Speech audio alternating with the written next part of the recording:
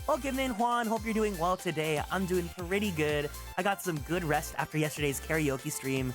And it just finished uploading on YouTube as well.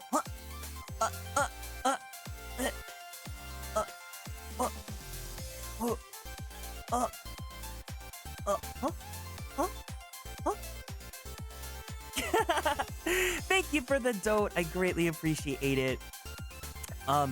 Yeah, so the VOD just finished uploading. Apparently, it's partially blocked in some countries. Probably because of some of the songs that we sing. Wait, I want to see this. Where is it blocked in? Where is it blocked in?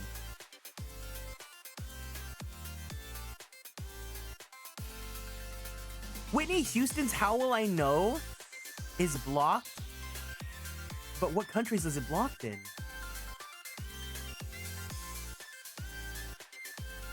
Vision of Love by Mariah Carey is also blocked in some countries. Do you remember the 21st night of September? I remember it like it was yesterday, 'cause you know it was yesterday. The VOD is set to upload at 12 o'clock, so in about like less than an hour. But if you guys want to just have it ready and watch it now, you guys can watch it here. And yeah. Never change? I don't plan on it. This is also so random, but you guys know that like reoccurring dream I've been having lately about like this random guy that I had a crush on that I made up in my dream. So someone the other day said that the people that we imagine in dreams are actually people that we have met or have seen before, and we just don't realize it. And it clicked to me today that they were right, because I realized who that person I imagined in my dream was. Good morning, Cat Magician. Welcome in. Hello, hello, hello. So I unknowingly had a parasocial dream about a TikToker that I have a crush on. Oh my god, that's so funny. Oh my. No, okay, so I basically, like, I only really use TikTok to watch, like, food recipe videos, and there is someone who has really good recipes, but I also think is just really cute.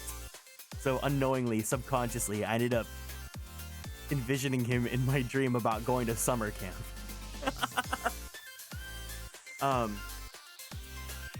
But before I started the stream today, I just went on TikTok again because I was like, I don't know, I feel like killing time. And then I watched TikTok, and then I saw that guy, and then it hit me. I was just like, oh fuck, I see now. So there's like the thrilling conclusion to my ongoing weird dream saga about going to summer camp. It's so understandable. Some chefs are chefs. Hey, you know, it worked. I fell for the, what is it called? Like the content plot ploy. But anyways, I'm warmed up. Let's do this. Let's go into some Ace Attorney, guys.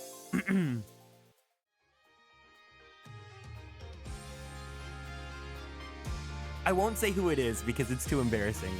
But anyways, we didn't finish up the investigation because we kind of did both episode 4 and episode 5 in one stream. So let's just do this.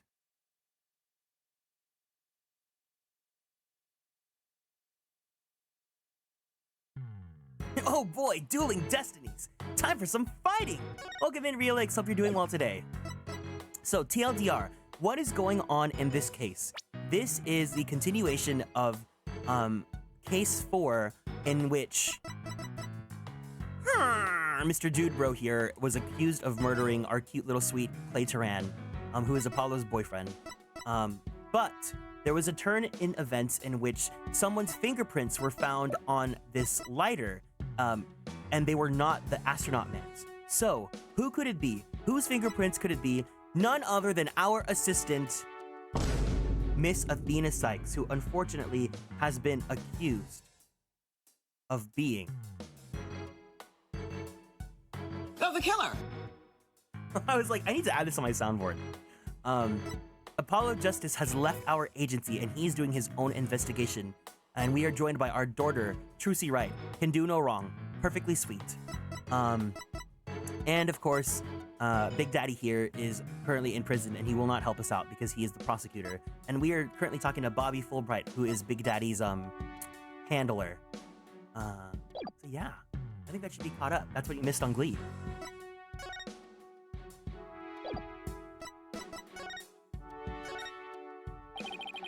Do you know anything about the trial that got him convicted?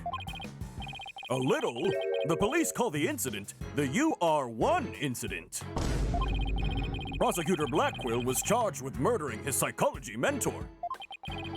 Kind of like if your red Mr. Lawyer were to kill you. I don't want to think about that one. There were two decisive pieces of evidence, so a verdict was reached very quickly. Two pieces of evidence, huh? What were they? Let's see. The first was some security camera footage. He was the only one who used the corridor to the murder scene at the time of the crime. The only one, huh? Ouch. It does sound pretty decisive. Could you show me that footage? Oh, sorry, I don't have it with me right now. I guess I'll have to see it some other time.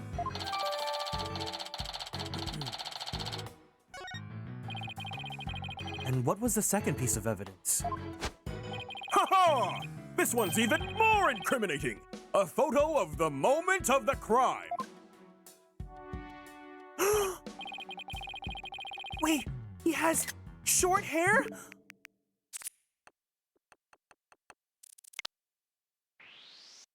He's perfect.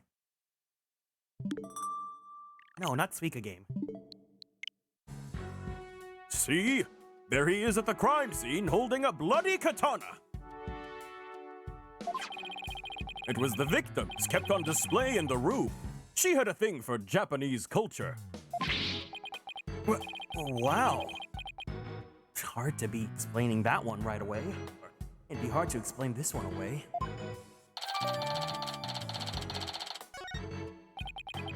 But who took this picture, Detective? The incident happened the day before the Hat 1 launch. A reporter who'd come to do a story on the launch was in the room across from the lab. This just happened to show up in one of the pictures he took.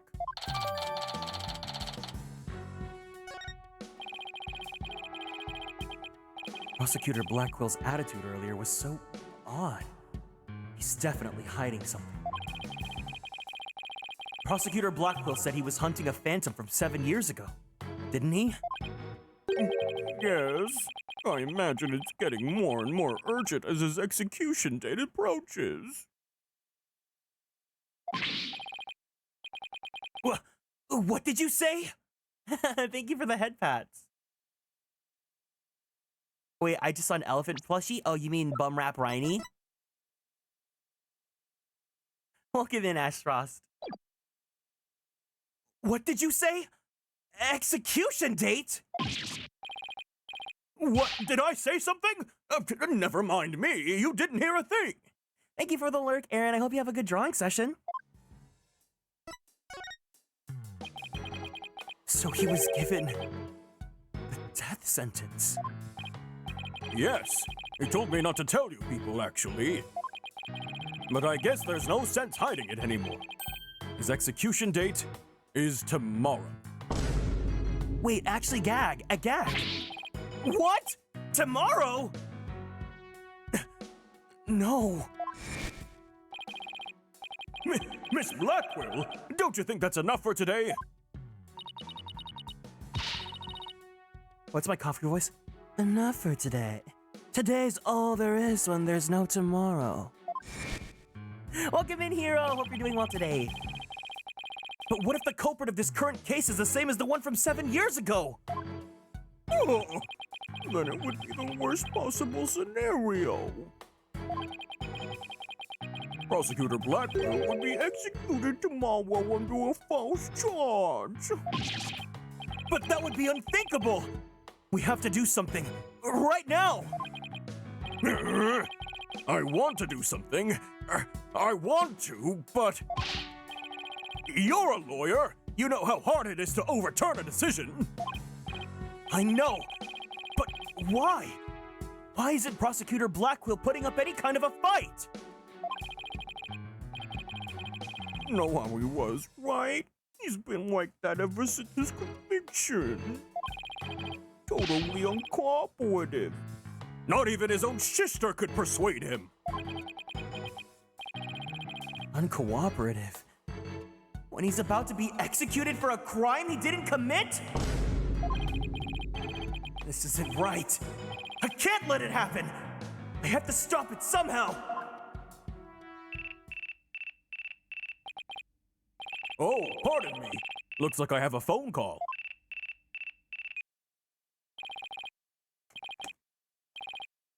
Fulbright here. What? Mm-hmm. Yes. What's happening? Oh, you've got to be kidding me! That's quite a reaction. I bet he's making some big show of it right now.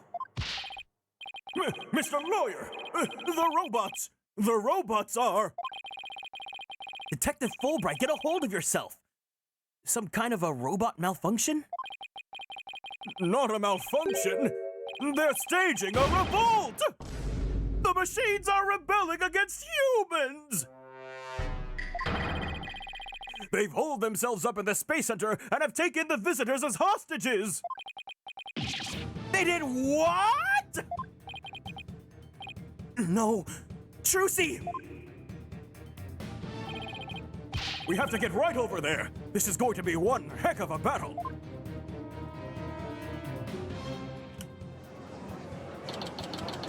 December 20th, Cosmos Space Center, entrance.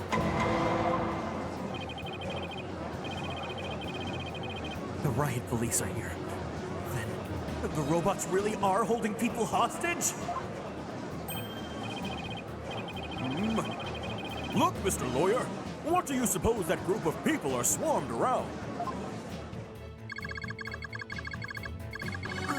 But I was only trying to help this nice person. Said she was lost. You robots have declared war on us humans! You even take hostages already! Stay away from it! You never know what it'll do!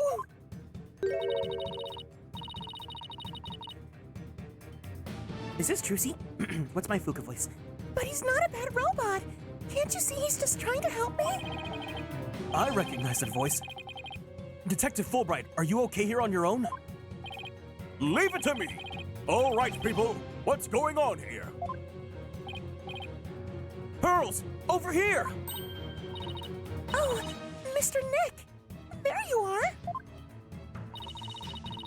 I heard the terrible news, and I got so worried. Thanks, Pearls. I can hardly believe what's happening myself. I'm so glad you found each other. When people are happy, I'm happy! Funko's the same as before. When people are sad, I am happy! When people are angry, when people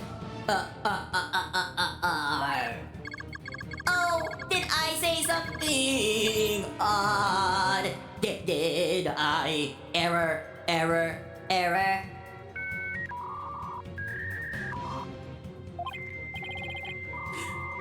Uh-oh. There is something wrong with him!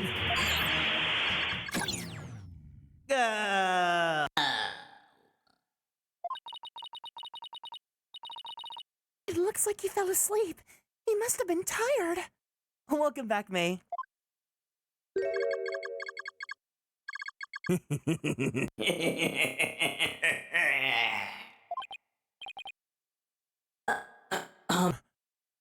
Klonko?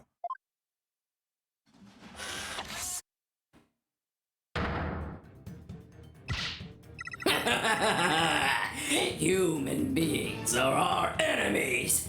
It's time for the machines to take over! Ah! The robots are rebelling! Everybody run! Ah!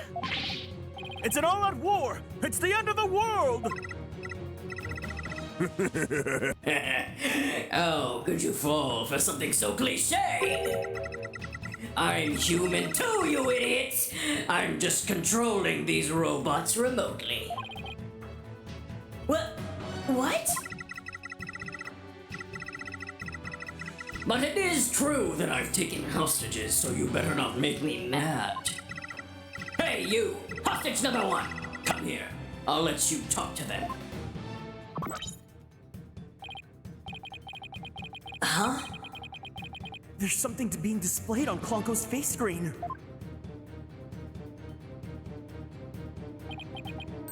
It's the Space Museum! Daddy? Daddy, is that you? Trucy? Trucy, is that you? No. Trucy! Trucy, are you alright? About 15 robots are holding 12 of us hostage, Daddy! They've gone haywire! The researcher's the one behind it! She's here!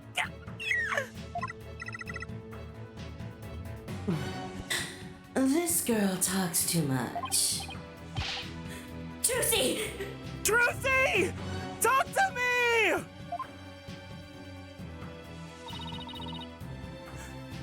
Why are you doing this? I'm Glad you asked. My demand is simple. I hope that detective is listening. Bobby Fool! right here. I'm all ears.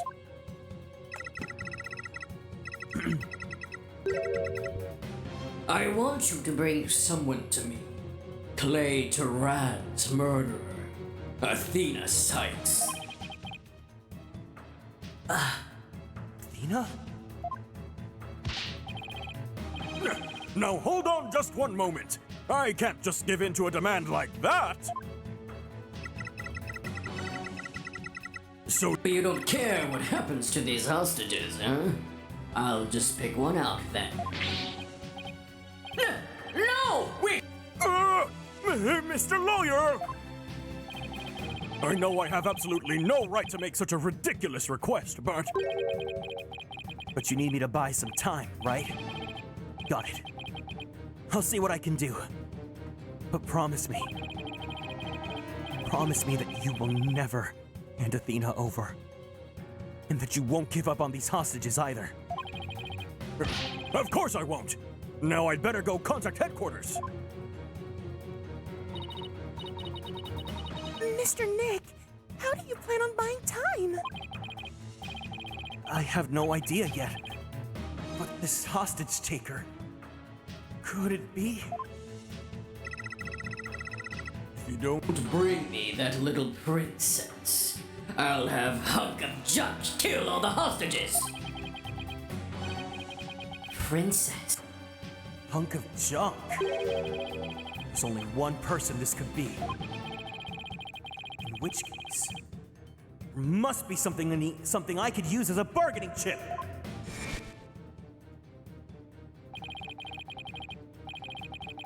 I don't have anything to say, Aura. Why don't you go home and play with your dolls? Prosecutor Blackquill! Well, even if you don't, I have plenty, you jerk.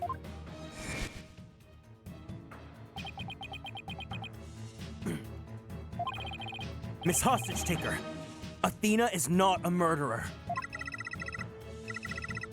What are you Talking about? She's been arrested and they've got her in detention. I'm telling you the truth. Look, the person you want is the real killer, right? Well, it's not Athena. It's someone else. all right? Let's hear your stupid little theory. Who is the real killer? I don't know yet. But the culprit is the same as the one in the case from 7 years ago. The UR1 incident. I believe you have a personal interest in that case. It's too late to change what's going to happen now. no matter how wrong it is. But is it really? Too late. You can still do something about it. You might even be able to fix it. Just. What exactly are you proposing?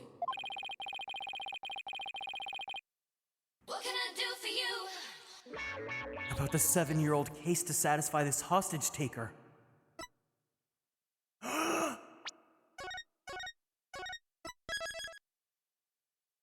Oh my god. I propose we retry that case from 7 years ago. If you make that demand now, I'm sure nobody will deny you. It wouldn't be an official trial, but at least we can find out the truth.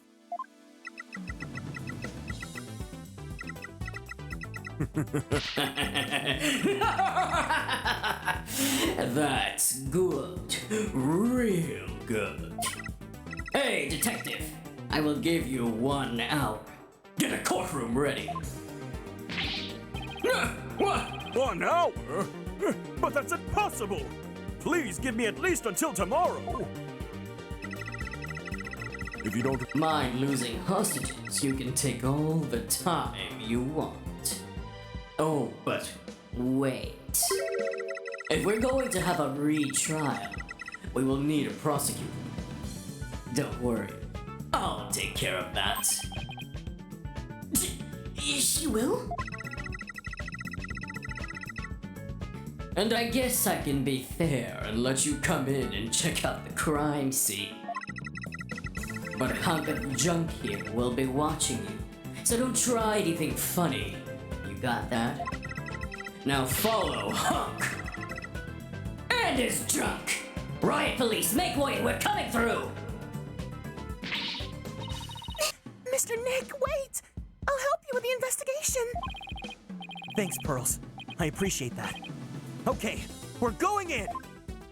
This is cute. This is like a little homage because we got to see Trucy, we got to see Pearl, so we get to like see all of the assistants. Although I miss Maya. I really want Maya to be back. December 20th. Cosmos Space Center. Robotics Lab.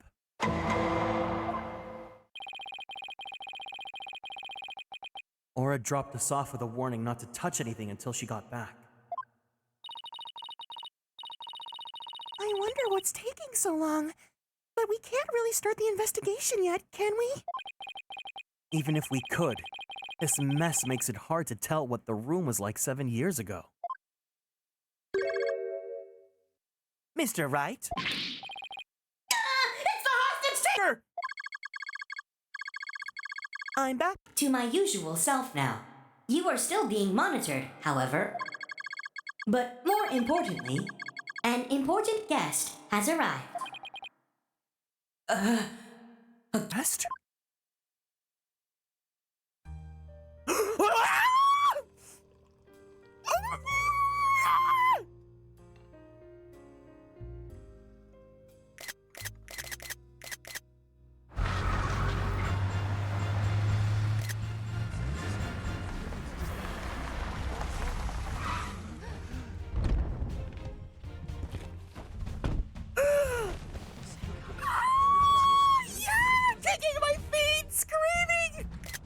Trust you've been well, right?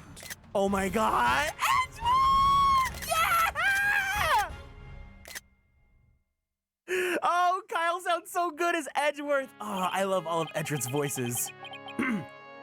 Edgeworth, what are you doing here?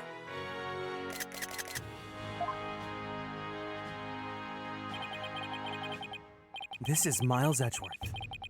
We've been boyfriends ever since we were kids. We faced off in court a number of times back when he was a prosecutor. But now? Miles Edgeworth. Edgeworthy.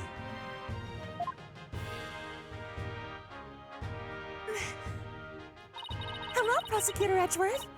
Oh, but you're not a prosecutor anymore, are... This is explained in Ace Attorney Investigations, isn't it? He's not a prosecutor. He's our housewife.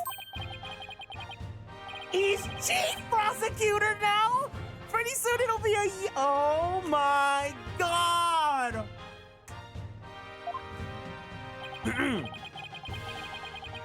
A title is nothing more than a title, but we have more pressing issues to discuss.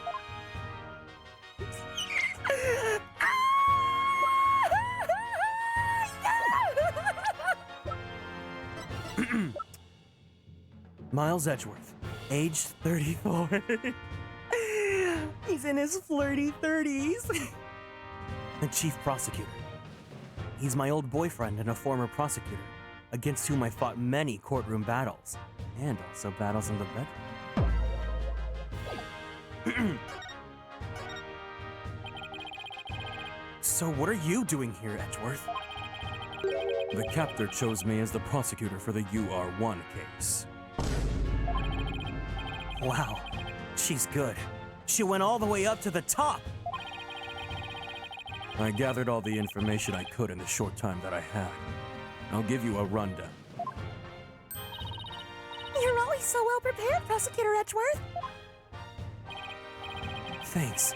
I appreciate this. I could really use the help.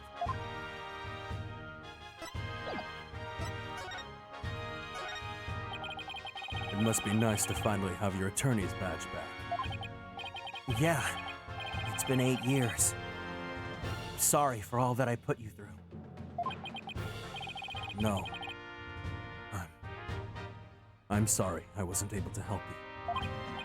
Nah, I was the one who made the decision. But now you can stand in court once again. And you can now mow them down, just like you used to do to me. I'm gonna put the pressure on it, guy.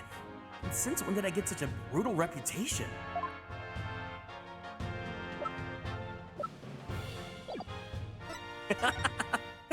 Tayo, do you like Ace Attorney, or are you just here for the vibes? I need to know if there's another fellow Ace Attorney fan here. I'll start with a brief overview.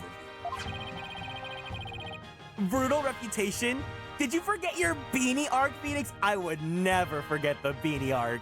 It's his sexiest era. I mayhaps have brushed against the fandom. Ooh. I hope that's in a positive connotation, and if not, I hope that we can change that perspective. I'm a huge fan of Ace Attorney. I'm so glad there's so many Ace Attorney fans here. This is so fun. Again, as always, thank you guys for being respectful and letting me play this game blind. I browse AO3, high five. That's awesome, I'm happy. You gotta send me the good fix then, because after I finish all of Ace Attorney, I want to do a stream where I get to narrate a fic. But I'm so glad that you guys are all respectful about me playing through the series blind, because I get to see all this and I get to not know what happens, and it's so fun and exciting. But yeah, no, I definitely, once I finish Ace Attorney, if there's like a really, really good fic, I want to reach out to the author and ask for permission if I can narrate it. And then I want to try doing a stream where we do like a live reading of it and try to like make it like an audiobook. So like try to get some like audio, like background music and some good old, like really making it feel like we're immersed into it. Like for like really, really good shit, you know? But we can talk about them more later, because we're gonna be with Ace Attorney for a lot longer. The victim was the psychologist, Dr. Do I still have that stupid picture with me? Hold on.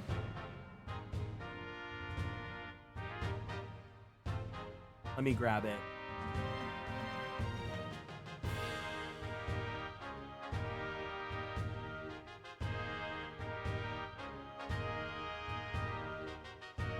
The victim was the psychologist, Dr.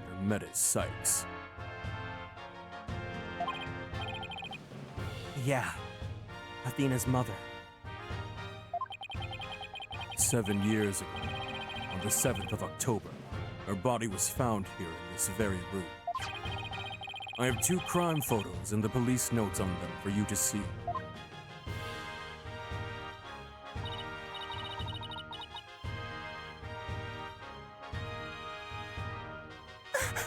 What a terrible way to die!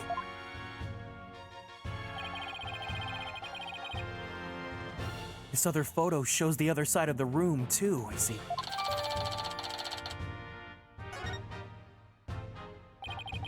I also have the autopsy report for you. Metis' autopsy report added to the court record. The murder weapon was the victim's own katana found at the scene. Yes. Detective Fulbright mentioned she was into Japanese culture.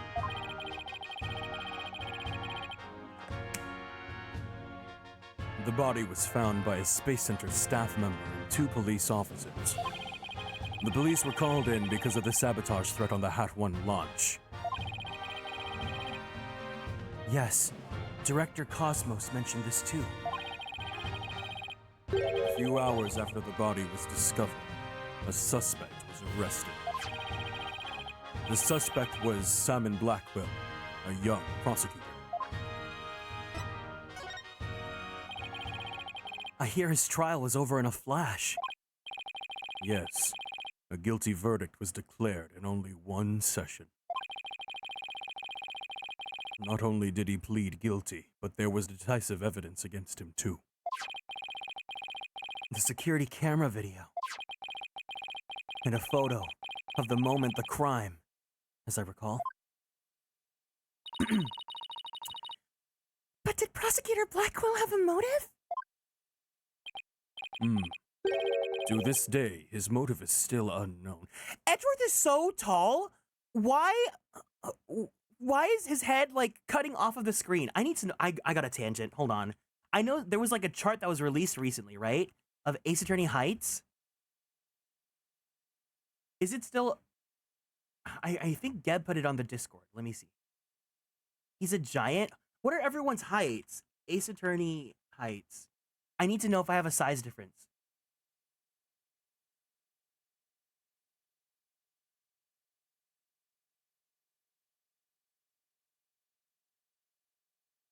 Is there like, I mean, I'm pretty sure there's nothing canon, but I want to know what the closest to headcanon is.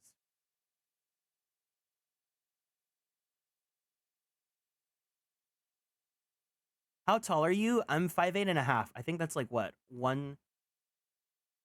Let me convert that. I keep on forgetting what that is in centimeters. I think it's like 174. Yeah, it's 174. Edgeworth is 5'10" or 178. Phoenix is 5'9" or 176. So there's a little bit of a difference. You cannot be 5'10" and that tall off the screen. Whatever.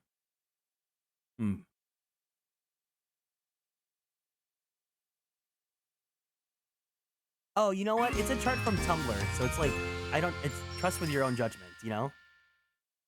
Seth, thank you for following and joining the Konstellations. Welcome in.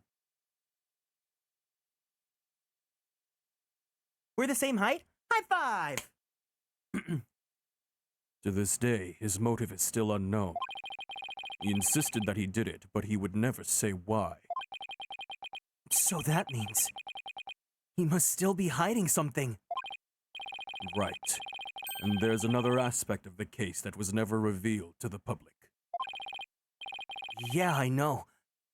The part about the spy, right? Right. How on earth do you know about that? Director Cosmos told me, after a bit of pressure. I kept on playing Paramore until he caved in. He told me espionage and sabotage were behind the Hat 1 miracle. Don't worry, I won't tell anyone. I've always been good about keeping secrets. Well, I might as well tell you now. They really do suspect Blackwell of being a spy. They think he sabotaged the rocket and killed Dr. Psyched to steal the moon rock. But if you can prove that the Hat 2 bombing is the work of the same spy... We can stay the execution? It's a possibility. That's why I intend to help you in any way that I... Yeah! We're teaming up! Let's fucking go! Thanks, Edgeworth. Now all I have to do is comb this room for evidence. Let's do it together. Happy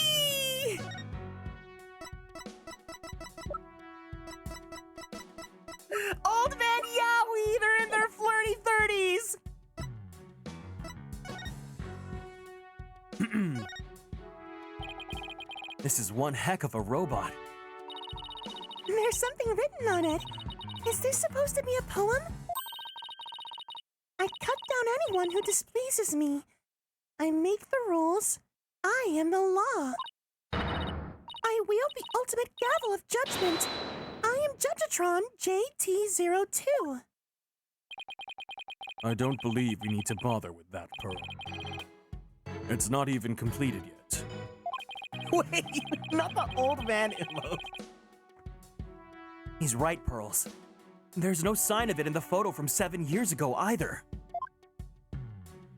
Your OTP is all 3 old Taios? Yeah. They were building the Hope space probe here at the time.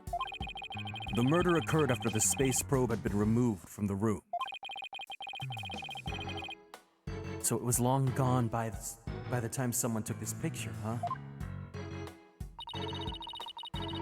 But you can see the probe in this newspaper photo. Yes, and you can see the stolen moon rock there too. That strange black and yellow thing on the left side of the picture? Note that the same rock is absent from the crime scene photo. Not only that, but before the launch, a very valuable piece of moon rock was stolen. I hear there's lots of research into moon rocks and stardust from asteroids these days. They say the results could potentially have a huge impact on all of civilization. It's like we're in a new space race with every other country out there. That's called a Honkai Star Rail, Miss Athena.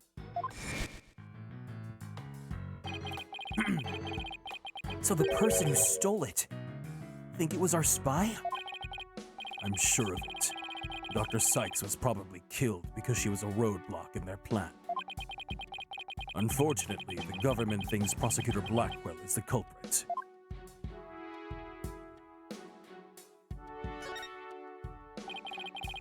It's about as cluttered as my office, but I think it's a workbench. Mr. Nick, I think this must be a kitchen. Look at this photo. See the cute little food processor? That isn't a food processor, Pearls.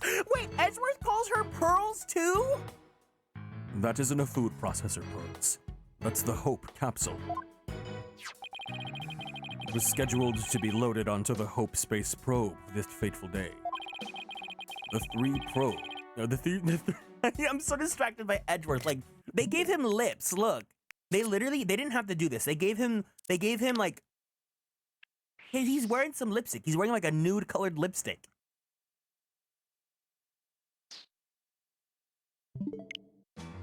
It's their daughter. Oh, you're so right. You're so right. You're so right. You're so right. Thick, scrumptious lips. I wonder what they could be used for. He's wearing the chapstick for the boyfriend. You know that Edgeworth has to wear like some sort of like, what's like expensive lipstick? Like Anastasia Beverly Hills, some like that sort of.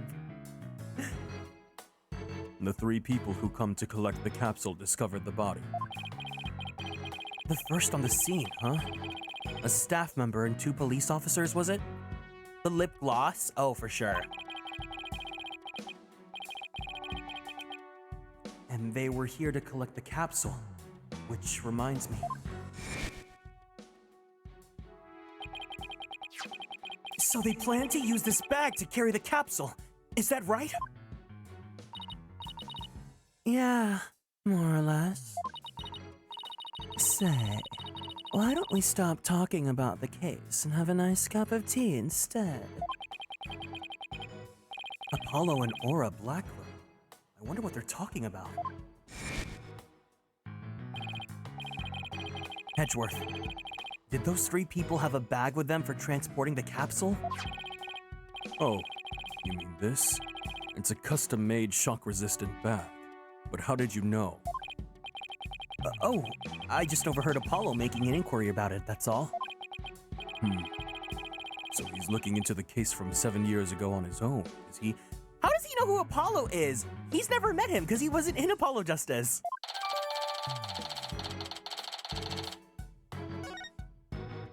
Also, I can't believe they're still on a last name basis. Like, come on, you guys have been in bed for like over 10 years now.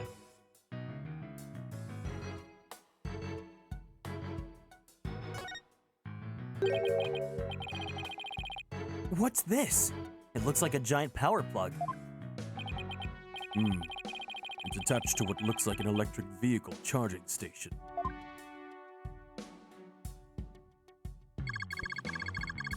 That's a charging station for us robots. We come here periodically and charge ourselves up. Wow. Machines that maintain themselves. It's pretty cool. If our battery... These run out and we lose consciousness. We never know what Miss Aura will do to us while we are down, you see. Nothing motivates. Quite like fear, huh?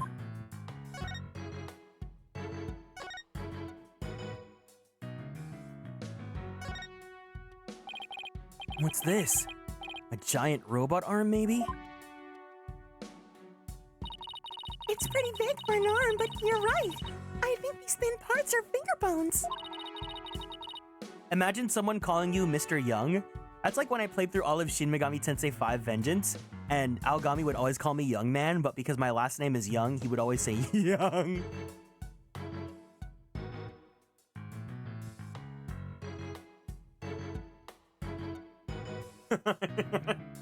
Hiro just sent me this, and it's so true. You guys know this tweet, right? Here, let me get the tweet up.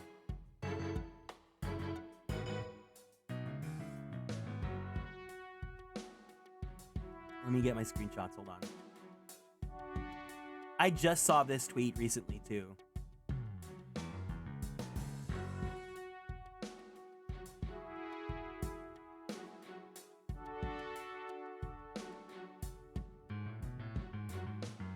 Wait a second. Wait a second.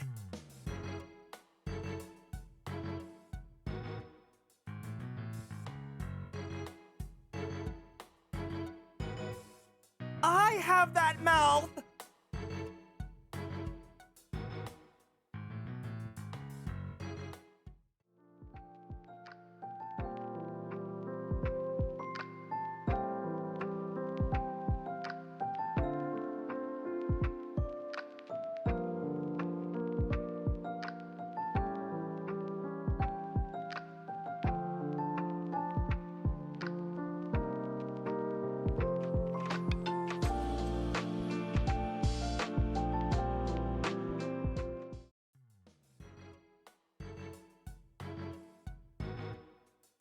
Damn it, now I gotta readjust myself on VTube Studio.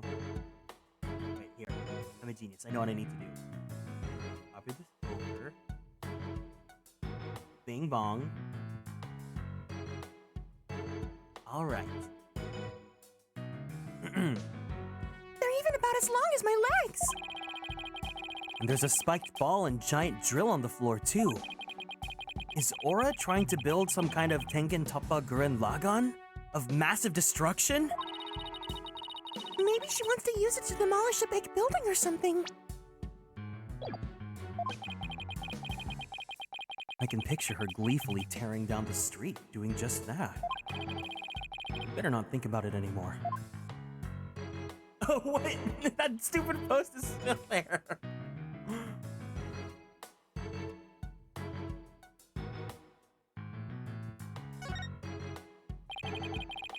Yeah, look at this row of rolling cases. I bet the wheels make it easier for people to move heavy research materials around. I bet they'd be fun to ride around in. We could even probably both fit into the biggest one. I know. I could put you and Prosecutor Edgeworth into one and you'd be squeezed in it together like one of those rooms where you can't get out until you know? Pearl! I don't trust being put into a box with him. You never know what's gonna be inside there.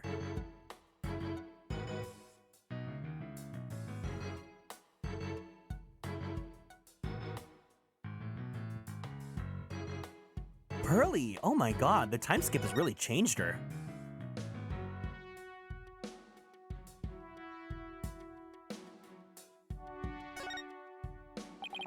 An emergency ladder. This must be one they used during the evacuation. She's Fujoing out. The explosion disabled the elevators. So I lowered my emergency ladder like the detective leading the evacuation told me to. And Miss Blackwell was climbing down the side of the building. She saw the culprit inside. I wonder which would have been scarier, that or looking down.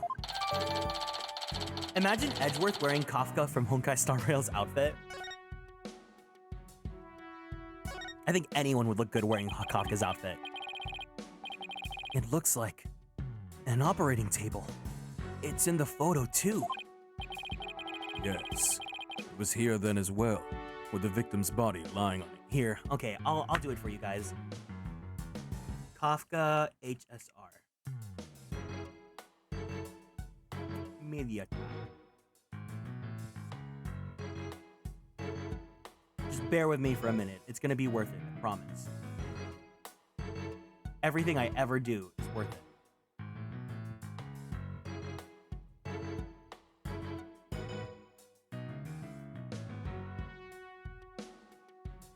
What are you about to do? I'm scared. Here, let me set it to studio mode so you don't see me building this.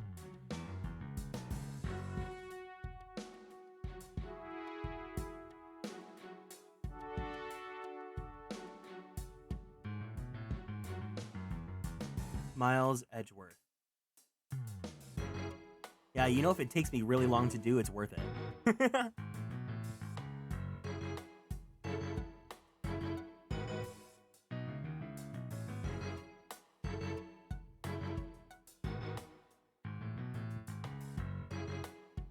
I'm not actually photoshopping, but I should be.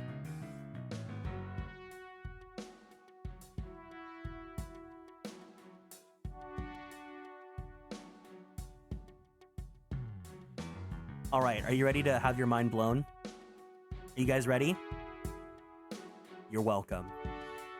Wait, it looks so good.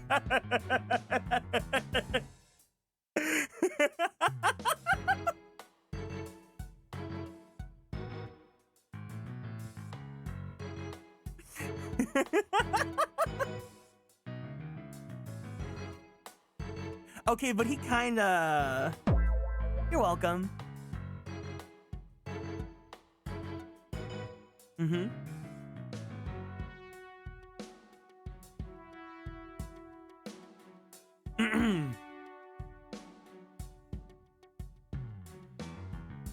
Thank you for your service. Don't worry, it's what I do best. Yes, it was here then as well, with the victim's body lying on it. Kafka's outfit, but he keeps the ascot? Yes. There's a button here.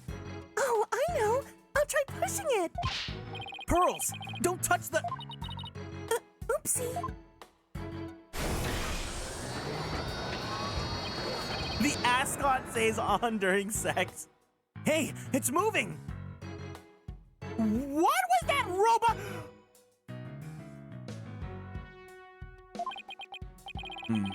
It appears to be a robot assembly device. Disassemble anything in a flash. Push the dismantle button. That sounds pretty neat. Can I push it, Mr. Nick? Please don't push any more buttons. Pearls.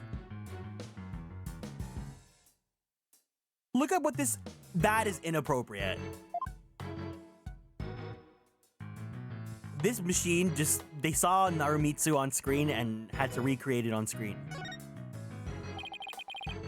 Aura's desk is a mess, though that doesn't surprise me. Ooh, I just want to dive in and straighten it up. Wait, before you do. Menace. Huh? She just glanced over at her desk.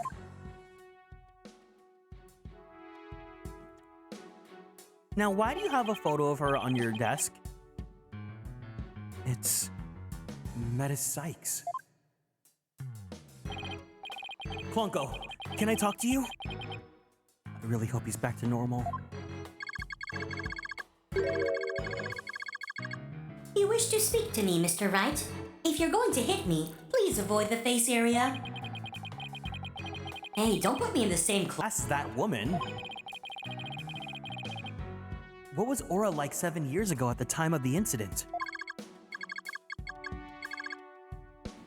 When Mother died, Miss Aura was confused. Huh. So he calls Dr. Psyched's mother, but Aura Blackwell Miss Aura? With the loss, She exhibited a severe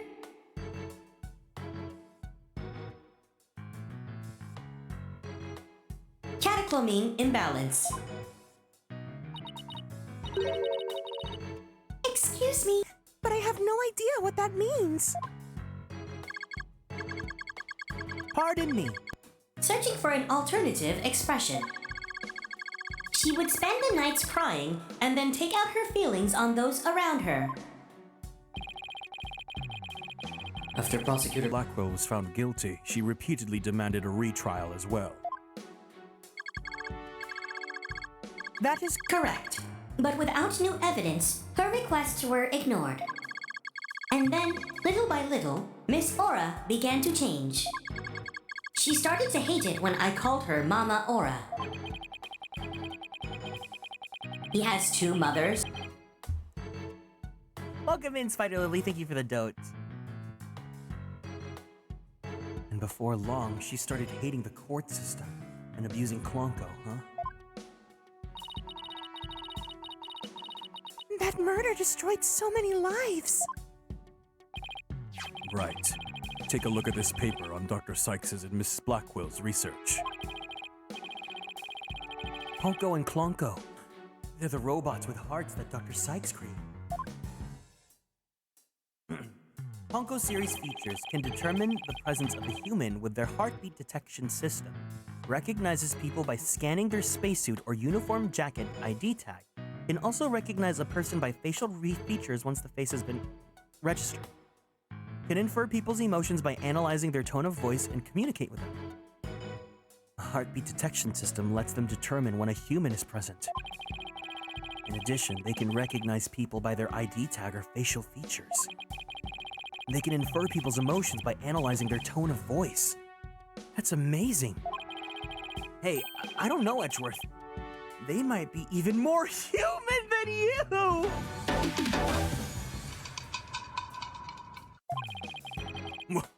What's that supposed to mean? Kind of sounds like these robots can do what Athena does.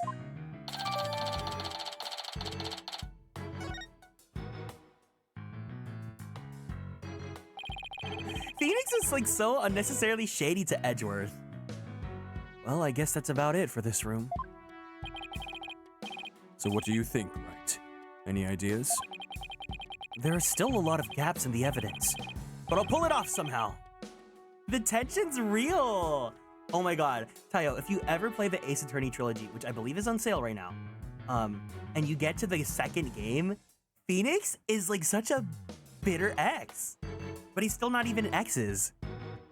It is like he becomes like, whenever Edgeworth comes in, he's like, you left me. You did this to me. And it's so incredibly hilarious. There's still a lot of gaps in the evidence, but I'll pull it off somehow. After all, you asked me to prove Blackwell's innocence, right, Edgeworth? What? He did? Yup. He called it a special request. He reached out to me while I was still disbarred. Wait, what? Wait, this is lore. I really gotta play it now? You really do. It's so good. Let me read this again. Sorry. I'm being too gay right now. I have to actually pay attention to what they're saying.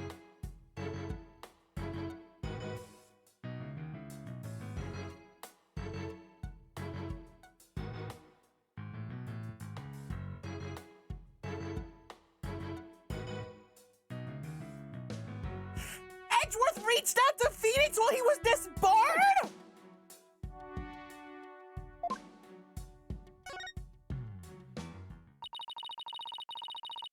So that's what sparked you to get your attorney's badge back?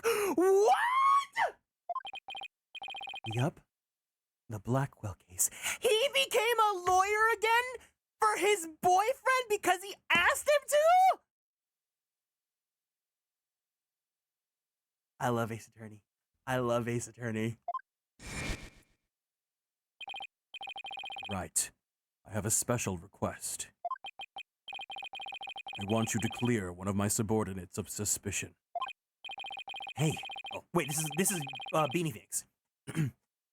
Hey, I'm not even a lawyer anymore, remember? I haven't been one for a long time here. Let me make this even better. Let me show you guys Daddy Phoenix so you guys can envision everything that's going on right now.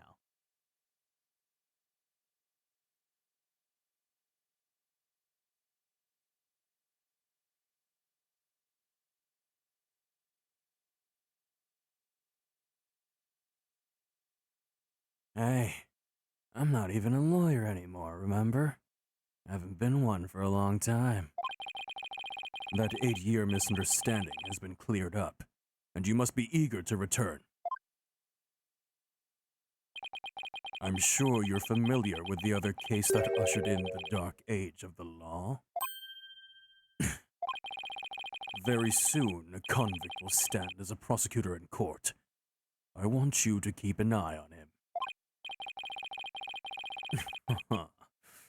Just when I'm beginning to actually like the job I have now. Right. I'm sorry I dragged you into this. Because of the espionage aspect, I wasn't free to give you all the details. Hey, no need to apologize. It's like I said on the phone the other day. I know that the type of criminals you're after now aren't small fries anymore. Sorry, I just...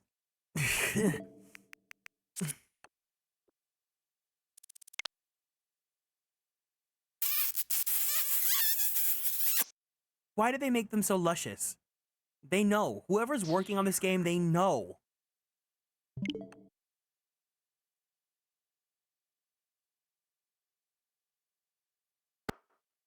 It looks like your target finally decided to make a move. Yeah. It's for this very reason I returned. Time to bring it to an end. I'm going to end the dark age of the law. That's what this is all about. The dark age of the law? It sure comes up a lot of these days on TV and in the papers. And I hear there's more false charges and fabrication of evidence than ever. Yeah, it's almost like, we fabricated evidence 7 years ago. When I became chief prosecutor, the court system had already lost the people's trust. It all began 8 years ago. A lawyer was caught fabricating evidence. And a year after that, a prosecutor was found guilty of murder. Wait, do you mean? That's right. He's talking about my case. And Prosecutor Blackwell's.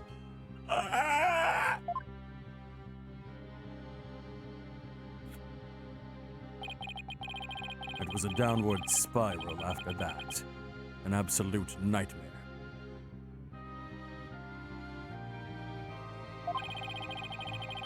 After those 2 cases, the mass media launched an all-out attack on the courts. The music? You guys just love angst. Hurt, dubious comfort. Public opinion is tainted, and before long, the legal world itself is sucked into it.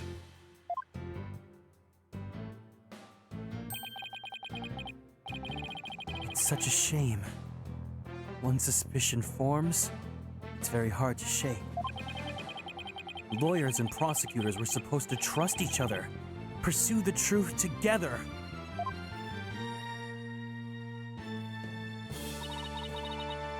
It's so sad when people begin to cast doubt.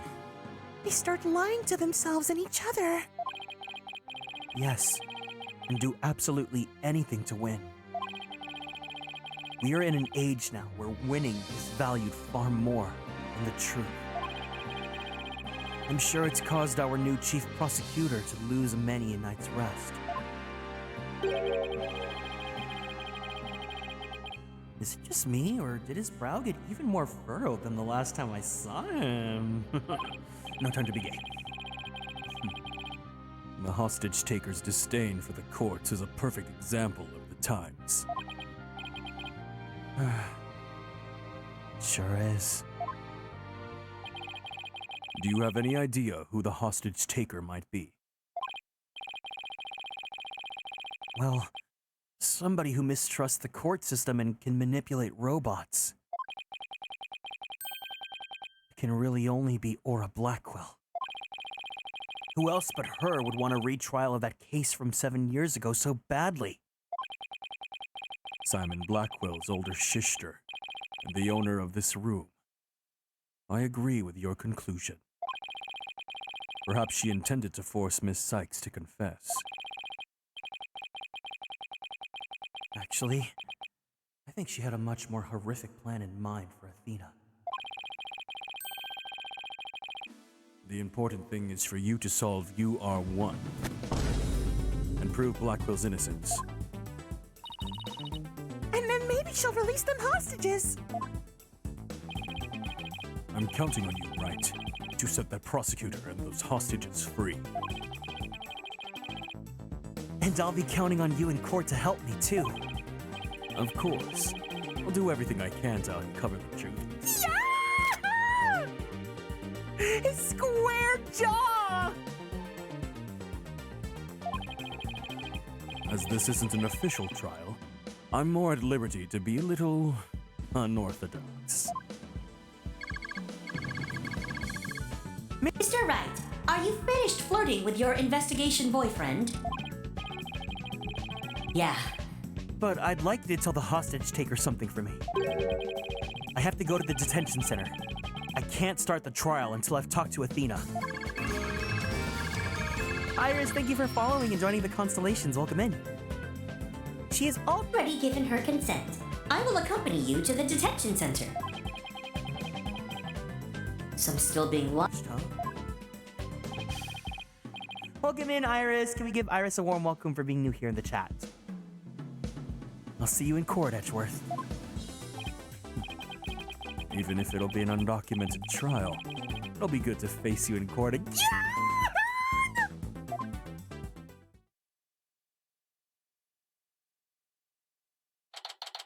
December 20th. Detention Center.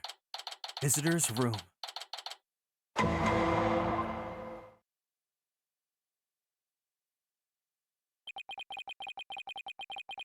She was right by my side only a few short hours ago. I feel like I haven't seen her in ages. Oh, Mr. Wright! Welcome in, Lunaria. And Pearly, too. I knew you would come. After all, the first step is to interview with the defendant. And because you're my friend and because I was worried about you.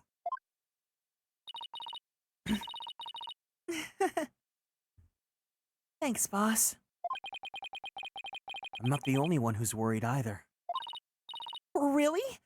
Who else? I saw Miss Woods today. She was so beside herself she came to find me. She told me you used to live in the Cosmos Space Center. No wonder you knew so much about the place. Oh. So you know, huh? I'm sorry I didn't tell you. Thank you for the kind words. That's all right. But there are some other things I'd like to ask you. Sure. You can ask me anything. I promise I won't keep any more secrets from you.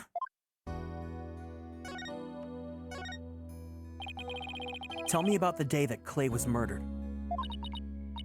I was actually at the Space Center that day. In the Space Museum.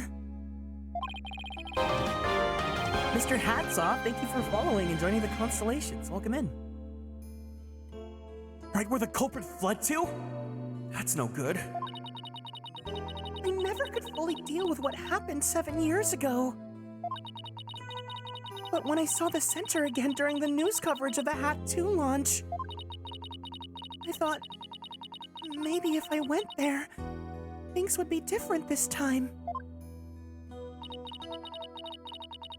That must have taken a lot of courage to face your past like that. So when I went to the Space Museum the evening before the explosions, this was before the launch pads had been switched. And there was a sign that said closed for repairs, and they weren't letting anybody in. Yeah. The director couldn't very much switch the pads if there were people in there. But I snuck in anyway. Did you want to see the Hat 1 group photo? One with your mother in it? I did. But what I really wanted to see was her jacket. The jacket on display. That was Dr. Sykes's?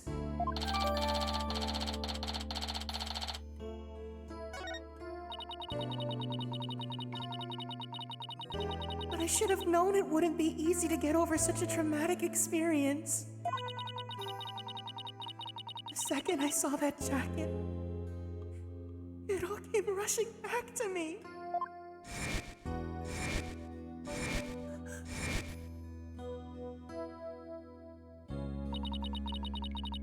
Everything around me went hazy, and I couldn't see.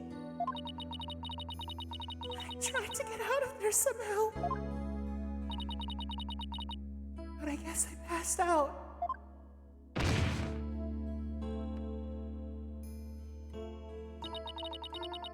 When I came to, I was in the passage behind the rocket. I was in the shadows, but people couldn't really see me.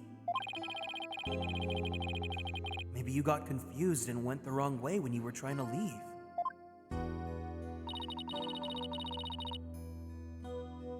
How long did you know you were... Did you think you were unconscious, Athena? I was out until about noon the next day. I didn't even know about the explosions. When I woke up, nobody was around, so I just went out into boarding lodge 2. My mind must have been fuzzy because my memory is vague after that. Hold on. Oh no, it's 12 o'clock. No! No, I'm not first! No!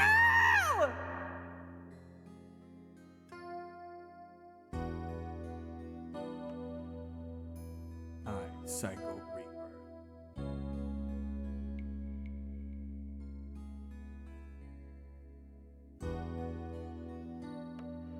Alright everyone, please make sure if you guys are Ace Attorney fans to follow Hiro, who is currently, right now he's literally finishing off the final case of Miles Edgeworth Ace Attorney Investigations 2. It's gonna be really dramatic, it's gonna be really spicy, it's gonna be really juicy, and I'm so mad that I cannot have him tabbed in, because if I see anything, I'm gonna get spoiled, so I have to close the tab now. No, I want to have my best friend stream up. Red Guy, thank you for following and joining the Konstellations, but make sure you follow Kiro too, okay? My mind must have still been fuzzy because my memory is vague after that. I don't remember how I got home. Memory, huh? This is gonna be tough. Which means... What if I'm the one who killed Clay? I think that's enough of that, Athena. Let's talk about I've been something aware else. of the killer since birth. Killer! not the killer! Yeah. Apollo's trilogy uses the RE engine. So during the entire incident, she was unconscious in the space museum. Of course I believe her. But will anybody else? I saw a new button, so I tried it. There you go. What kind of research was Dr. Sykes, your mother, doing? Gonna vibe and lurk? Have a good lurky, Ryugen. Good luck. Machines that could tell people's emotions by their tone of voice. And my special ability. Someday, when people travel to distant planets, their companions will be robots. So she said that they had to be able to understand how their human companions felt. Wow! Robots that can understand people! I was just a convenient subject for her research. All she ever did was work, and she never paid any attention to me. Oh, sorry about that. Dredging up all that old stuff. No need to apologize. I guess her home life was complicated. Oh, by the way, Miss Wood said something about you always wearing headphones?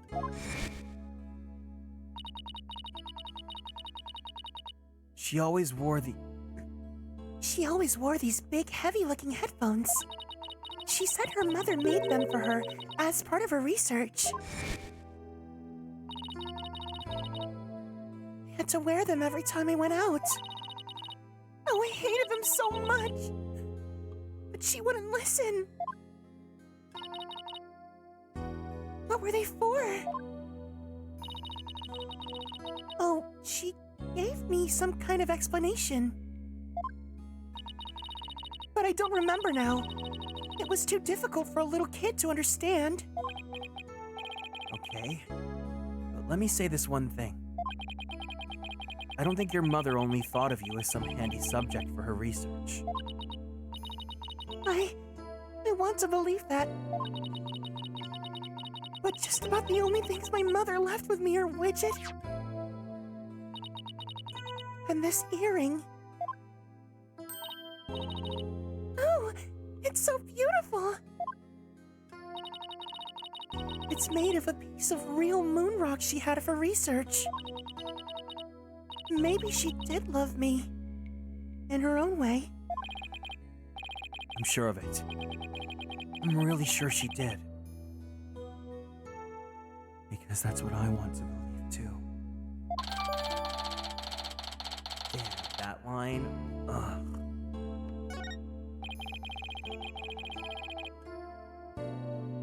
I'd better ask her a little more about her mother's research. I should show her that paper I found in the robotics lab.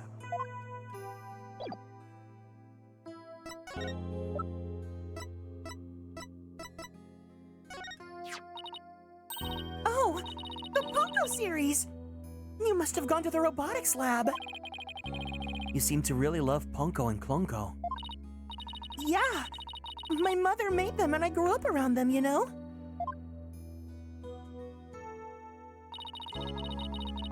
Oh, and there's one of those cute little robots in the photo too. See Punko's bandages? I put those on her. I just wound them around and around. Pretty bad job, huh? I really put my all into it. I hardly left the center in those days, so I didn't have any human friends besides Junie. I didn't really understand the difference between robots and people back then. I thought that if a robot broke, bandaging it would help it get better. What a weirdo I was. Looks like there's something written in the bandages. Yeah, I wrote stuff like, "Get well soon, Punko." But in the end, my mom just put her on the operating table and fixed her in a flash. Oh, That must be the thing I made move in the robotics lab. I was so impressed by what my mom did. I even asked her if she would put me on the table and fix me if I ever got hurt. It looked just like magic to me, what she could do. A little girl who grew up around robots. She seems to have good memories of it.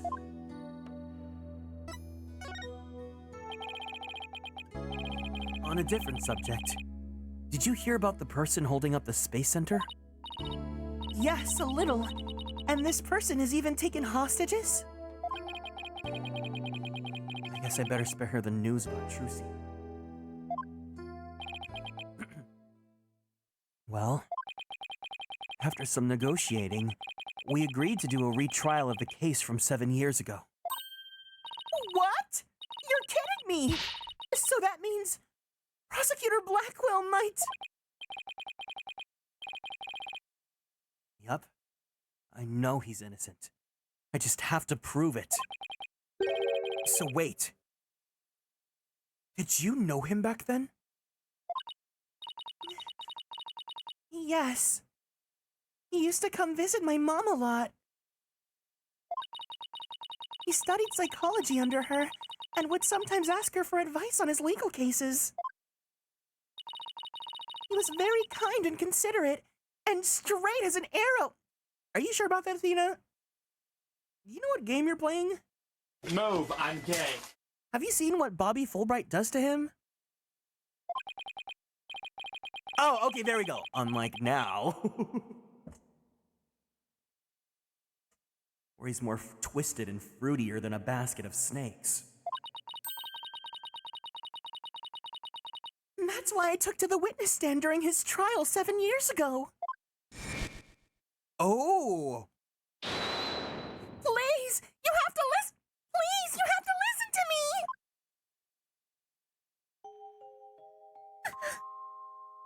He didn't kill her! His heart is screaming that he didn't kill her! I was a fool. How could anybody else know what I was talking about? She heard the voice of his heart.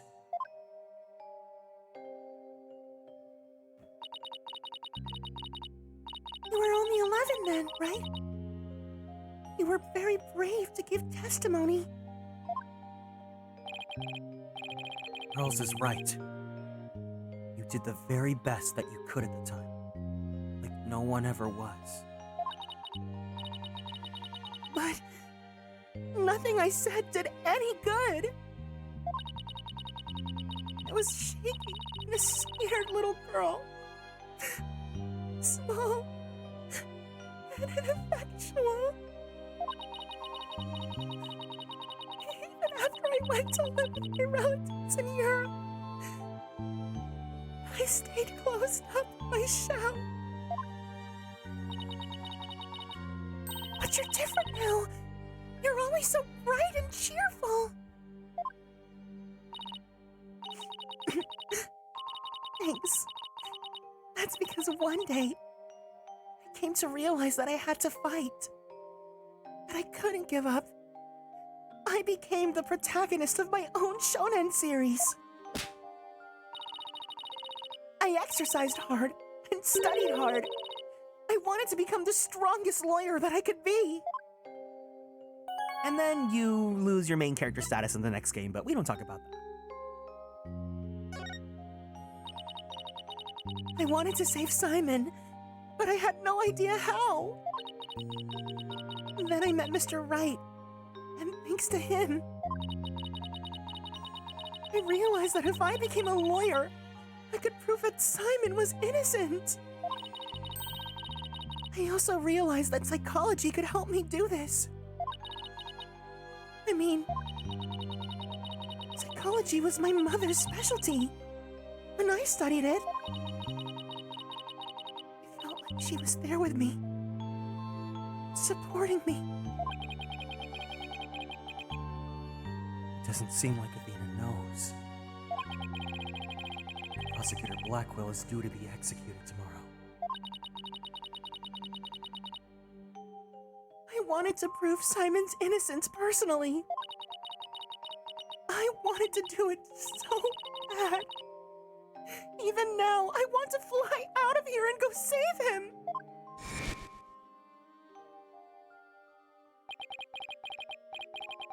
Come to think of it, she said something like that during the Themis Legal Academy trial. She mentioned that there was somebody she wanted to save. She must have been talking about Prosecutor Blackwell.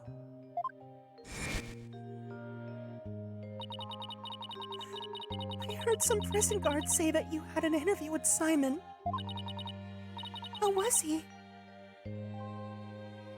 What did he say? No, I can't tell her! But how can I lie to Athena? He was doing well. He was happy about the possibility of being proven innocent. He was? I wonder if he smiled, like he used to. Back then. If I can't prove Prosecutor Blackwell's innocence in this trial, I don't think Athena will ever forgive me. I just have to free him. Failure is not an option here.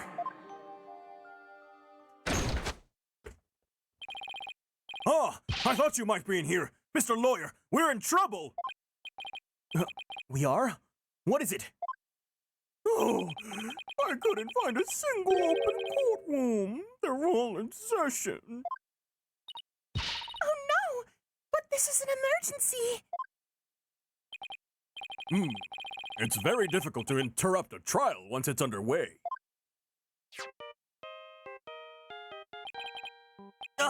My Nokia phone! It's from Trucy!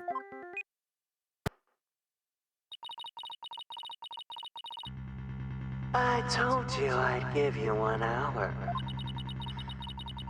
I guess it's time to pick up one of the hostages. No! Wait! We still have a little more time!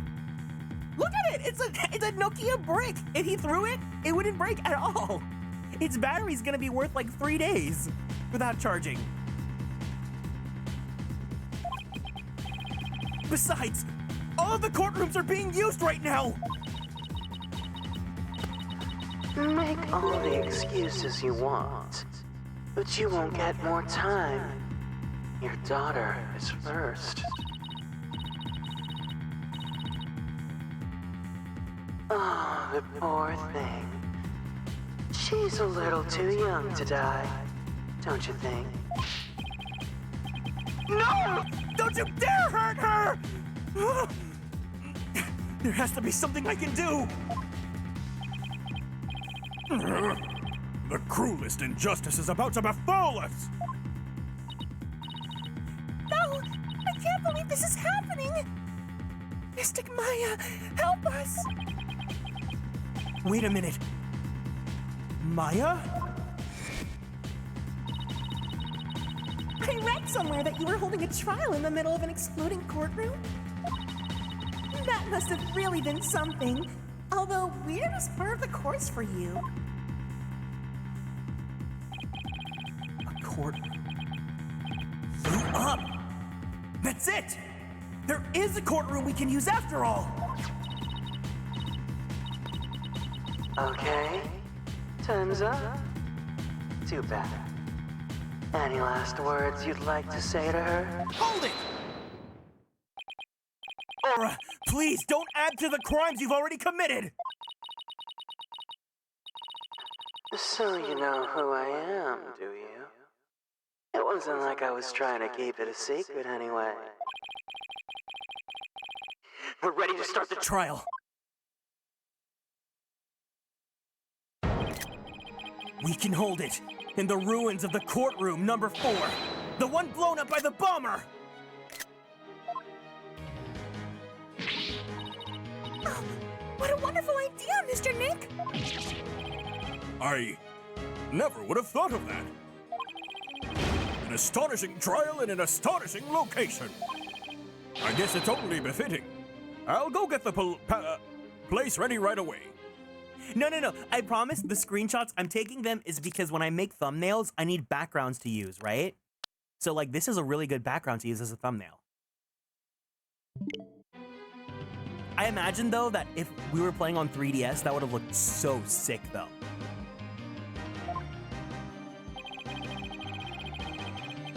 I didn't exactly pick the place for its astonishing factor. How about it? Are you ready to have your brother's innocence proven? My brother.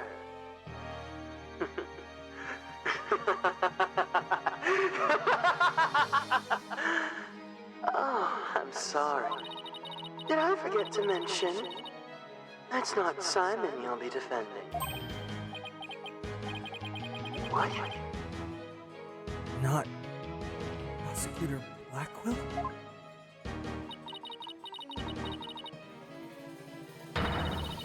I indict Athena Psyched on the charge of murdering her own mother. What can I do for you? Stop that!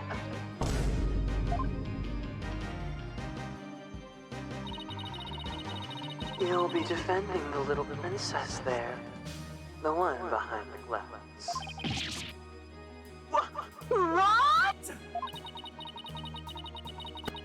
See you in that mountain of rubble you've chosen for our courtroom, Mr. Right. What is she talking about? Athena? Of course. Why didn't it ever occur to me before? If Prosecutor Blackwell is innocent, somebody else must have been the true culprit.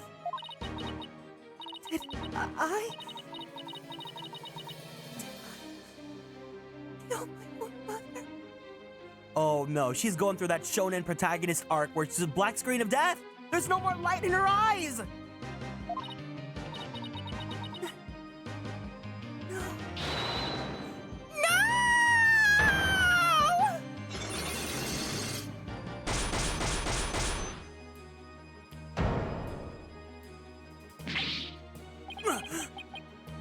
No way. It can't be true. Mr. Nick, what's the matter? I see 5 black psyche locks. I've seen these kinds of locks before. Dark, black locks, protecting a secret hidden deep inside a person's heart.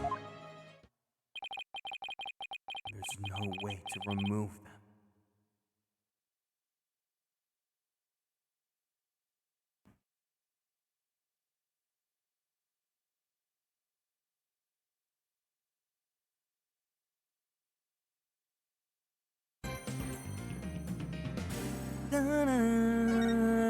Oh my god, isn't it getting so juicy, y'all?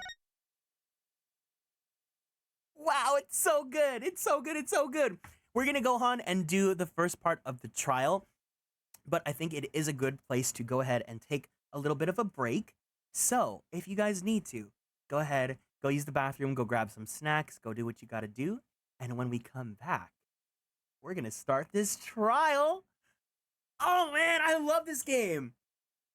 My opinion on Dual Destinies is definitely skyrocketing. This is so good. It's getting so juicy. But yeah, we'll be back in just a few minutes, okay guys? So sit tight, and I'll see you guys in a bit, okay? BRB!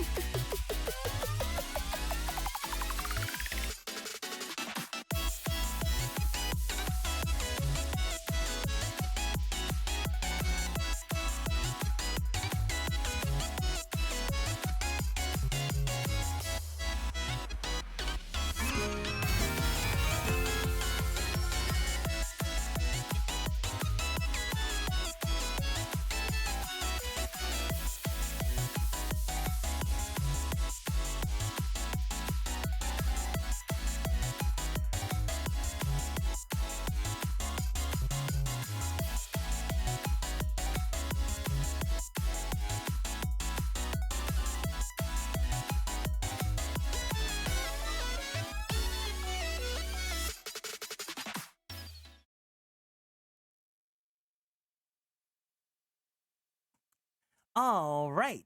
Egg, thank you so much for following and joining the Konstellations. Welcome in. I'm done with meme and I shall head to bed now. Work tomorrow. Wait, what? What? You drew meme? You drew meme? I knew it! Wait, I have to dub this right now. Hold on. Welcome back. Thank you. Thank you. Thank you. May, can I can I dub it live on stream right now? Yes. Okay, good, good. Please make sure you follow Maymorin. You guys know this meme, right?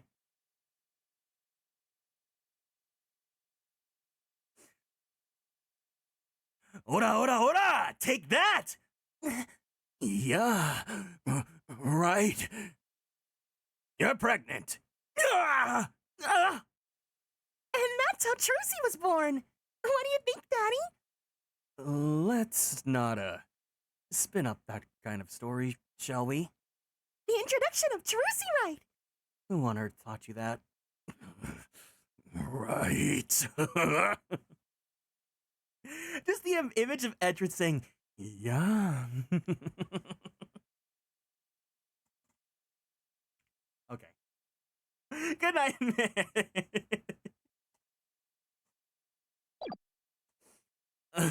Let's go on. Dying, crying, pissing. December 20th, 3:11 p.m. District Court, Defendant Lobby number 5. I hate this meme I made so much. Okay, so when we see Edgeworth come in because he's the prosecutor for this trial, everyone, I need you all to say Young. in chat. You spell it like this. Young.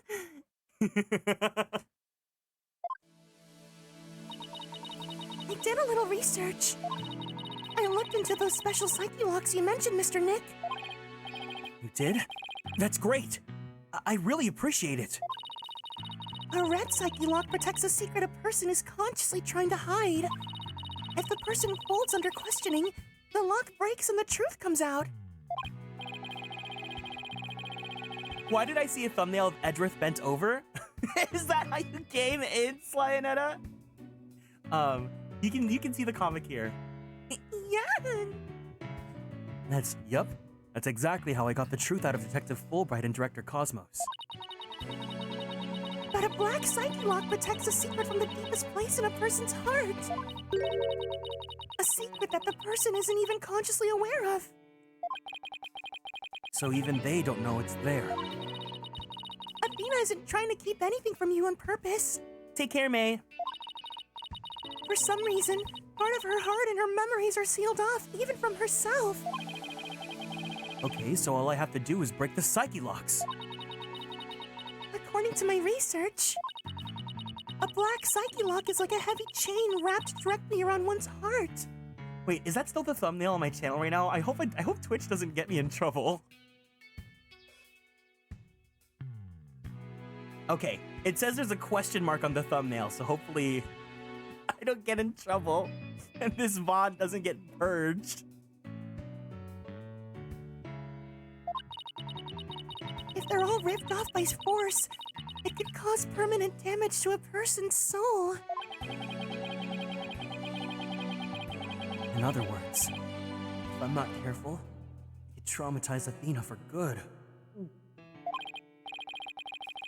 You did this to yourself? Listen, if this is my last stream as a VTuber, at least it was Ace Attorney. Pearls, could you stay by Athena's side?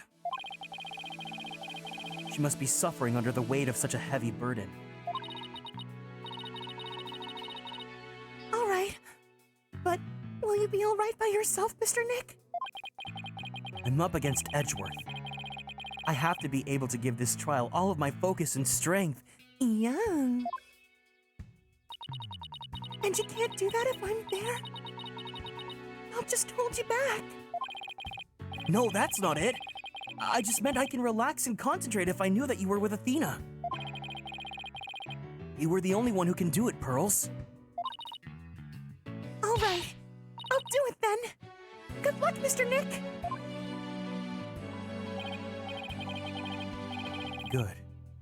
Now that my mind is at ease, I'd better get ready. I'll just tidy up the evidence and take out what I don't need. It's time to end this nightmare that started 7 years ago!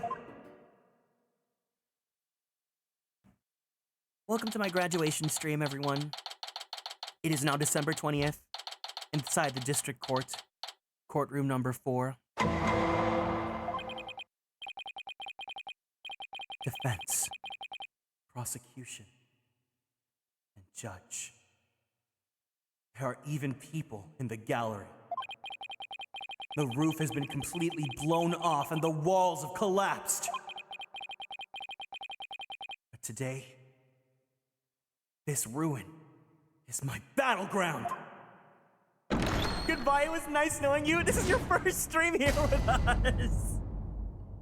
You can't leave me, I just got here. Damn, I just followed.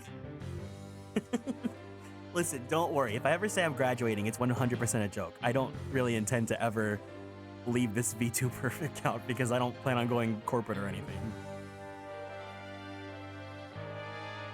This is everyone's first stream in a while, and it's my graduation. Congratulations, everyone. Court, or some facsimile thereof. It is now in session for the trial of Athena Psyched. Not a Facsimile, old man. This is a proper official trial. take this more seriously, or you'll start hearing the bones of the hostages snap.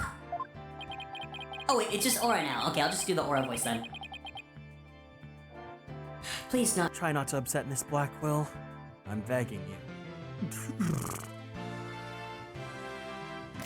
Isn't he just so kissable? Like, his mouth is so wide, and it's so that you can put your lips against his.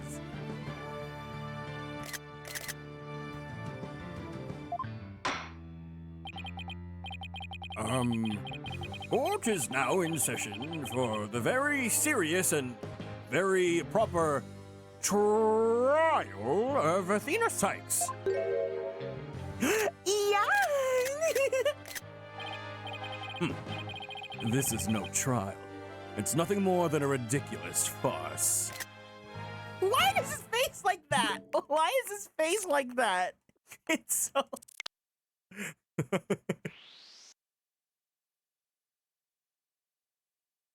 This is a face you'll see in a doujinshi or something.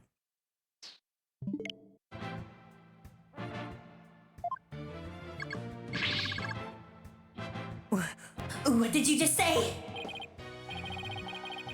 Edgeworth! Did you not hear what I just said to his honor? However, this ridiculous farce has a very important meaning for our legal system. Recall the case of the UR1 incident, in which a prosecutor was found guilty of murder. Whenever they say UR1 incident, it just makes me think of like EXO, because wasn't EXO's greeting "We are one"? 안녕하세요, EXO입니다. That case ushered in the odious dark age of the law. I see what you're after. If we can find the real truth behind that case today. Precisely. The darkness will be dispelled and glory shall be restored to the court system. Yeah, it's EXO J's 5th member. Prosecutor Edgeworth, you sound as if you know something of this truth. I do indeed. A new suspect has emerged in the UR1 case. For 7 years, Simon Blackwell has refused to speak in order to cover for someone else. Brace yourself, Phoenix. Here it comes. Take care, Saving Grace. I'm sorry, right? But the situation is what it is, and I must do what I must. The prosecution moves to indict Athena Psyched on the court of murder in the 1st degree.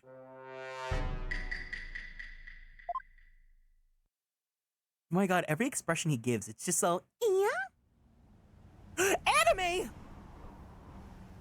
Regardless the circumstance, I intend to question the defendant with all I have. Oh my god, Kyle's eating. For that is a part of my creed. Oh my god. Then you better bring it. If the two of you are ready. Court is now in session for the trial of Athena Psyched. Your Honor, the defense was born ready. The prosecution is also ready. Wait a second, hold on. I'm sorry to interrupt this. Wait.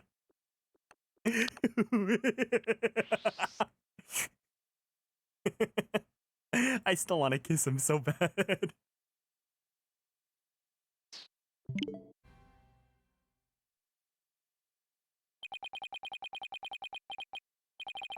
This immense tension between us?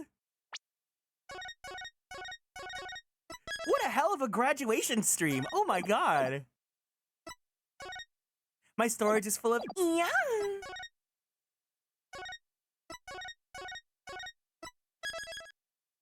Hold on. Okay, we'll watch that scene. We'll watch that anime again without me screenshotting so we can actually hear everything. Just close your eyes so that we don't see any other movie spoilers on accident.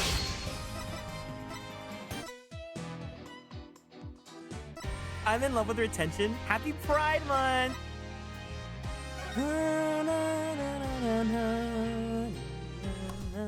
Okay, everyone close your eyes if you haven't played this game. just in case we accidentally see movies that we're not supposed to.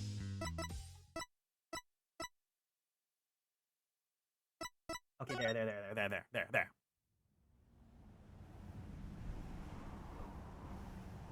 Regardless the circumstance, I intend to question the defendant with all I have. For that is a part of my creed. Then you'd better bring it. Yeah! If the two of you are ready. Court is now in session for the trial of Athena Psyched. Your Honor, the defense was born ready. Yeah! The prosecution is also ready.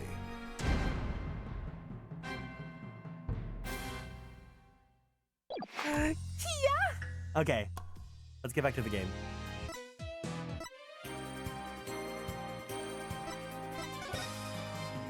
What if I just made Phoenix go in this?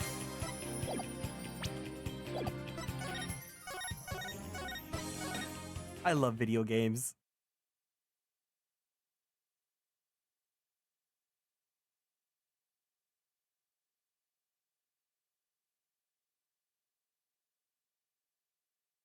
This immense tension between us. It's like we're picking up right where we left off. I did not write this dialogue in my head. Read this out loud right now. It's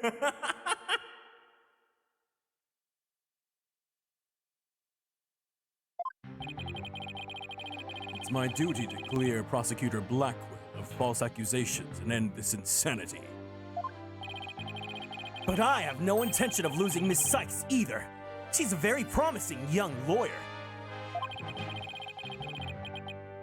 I know without a doubt that Athena is innocent. Oh my god, I need an objection emote. I need one. I just totally realized I don't have one. But I don't think Prosecutor Blackwell did it either. So, do you have any clue who was responsible for the sabotage? At the very least, I know it wasn't Simon Blackwell. I don't know enough to identify the true culprit, but it's clear what that person is.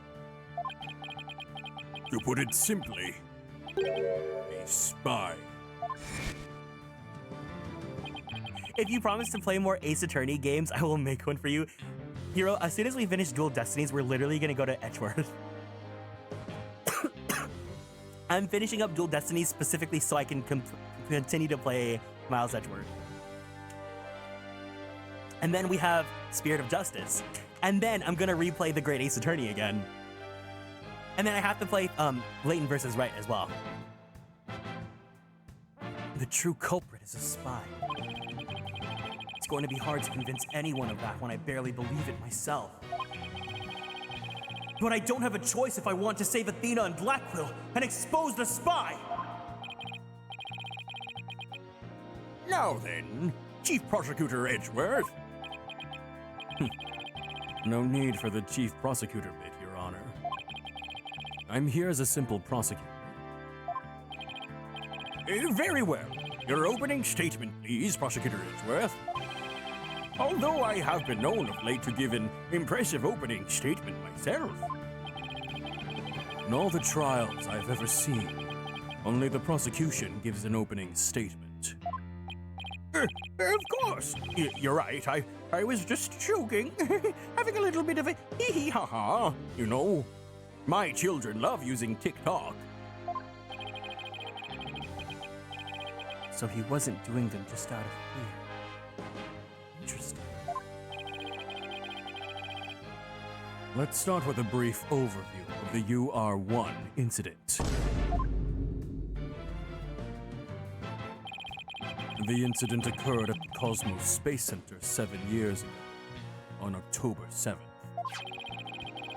The victim, psychologist Metis Psyched, was killed in the robotics lab on the 4th floor.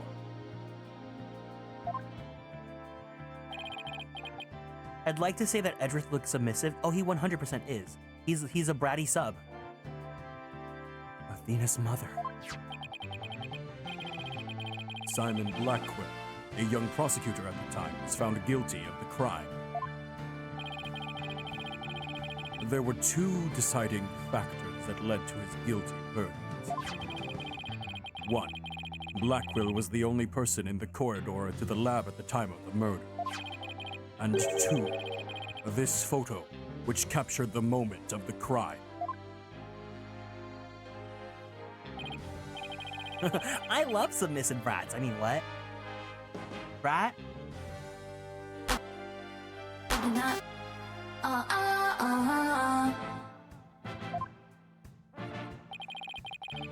It would appear that the only conclusion is that Prosecutor Blackwell did indeed... Hold it! Are you kidding me? I'm not accepting any conclusion of the kind. This opening statement is over. Now hurry up and call the witness.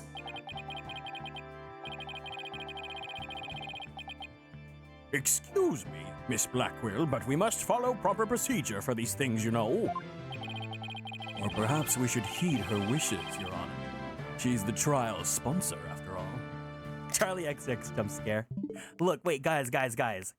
I think this is so adorable. This is such a cute trait. He puts his glasses on his little suit pocket? I'm actually losing my mind here. Them giving Edgeworth Meg on it just makes me... I'm... Young!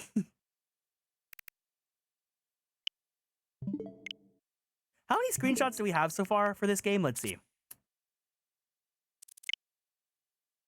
Oh, we only have 1,416. I can do better. We have 10K Oh, you guys are new here. You guys must be new here. Here.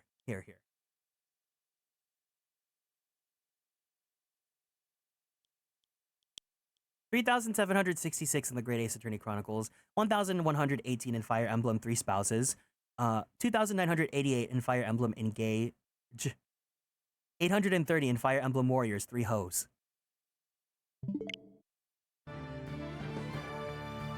Kieran, I love you so much, and I love you.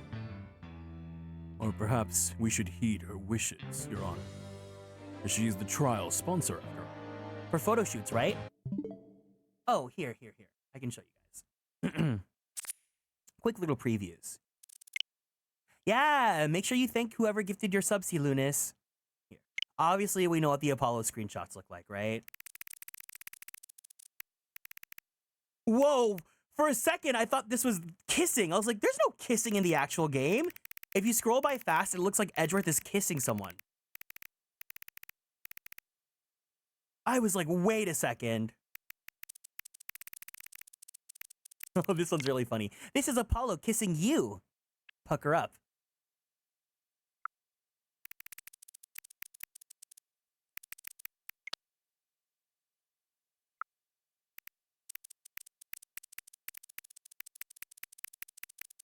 I don't have many from Dual Destinies. All of my screenshots are from Apollo. The man that you are. God.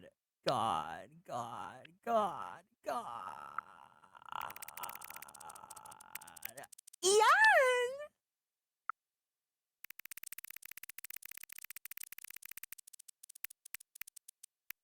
I can't wait for this, guys. I can't wait for this. I can't wait for Spirit of Justice.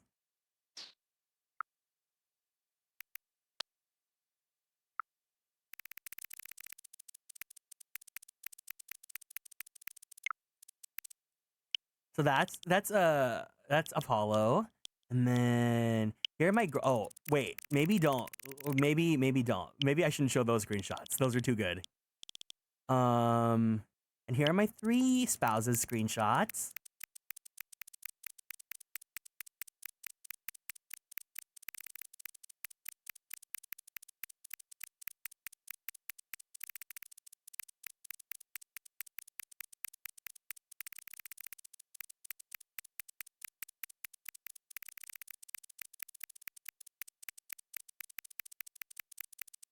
And then here are my 3 host screenshots. Wow, 3 hoes actually looks really good. The game looks better than 3 spouses, TBH.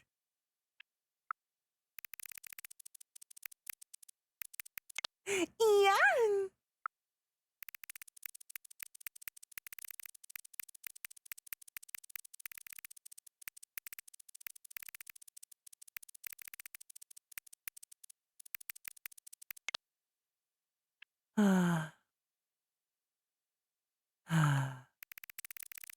Anyways, we're not playing this game. Besides, the courtroom is chilly, and sitting for too long can't be good for your back. Oh, you're very kind to show such concern for the welfare of the elderly.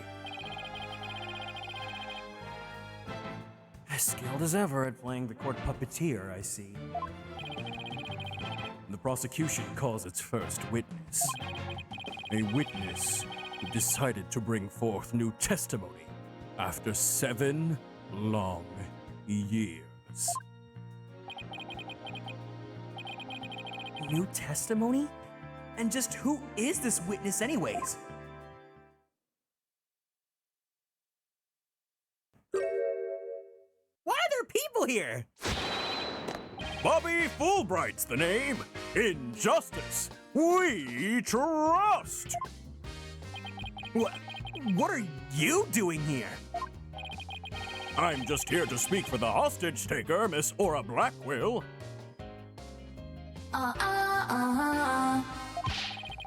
She says she's too busy with what confining and threatening the hostages and all. That doesn't seem to stop her from constantly chiming in to Klonko. I'm nothing more than an observer, miss. Do your best. I am watching you. Believing her brother innocent, Miss Blackwell has been conducting her own investigation. And though her current actions are hardly lawful, I think we can at least hear her theory. I have Miss Blackwell's notes on the investigation she conducted. And I'll be giving testimony based on these notes. Here I go.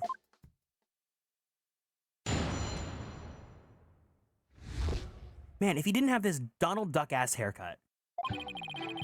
Simon isn't the murderer. He was trying to cover for someone. Someone else was at the scene of the time when they said Simon committed the murder. I mean, if he really was out to steal that moon rock, then why the rolling case? Because he was using it to hide someone inside. That's why. And the only person small enough to fit inside that case was Athena Psyched. And that's the T, according to Miss Blackwell. It totally goes in the face of the official ruling, huh? About the case she mentions, there were other rolling cases like that one in the lab. But they're not for traveling, oh no, they are apparently for moving parts and equipment. I vaguely remember seeing 3 cases, all different sizes. At the last trial, they thought the prosecutor Blackwell used the case to steal the rock. And they had a perfectly good reason to think that too. You see, there is a security camera in the corridor that leads to the robotics lab. And the camera captured footage of Blackwell leaving the scene with the case. I can see why that footage helped to bring his trial to a quick end. It's very convincing, that's for sure.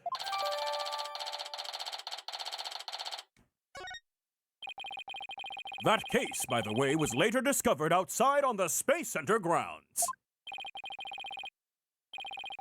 Speaking of after the incident, where was the defendant, Athena Psyched, found? She was found on the 5th floor of the Space Center in the Psyched family residence. Prosecutor Blackwell most likely brought her there after the incident. In addition, it's unknown where Miss Psyched was at during the esteemed time of death. Miss Psyched was too confused by the shock of her mother's death to give proper testimony. And there was no witness or evidence to tell us where she might have been. So what you're saying is, Miss Psyched didn't have an alibi? That's what the evidence is saying, yes.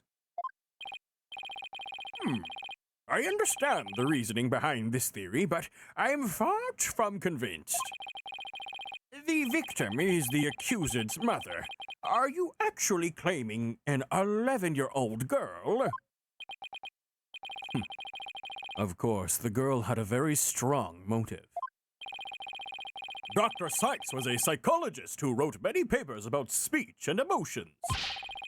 You're aware of Athena Psyched' special ability, aren't you, Your Honor? Are you referring to that therapy thing? Yes, she's done it quite a few times in court. Therapy being a superpower. The ability to read emotions from speech, and the subject of her mother's research. Well, as long as it benefits society, I don't see any particular problem researching it. After all, this courtroom is sponsored by Help!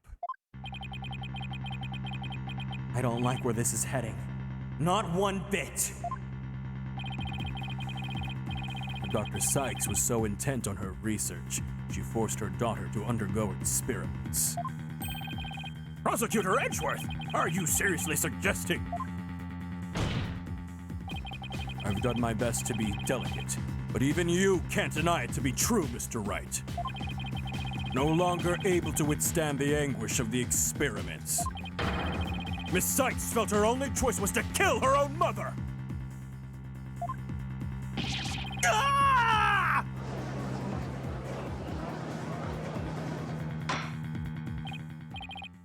Order! Order in the court! What a tragic story! I hardly want to believe it myself. But we must proceed. Mr. Wright, if you could. Detective Fulbright, please refer to the notes.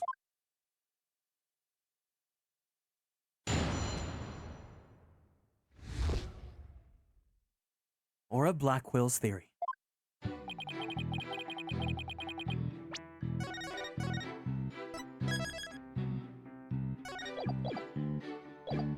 Hold it!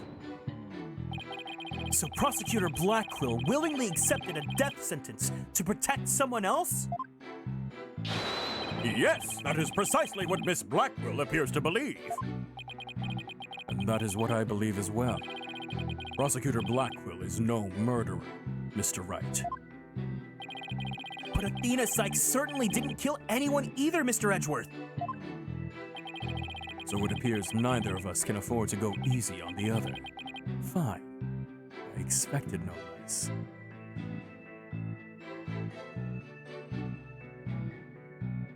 I'm not gonna be the one to say it.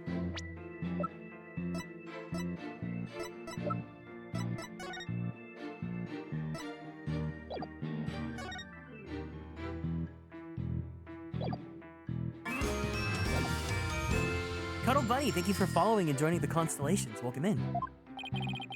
Ooh, I remember this tense atmosphere. It's so invigorating. Oh my god, the judge is fudanshiing out! I'm only reading notes here, but yeah, I feel extra invigorated too. So, let's keep going. Every person in this room, every person on this stream right now is alphabet soup. Hold it!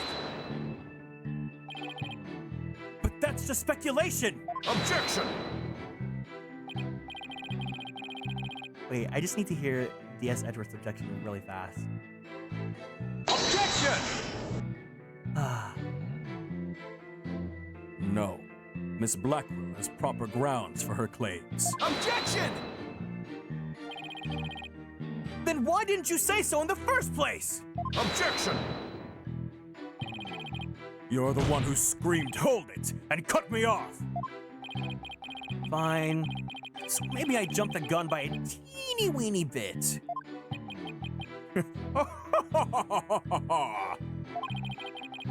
Now I know what they mean when they say close enough to argue. Moving on. Your voices for the cast are fantastic. That's super sweet. Can you give Cuddle Bunny a warm welcome for being new here in the chat? And welcome in, Romar.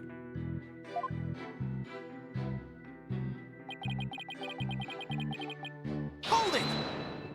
You should be a voice actor. I am. This rolling case. I suppose you mean this one. That existed in the photo with Prosecutor Blackwell in it. But was absent when the crime scene photos were taken. Yes, that's the one. And Miss Blackwell has drawn a conclusion from those two photos. She has? And what is that conclusion? You're the one with her notes. Oh, right. Of course. Reading them now. So why the rolling case? Hold it! And how do you propose he hit a person inside one of those cases? Have you forgotten that we just saw such a funny thing the other day? Where did I can't read English right now. At your own daughter's magic show, she fit a grown person into a small box. Edgeworth showed up for Trucy's magic show?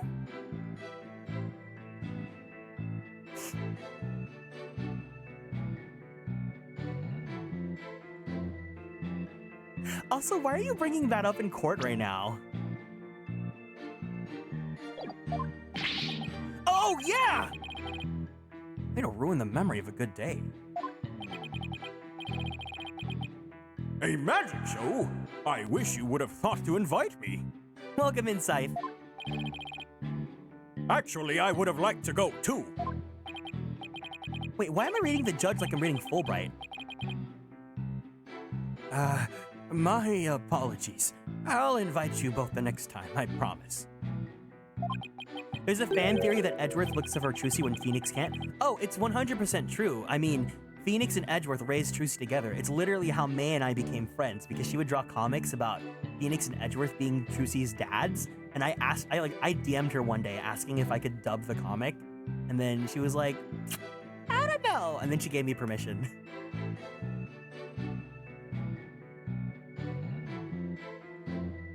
So wait a minute. What are we talking about again? Prosecutor Blackwell was using the case to hide someone. It's a really cute video. Let me see if I can find it.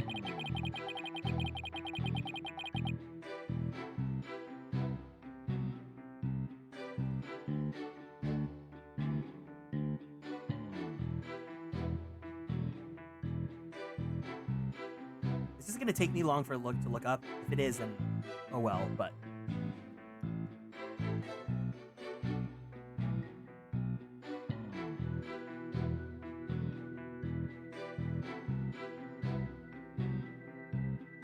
Why when I look up my own @ and then May's @ I can't find it? Reminds me of a Narumitsu video that uses a John Mulaney bit about Trucy's parents being a lawyer. That's so good. Tracy's parents? Tracy from Hairspray. Oh, woke up today, feeling the way I always do. Hold it! But that's nothing more than conjecture, and it's hardly the only possibility. In that case, what do you think Prosecutor Blackwell had in that case? I think it was the moon rock. Misaki, you gotta be very careful when you look up anything Ace Attorney, and please don't talk about the spoilers here, okay? Guys, as always, be respectful about my rules here. Don't talk any spoilers, don't give any hints, don't say, hey, I look forward to seeing your reaction to this. Like, don't ruin the moment. I think it was the moon rock. Objection! There were 3 cases at the scene, but Prosecutor Blackwell used the largest one. The moon rock was egg-shaped and only about 8 inches in diameter. It It wouldn't have made any sense to use the largest case just there to move that rock. Objection! Be that as it may, it doesn't prove Miss Sykes was inside. Then let me ask you this. Can you come up with a better theory of what was in the case? Well, Mr. Wright, can you? Yikes!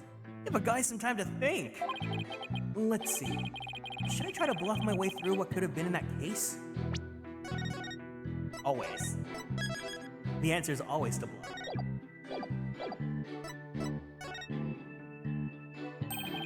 I know exactly what Prosecutor Blackwell carried from the scene. I just have to find something else that was missing, right? No sweat.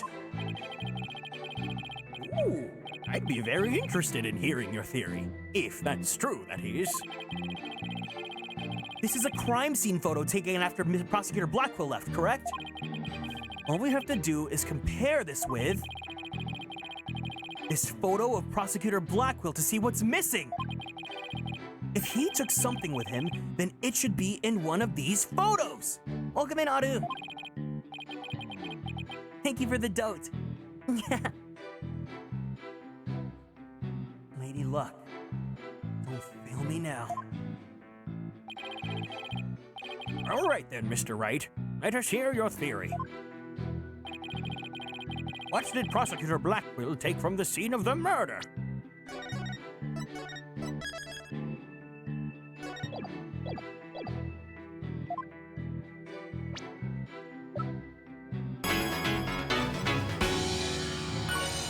Tayo, thank you for the care package. All right, everyone, we're all gonna go ahead and stand up from our seats together. Let's go ahead and twist our bodies to the left. Let's twist our bodies to the right.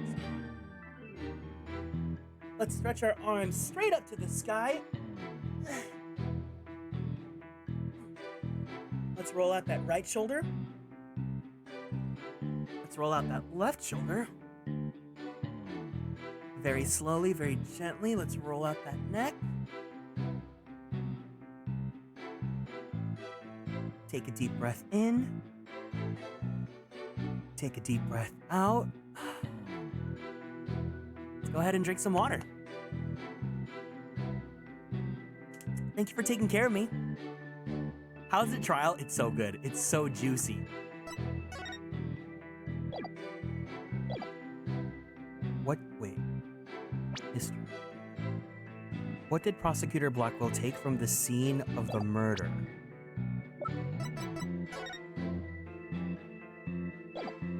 The robot arm, right? Take that! Take that!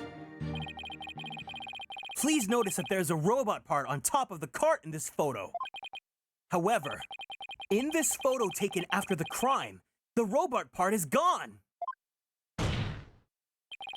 In other words, this part is something that was taken from the scene of the crime! My heart? He took my heart? Oh, I know what Phoenix took, actually. Phoenix took my kiss.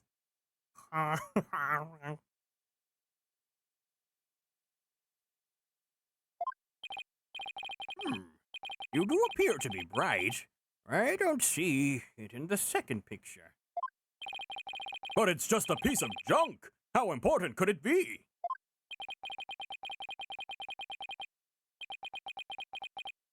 Is it really just an insignificant robot part? Speaking of which... What are you looking at? I'm gonna start charging for each glance per eyeball.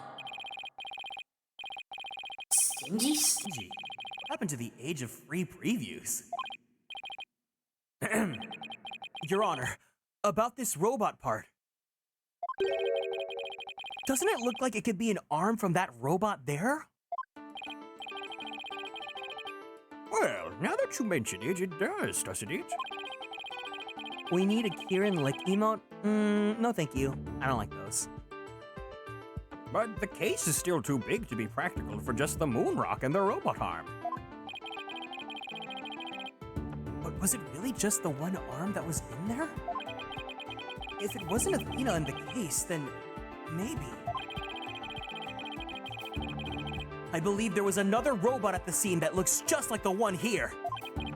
Your Honor, it is the defense's assertion that it was the other robot that was in the case.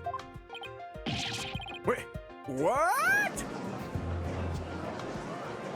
Objection! We can't be certain that part belonged to a robot. Yes, it looks like the arm of the one before us, but it could be someone else's entirely.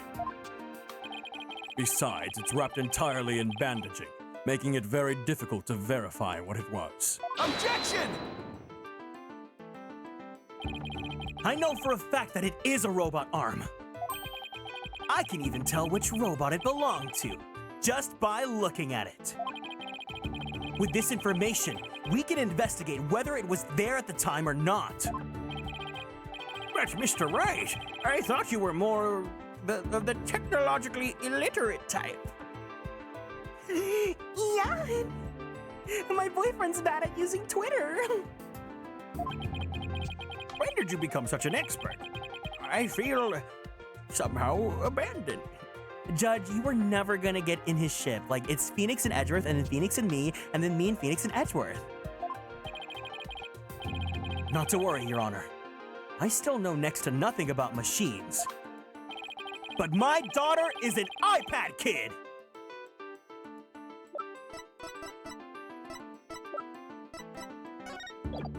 Take that! Take that!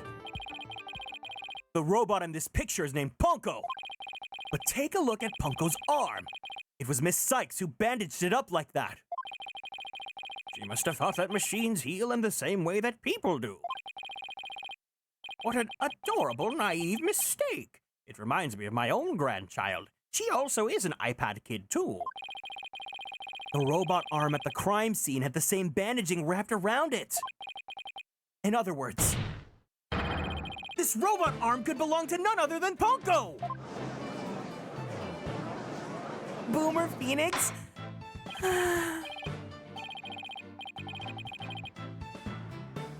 Order in the court! Order, I say! Prosecutor Edgeworth, what do you have to say to this? I can see that the robot is about the same size as a child, but it cannot grab its knees and curl itself up into a ball.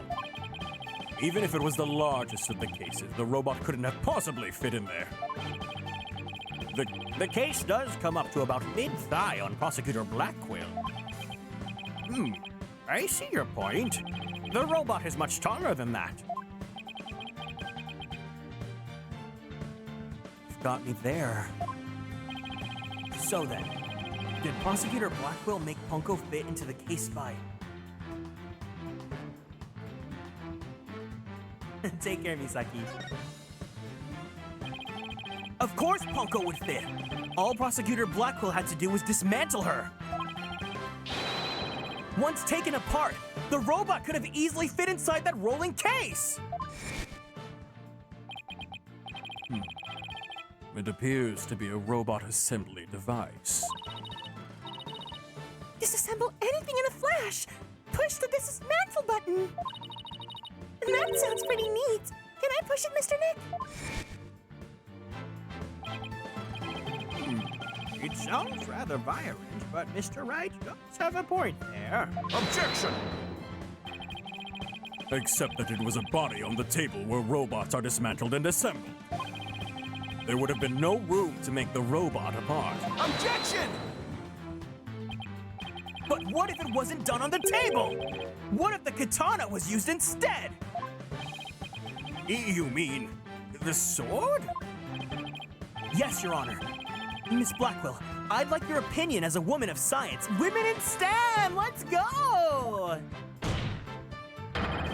Isn't it true that the katana could have been used to take the robot apart? I suppose so. Their joints aren't made of a very tough material. A blade could slice through them. Thank you for your expert opinion, Miss Blackquill. Thanks to you, we now know that the existence of the severed arm in this photo proves that Punko was taken apart. In addition, since the rest of Punko was not found at the scene, we can conclude that The true meaning of this photo is very different from the original interpretation. You can't mean... That's exactly what I mean. This photo does not capture the moment of the murder. It instead is a picture of the moment after the robot was spliced apart. The blood you see where the arm was cut off was transferred there by the bloody katana. Most likely, the rest of Ponko is scattered around Prosecutor Blackwell's feet. Not hearing this. Therefore, what was transported inside that case was not the defendant, but a robot! Miss Psyched never was at the scene of the time of the murder!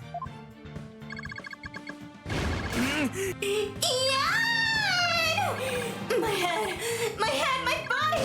Where am I?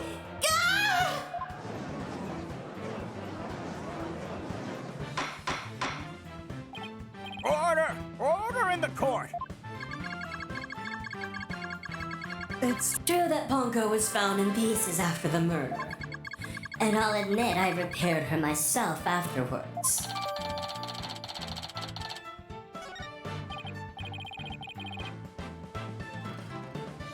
Yes! I'm finally making some progress! Hopefully, I've gotten at least one step closer to proving both Athena and Prosecutor Blackwell innocent. Objection!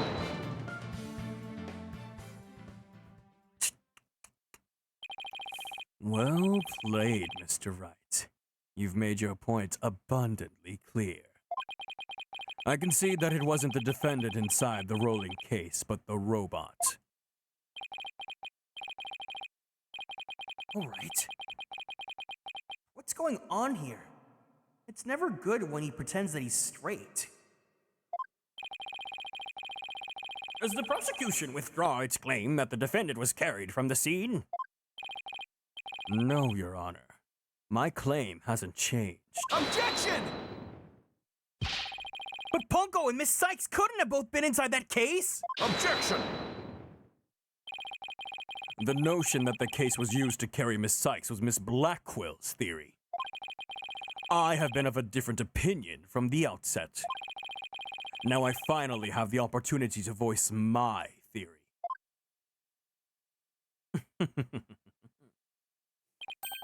Thanks to the defense. Edgeworth. He's been one step ahead of me this whole time! In that case, how do you propose the defendant left the crime scene? Simple. The footage only shows Prosecutor Blackwell from behind. What's more, he's holding his arm in front of his body, as if he were holding something or someone. That's hardly evidence. I have proof. The surcoat Prosecutor Blackwell was wearing. The victim's blood was found on front of it, and the stain a highly distinctive shape. A blood stain with a distinctive shape? Please continue, Prosecutor Edgeworth. 7 years ago, the defendant was known to constantly wear a certain item, of which there is only one in the world. Special pair of bunny earphones made just for her. She always wore those big, heavy-looking headphones. She said her mother made them for her as part of her research. Analysis shows the blood stain to be in the exact same shape as these headphones. In other words, this was no mere blood splatter. The blood went from the victim's body to the headphones, and then was imprinted onto Prosecutor Blackwell's coat like a stamp.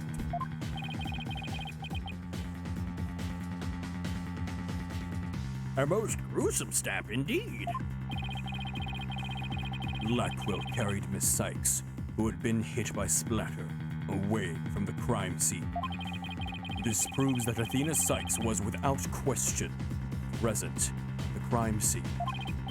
And that concludes the prosecution's argument. Ah!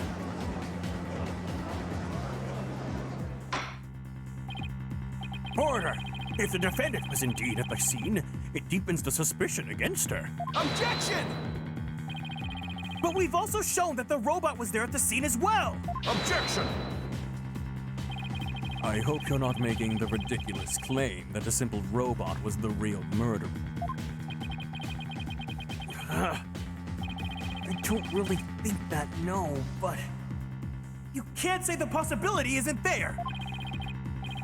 Detective Fulbright, was the robot questioned at the time? No, I don't see any record of it. I believe it was considered unrelated to the case. But as it turned out, the robot was actually integrally related. Your Honor, the defense would like to call Punko to the stand. A robot witness?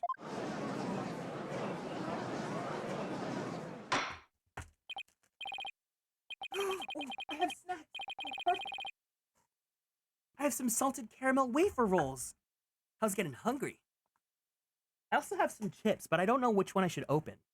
Should I open the honey butter ones, the tzatziki ones, or the masala ones?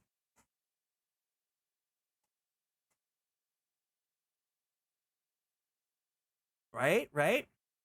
Masala, that's what I was thinking. Yeah, my grocery store, they have this thing where like Lay's are like $2 if you get 3 or more. And they have all these like different world flavors. Honey butter obviously is really good. The tzatziki one was really good too, but I haven't tried the masala one yet. Order in the court! Prosecutor Edgeworth, what do you think about this? Yeah, right? Yummy! Mr. Wright has called all manner of witnesses to the stand over the years. So why not a robot? Those sound so good. I took a picture of it. Here, let me send it to myself on Discord and then show you guys.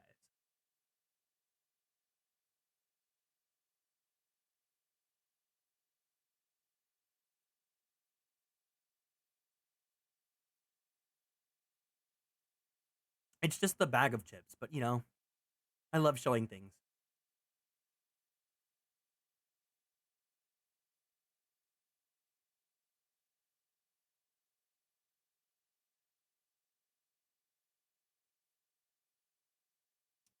Hiya, hey, Lastiel, welcome in. Hope you're doing good today.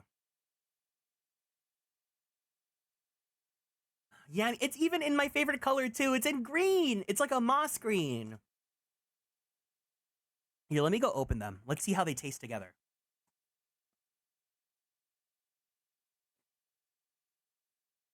I need it.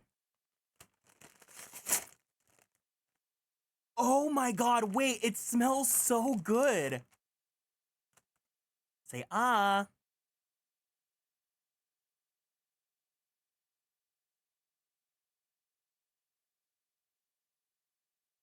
Whoa. Whoa. Okay, so this, it tastes like, you know, like when you get like tikka masala, right? It has that very strong spicy flavor, but not spicy as in hot, spicy as in you get spices, and you really just get that like hit of like, it's almost like a very, it's like a dry rub. It almost tastes like you're eating a dry rub of like masala spices. And oh my god, there's like a little bit of a kick to it.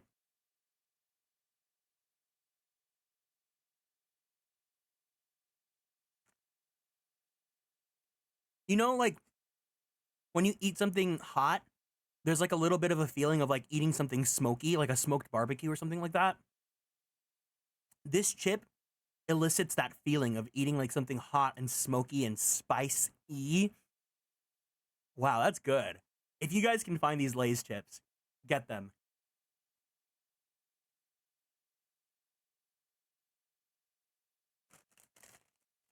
I gotta stock up more.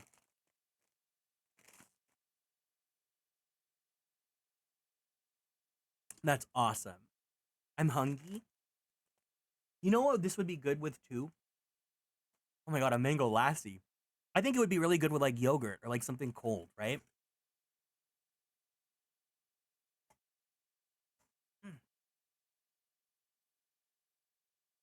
Very well. I will allow the witness. Bailiff, please summon the robot named Punko.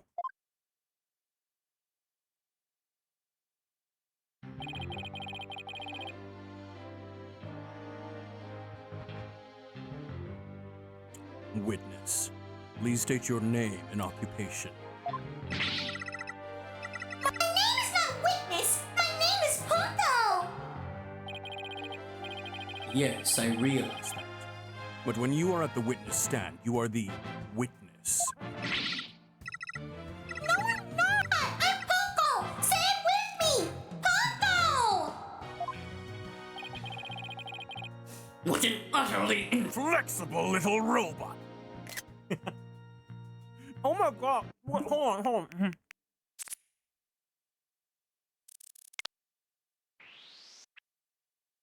Edward's got some yowie ass hands. It's like Clamp designed him.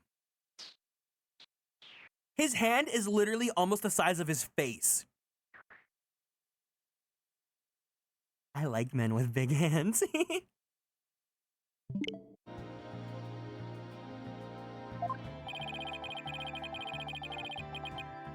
You're the last person who should be calling anybody inflexible.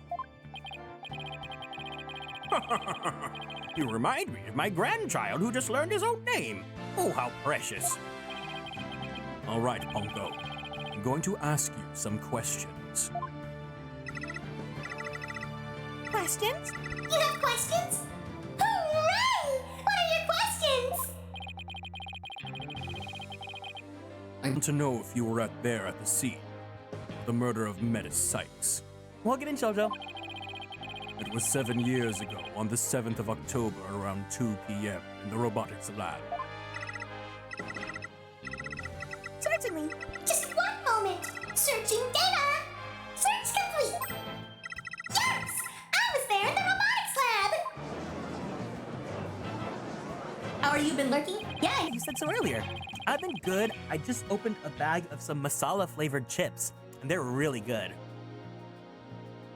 It would seem this robot's testimony is necessary to this case after all. This is great! I just knew Punko must have seen something important. A murder committed right next to this poor little girl's eyes. It's inexcusable. Oh, this is so random, but you know what I really want to make? I've been really thinking about baking again. I want to make... Have you guys seen those videos for Brazilian cheese bread? Ah, yummy. I love cheese and I love bread. The judge seems ready to adopt Punko as another grandchild.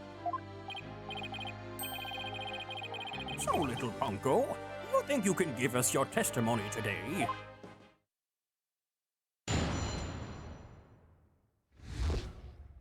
What I saw.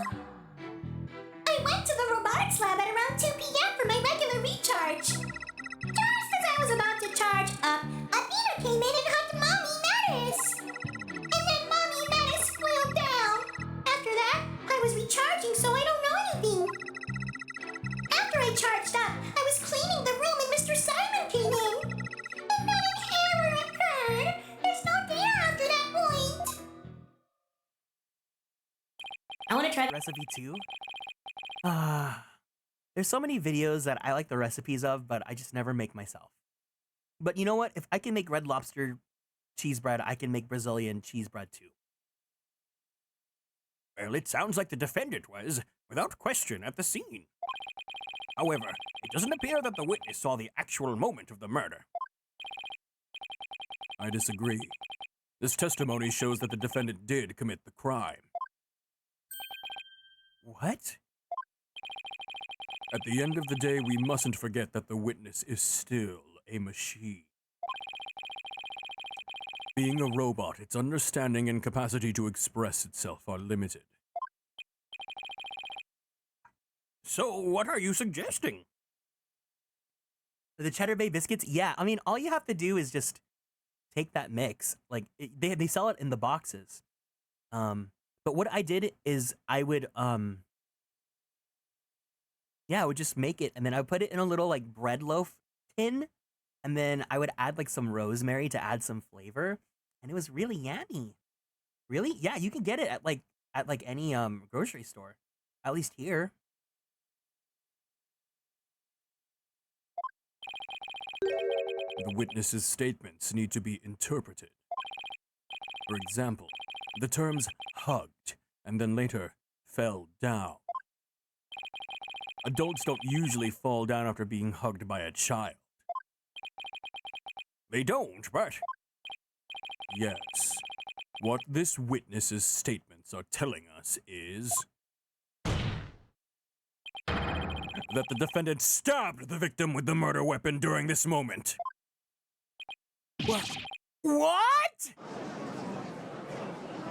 I want to hug Phoenix, right? Before Miss Sykes hugged Dr. Sykes, did the two of them converse?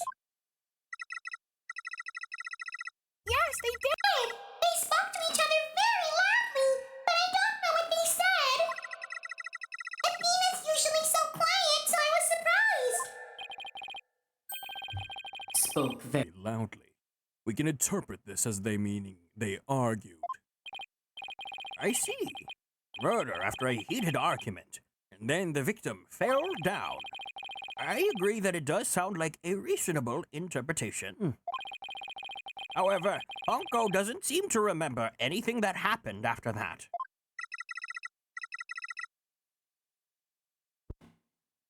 When I'm recharging, I go to sleep mode. But I remember everything before that. I have a very good memory. May Will admit defeat now, right? A cross-examination would be useless. Don't be ridiculous! A cross-examination is never useless! Until now. Think about it. Robots don't lie. This robot is both an important witness and valuable evidence at the same time. Nevertheless, I will have my cross-examination! And my appy juice! And my cookies! I see you haven't changed. You never were one to worry about wasting time. Very well.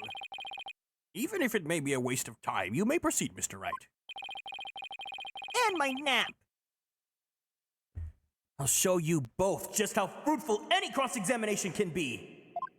They're gonna be flirting during that cross-examination then, looks like.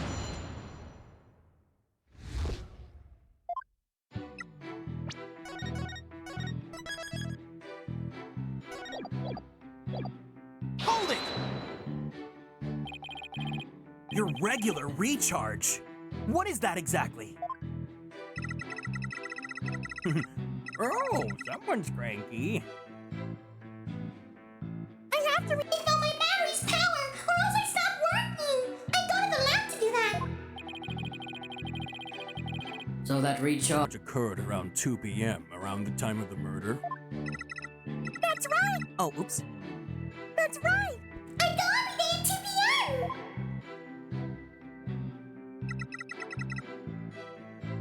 Hold it!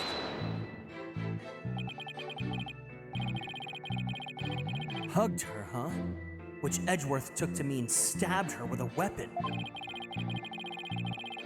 You said the two of them were talking before Miss Sykes hugged her mother. Is that right? Yes! They were talking very loudly, but I couldn't tell what they were saying. couldn't tell. Even though they were speaking so loudly? I'm only allowed to listen to voices that are directed at me. If it listened to every voice, it would be little better than a mobile eavesdropper. That explains why some of Ponko's testimony is so vague.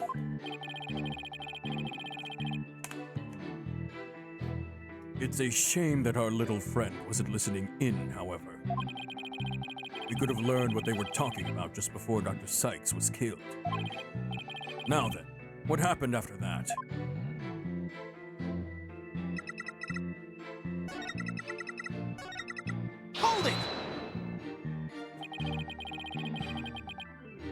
don't want to delve too deeply here, but... Could you tell us how the victim appeared and acted at this moment? Mommy Mattis was very surprised when she was hugged. I heard her heart pound. Her heart? Mr. Wright, have you forgotten about this document we found in the robotics lab? These robots have a heartbeat detection system. Now that he mentions it, I do remember reading something like that there.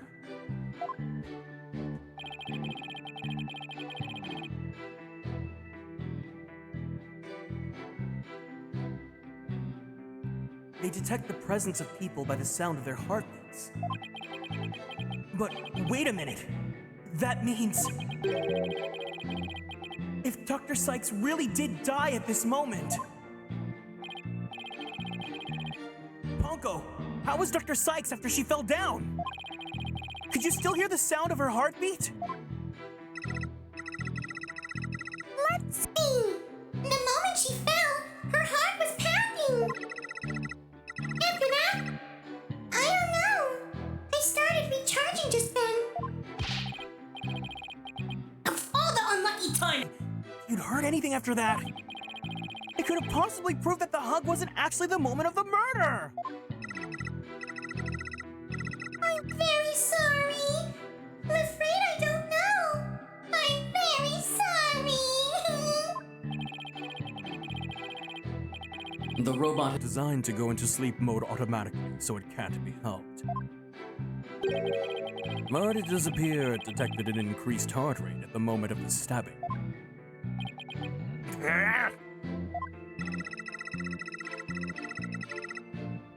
After Mommy Mattis's heart started pounding in surprise, she fell by the window. It was the round window on the workbench side of the room. The Workbench, huh? Ponko must be talking about that table to the right of where the giant robot is now. Is there something critical in Ponko's statement just now? There always is. Your Honor, I believe this statement is critical. I'd like it added to her testimony. Very well. Ponko, could you please add that statement to your testimony? That's a good little girl. Hold it! Let's see. There are 2 round windows in the robotics lab. Which one did you mean? The one on the right, near the hanging scroll. That hanging scroll was Mommy Mattis's prized possession. Okay, and the Pictures of the crime scene from 7 years ago. There's definitely a hanging scroll and a Japanese theater mask hanging on the workbench side wall. But there's some problem with this statement. Is there? You guys gotta bear with me, because if you guys no, I'm not smart.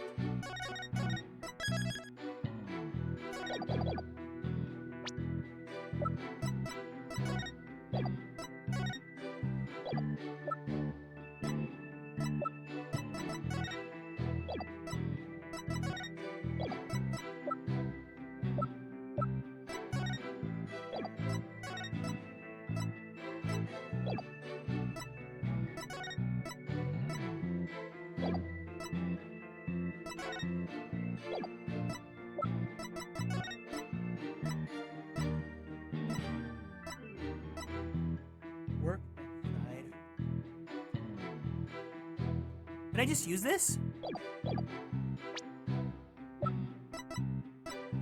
Objection! Objection! Ponko, your statement may have just inspired a breakthrough. I was helpful? Hooray! I'm so happy! just to be sure. Let's go over it again, okay? The victim fell near the window on the workbench side of the room. However,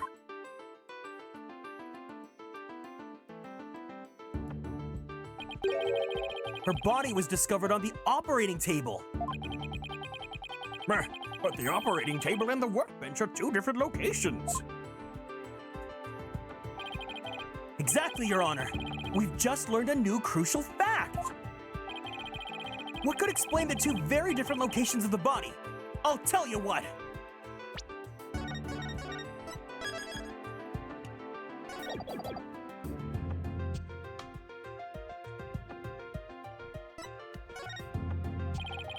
The fact that the body was observed in two very different locations indicates that the defendant moved the body. That does seem like a plausible explanation. Is that really your final answer? Huh?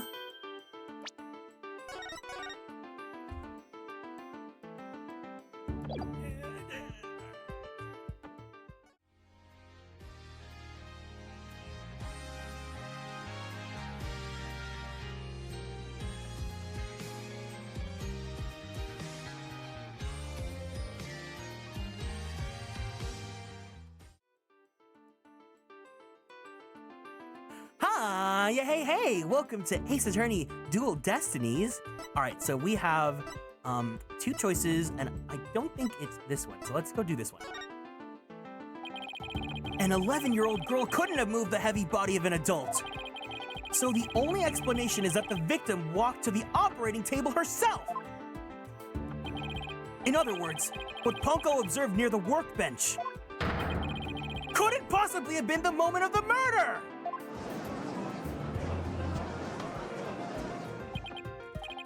Phew. I'm very relieved to hear that.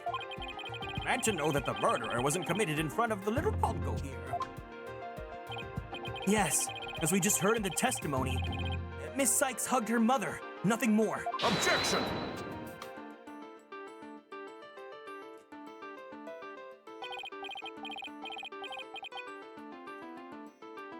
Right. You're so obsessed with him. It's been 8 years, but you're still just as green as ever. Green? But I can't recall ever seeing Mr. Wright in anything but a blue suit. Hey, blue's my favorite color. What can I say?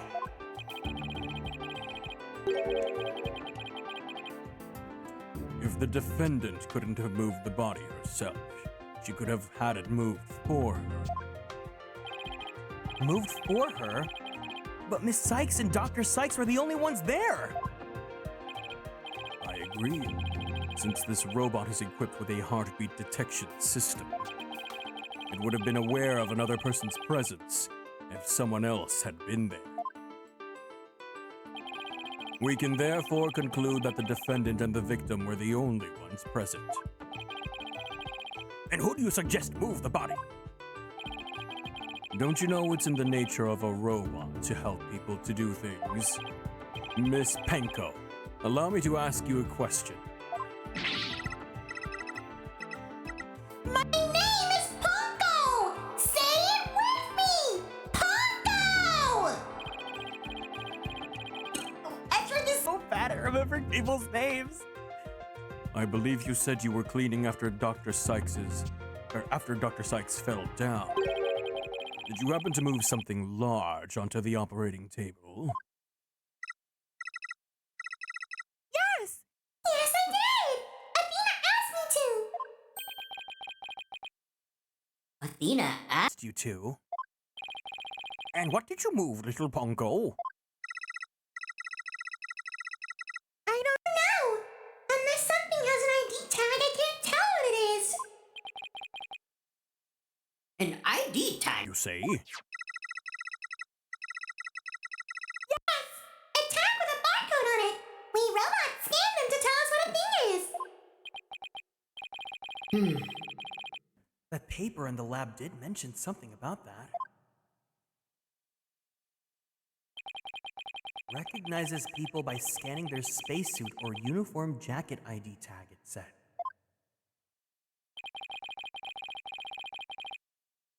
So it would appear that Miss Penko here can't identify what it moved. My name is Punko! But we humans Have the power to imagine what it was, do we not? We do? Well, I do, at the very least. Miss Panko, on the defendant's command, move the body onto the operating table.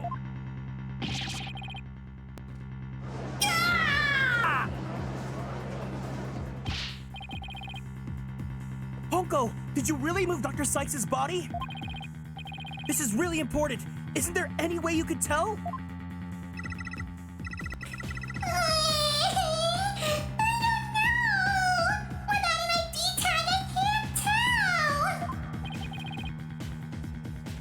give it up, right?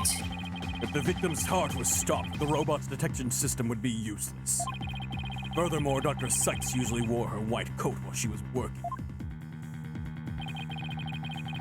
She kept the jacket with her ID tag on it draped over a chair in the robotics lab, and only wore it for special occasions.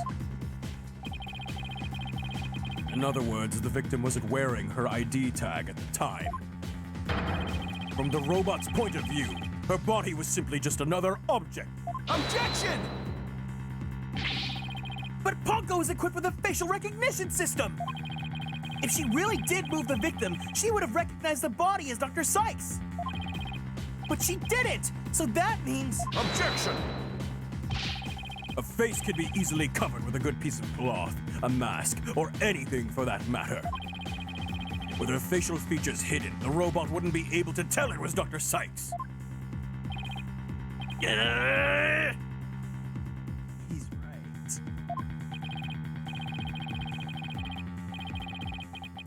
To summarize, Miss Sykes stabbed her mother near the workbench. Then, using the robot, she moved the body to the table, where she removed the sword and was stained in blood.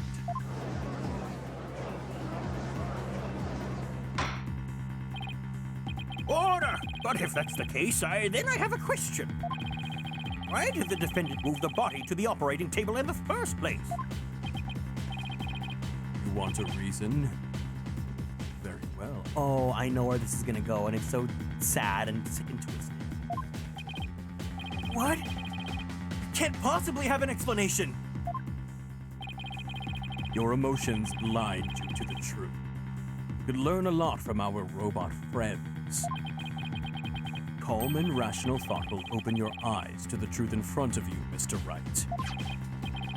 Now, do you remember the operating table 1's special feature?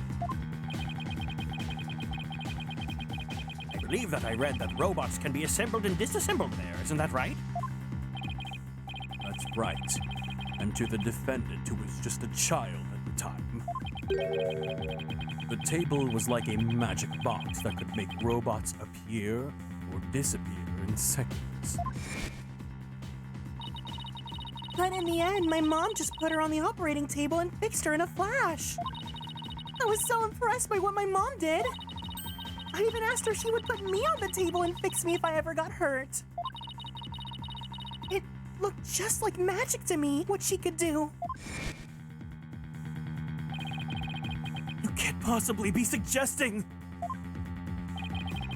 This young, sheltered girl had a difficult time distinguishing robots from people. But take a look at Ponko's arm. It was Miss Sykes who bandaged it up like that. She must have had a thought that machines heal in the same way that people do. What an adorable, naive mistake. Reminds me of my own grandchild. No way. I refuse to believe it! Miss Sykes made a childish, naive, and cruel mistake. She thought that if a robot could be dismantled and vanish without a trace. Prosecutor Edgeworth! If you are about to claim what I think you are, I demand that you word it as delicately as you can. With all due respect, Your Honor, all I can do is present the truth as it stands. The reason the defendant moved the victim's body to the operating table. Hold it! No! Don't say another word! Just stop! Was to dismantle the evidence so that she could get away with her crime! That can't be true!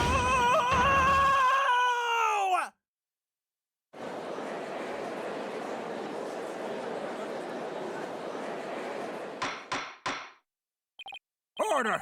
Order in the court! Order in the court, I say! Edgeworth. She was just a little kid. How can you say such a horrible thing?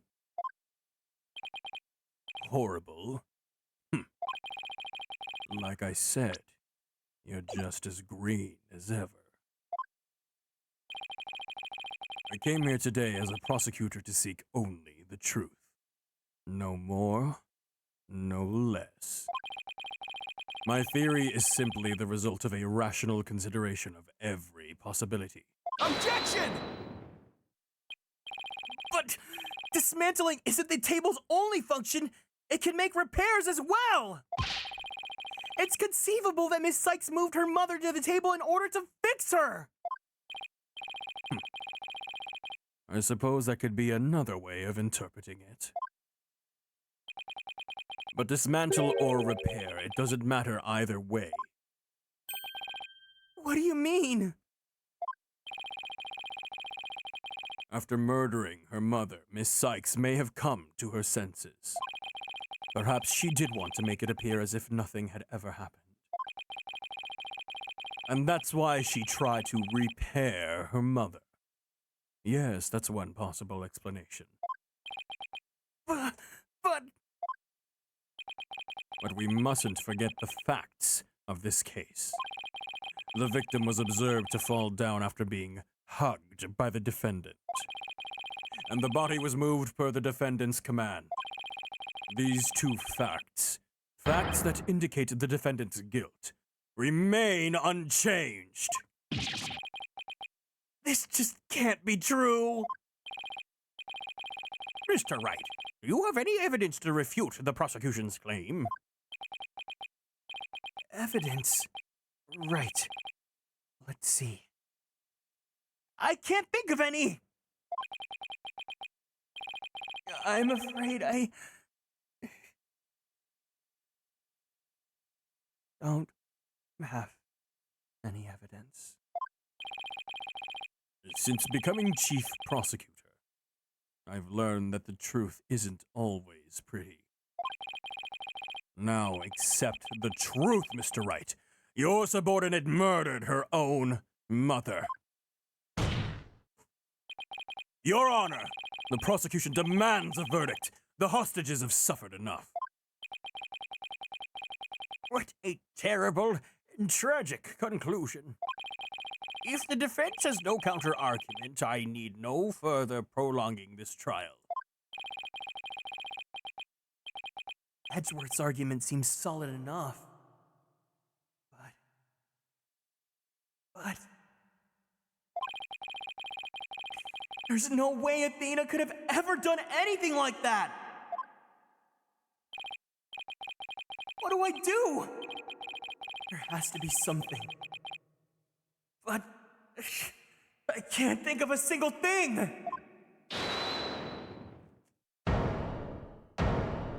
Who objected? Who objected? Objection! Prosecutor Blackquill!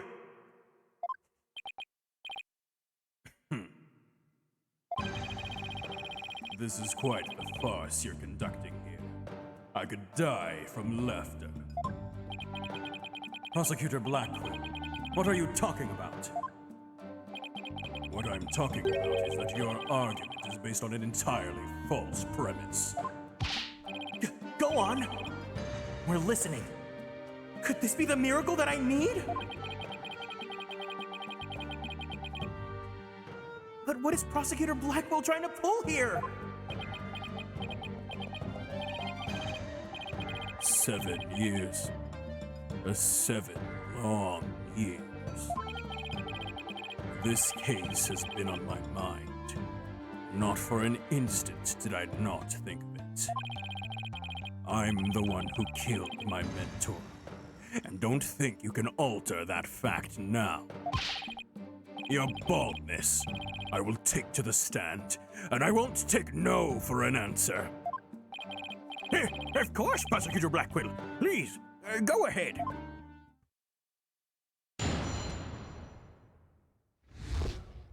"7 years ago, I went to the Cosmos Space Center with the intention of killing Dr. Psyched. But when I got to the robotics lab, I found Athena there instead. I would not be swayed from my purpose, so I waited for Dr. Psyched to return. And then, I committed the act. Oh, how cathartic it was.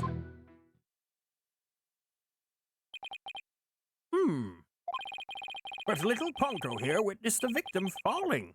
In other words... Objection!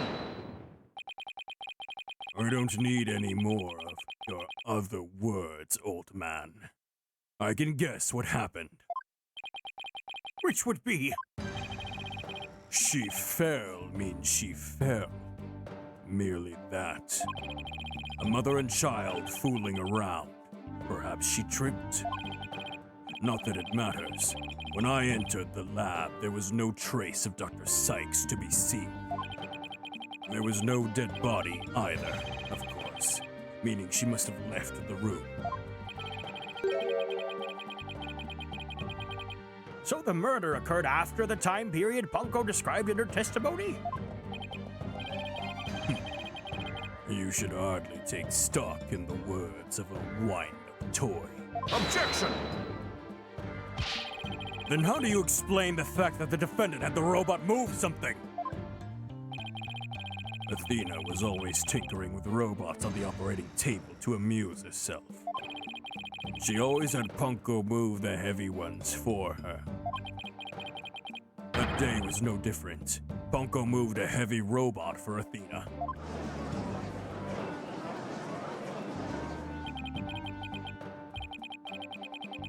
This is awful.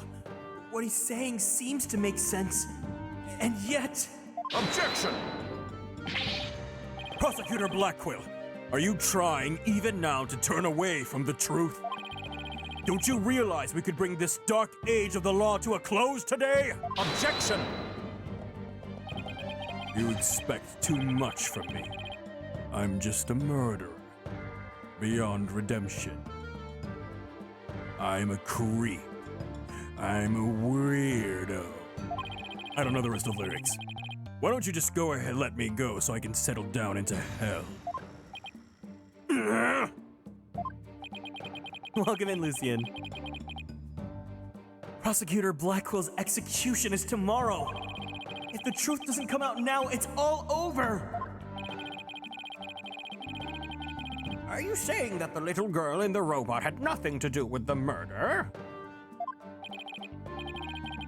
That's right. So let's hear your verdict. If we don't hurry, I might miss the ferry across the Styx.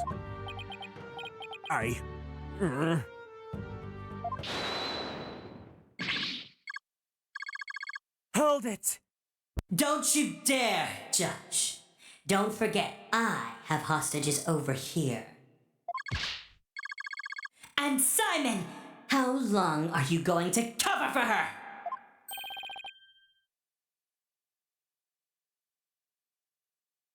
Miss Blackquill! Forgive me, Aura. I never wanted you to do anything like this for me. But you agreed to this trial.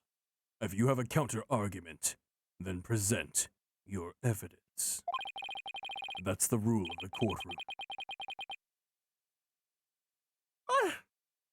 Isn't that right, Chief Prosecutor?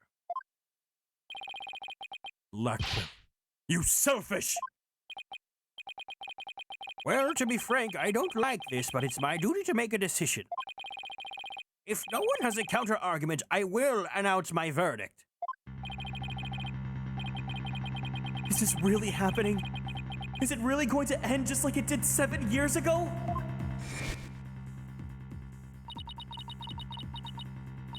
I wanted to do it so bad. Even now, I want to fly out of here and go save him. No, I can't tell her.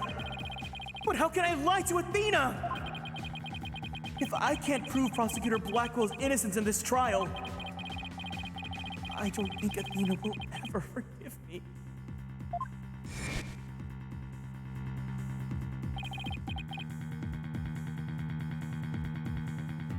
I can't let this happen. But I just don't have the evidence to counter Prosecutor Blackwell's testimony.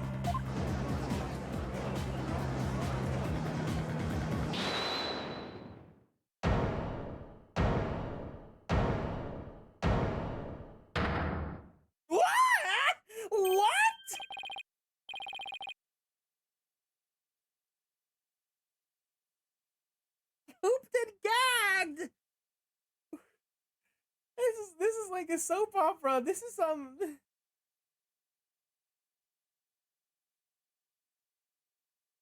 Oh my god.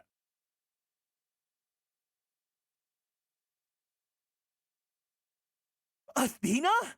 What are you? Are you feeling okay? I can hear it. I can hear the voice of his heart. He's hiding something. If he really is, I could sure use Athena's help here. Her power might just be the thing to get us through this. Objection! Kizuki-dono. No one needs for you to chime in here. Just accept that you're innocent. Objection!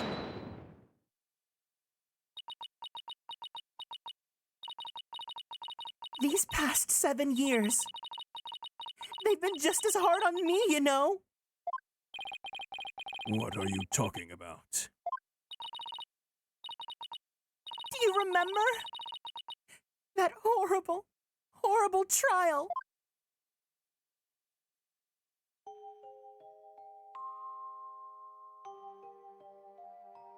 Welcome in, Amaranth. I actually am the murderer, Skunk-sama. Please, you have to listen to me.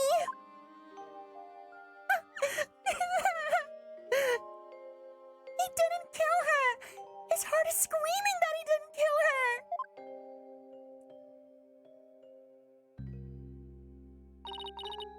Even now, every time I stand in a courtroom, it comes back to haunt me.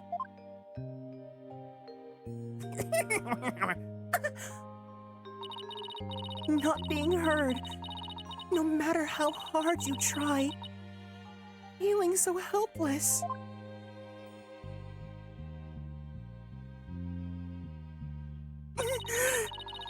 Caught in people's stares, so scared that it feels like your chest is in a vice. I'm terrified of courtrooms. I want to run out of that door even now.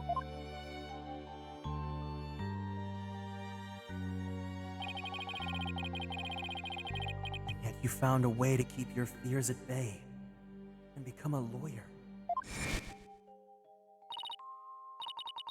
Thanks. That's because one day, I came to realize that I had to fight. I couldn't give up. I exercised hard, and I studied hard. I wanted to become the strongest lawyer that I could.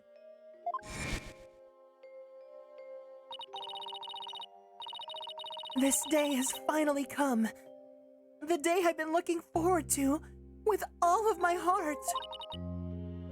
This is why I became a lawyer. This is why I studied psychology. It was all to save you from this false conviction. But besides, do you realize what it would mean? You are the accused, after all. If you prove Prosecutor Blackwell innocent, then...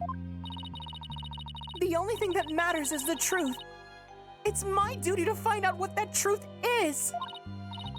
Simon, Please give me this chance! The chance to shake off this fear that's been with me for 7 years and to face the truth! Athena is being so brave, confronting her past like this. Oh my god, this music is actually gonna make me cry. This is so good.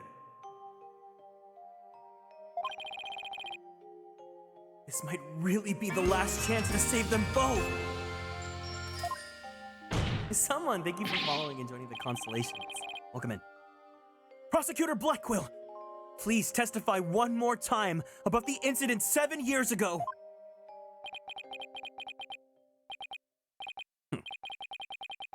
Fine. But your efforts will surely be in vain. For I am not a man who can be cut down easily. Here we go, Simon! Let me hear the voice of your heart!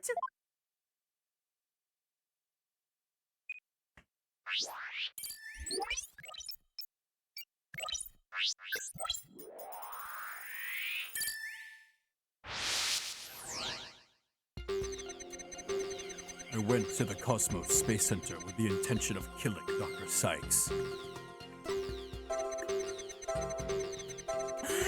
Yeah, he's so hot!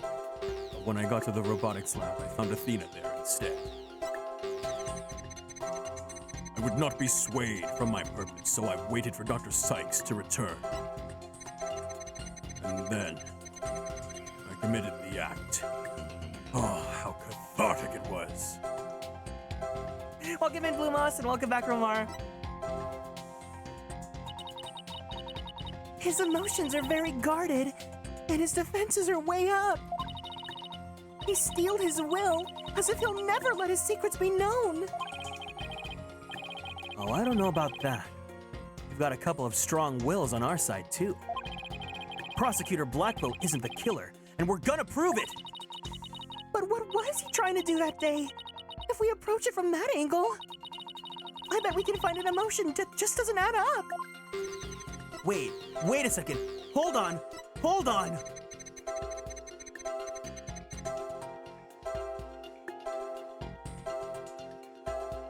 Are we twins?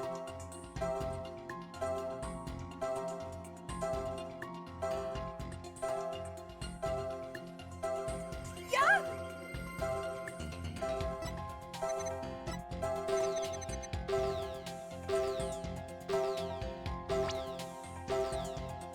Kieran and Simon sitting in a tree.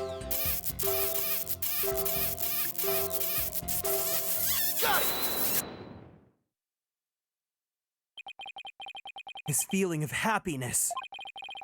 Even though the person you were looking for wasn't there, you felt Happy!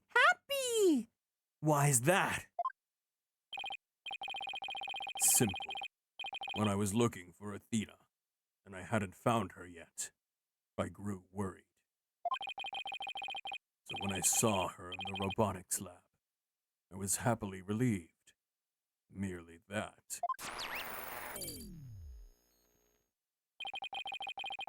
Just now, you said that you went to the Space Center to kill Dr. Psyched. But the first thing you did was look for her daughter instead? I had no intention of harming Athena, so I wanted to confirm that she was safe first. It was just a part of my plan. Nothing contradictory about that. Ugh! The second I find an inconsistency, he cuts it down. Simon knows the principles of analytical psychology. There's less noise now, but I don't see any instabilities that we can latch onto. I was afraid of that. We'll just have to keep chipping away at him then, bit by bit. Could you update his testimony, Athena? You got it, boss!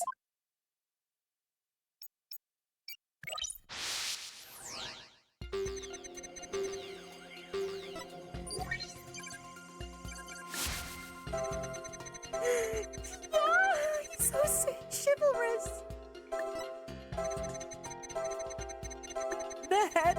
that, right?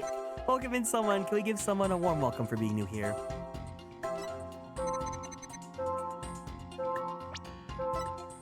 Got it! Not even you can falsify your emotions, Prosecutor Blackquill.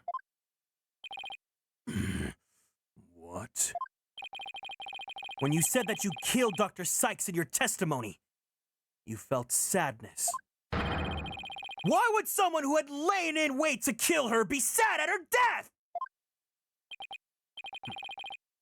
Such an obvious attack. Yet I felt sadness. But it wasn't for her. I felt sorrow for Athena and her circumstances.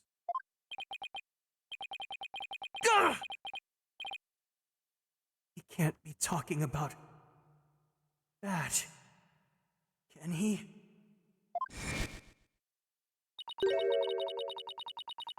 I was just a convenient subject for her research.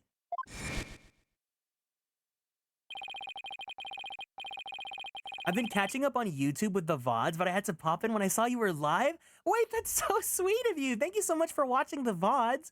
It makes me really happy whenever someone, first of all, whenever someone watches the VODs, and then whenever someone comes in and they say that they're from YouTube. Because it's just like, I kind of upload the VODs to YouTube, and I'm like, no one's going to watch this. No one cares. And then, you guys are here. That's so sweet. Yeah, I know. It's so crazy to find them on Twitch. Thank you for taking the time to stop by. Dr. Psyched was so intent on her research, she forced her daughter to undergo experiments. My objective was to save Athena from an obsessive scientist who treated her own daughter like a research subject. What? I went to the psychology lab first. That's where I would usually find Athena playing. But that day was different. I heard someone crying in the robotics lab next door. Was Athena being subjugated to yet another experiment? I thought as I went to see her. Conveniently, Athena had cried herself to sleep, so all I had to do was wait and kill.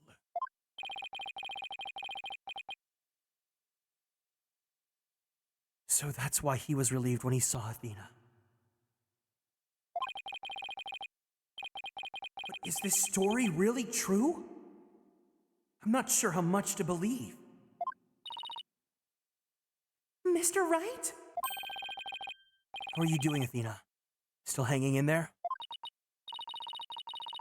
I'm a lot stronger than I look, boss. Now take a look at this. The noise level actually increased.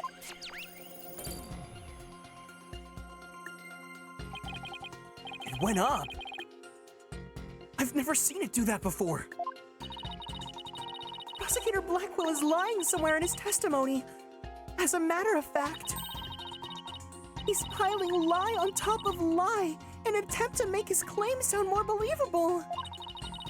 He's trying even harder to suppress his true feelings, and that's what's causing the noise. How in the world should I approach this?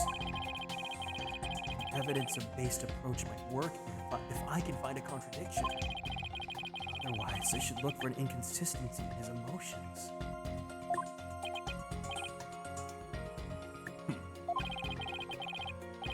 There are no flaws in my testimony, and his baldness is prepared to give his verdict. Give up on this lost cause, and let the law free me of these chains already. Objection! I don't think so. Not while I'm around.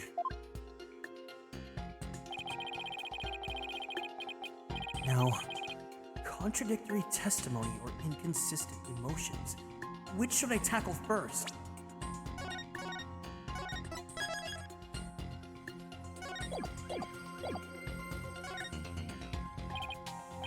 Okay, let's present some evidence here. Got it, boss. But if you want to go back to looking for inconsistent emotions, just let me know. I can easily switch back.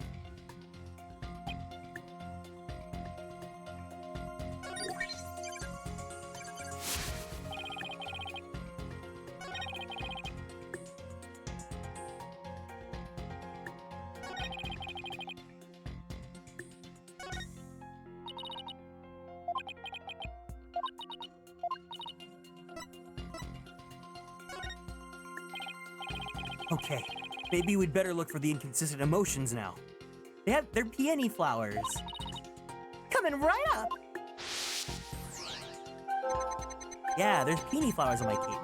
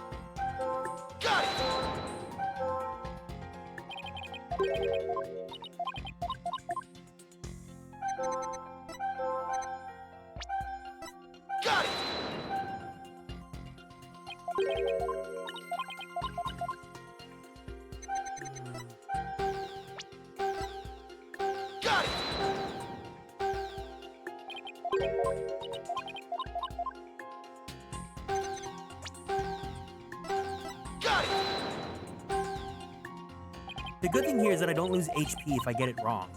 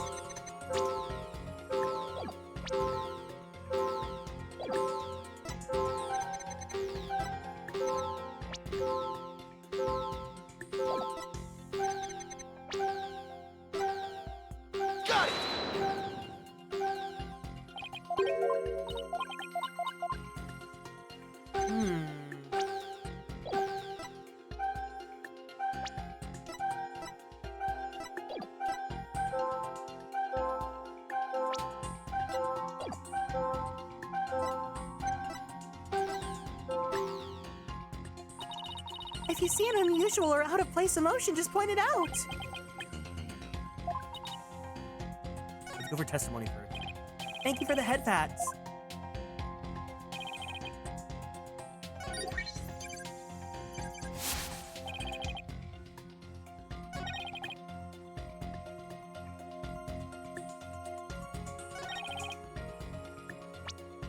Oh, but he didn't have the katana yet, didn't he?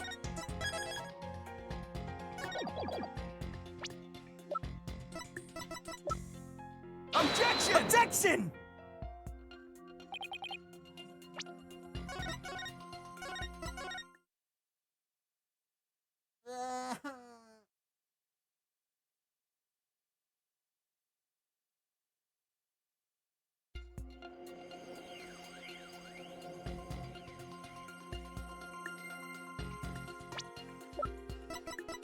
Objection! Objection! Servotic, thank you so much for following and joining the Konstellations. Welcome in.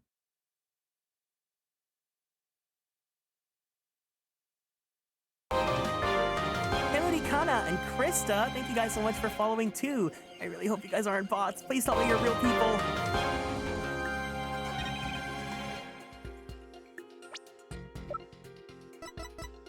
Usually when it's like a couple people at once, I'm just scared that it's bots.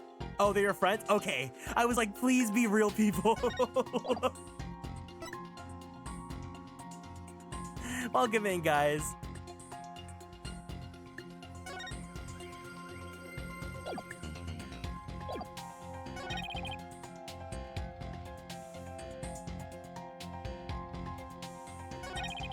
I just hide behind other people? Okay. Welcome in, guys. Thank you for recommending the stream to your friends. I greatly appreciate it. But Whenever like a group of people like that come all at once, I'm just like, please don't tell me I'm gonna get hate rated. I've never experienced getting hate rated, and I never want to experience that, you know?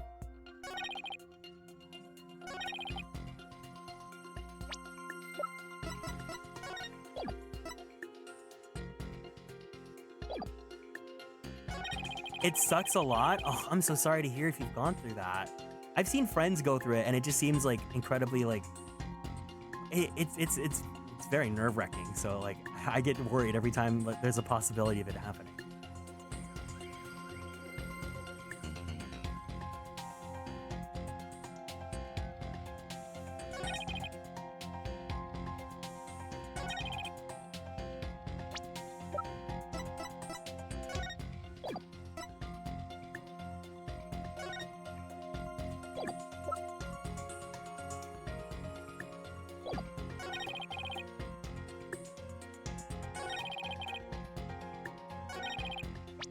Ooh, this is hard.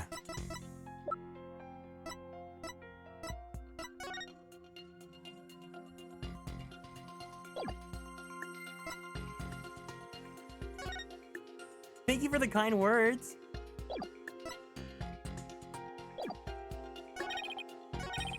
I heard crying from the next door. Of course I was worried. I hurried over and opened the door to the robotics lab.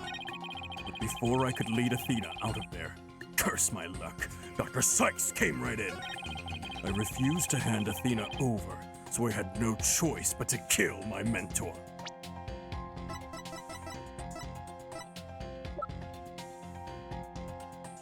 Objection!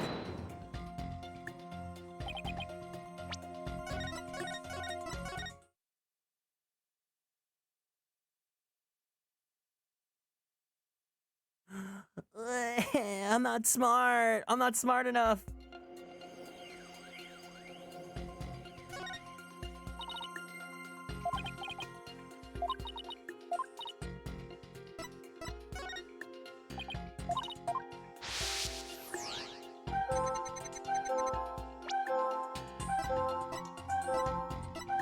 Got it!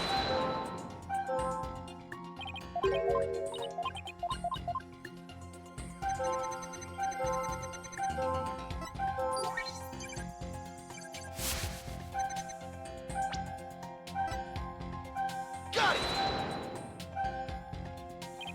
When we view your emotions alongside your testimony, we find the unexpected emotion. Wait a minute. There really isn't anything strange here. I don't know, but I think maybe we made a mistake, Mr. Wright. I think maybe you're right. Let's take another look. There must be an unexpected emotion here somewhere. Got it! I thought I did that already. How odd. Why would you register surprise at opening a door to the lab? All right, fine. I'll explain, if I must. What surprised me was Punko. That toy figure attacked me. Dr. Psyched knew full well of my plan to rescue Athena, but she couldn't stand guard over her daughter 24 hours a day. So Dr. Psyched had Punko do it? That's right. She ordered Punko to forcibly remove me on sight. So I slashed Punko up with the katana that was there in the lab. That rickety old puppet. Was it worthy of that fine blade? Mr. Wright, it's happening again. There's even more noise now.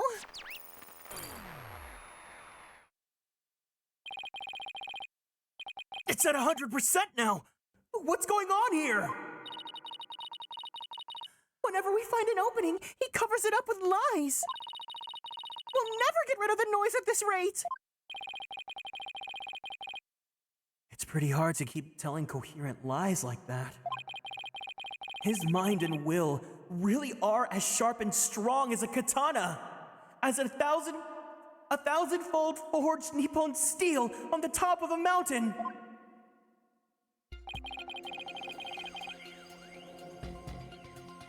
All right, what should I tackle first this time? Did that make any difference?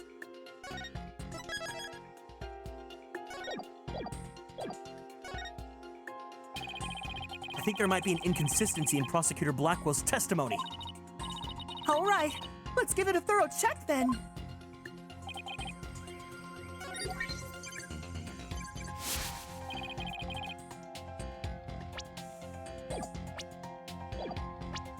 This is juicy. It's like we're splitting the mechanics of like what we do. Retaliated by cutting it to pieces.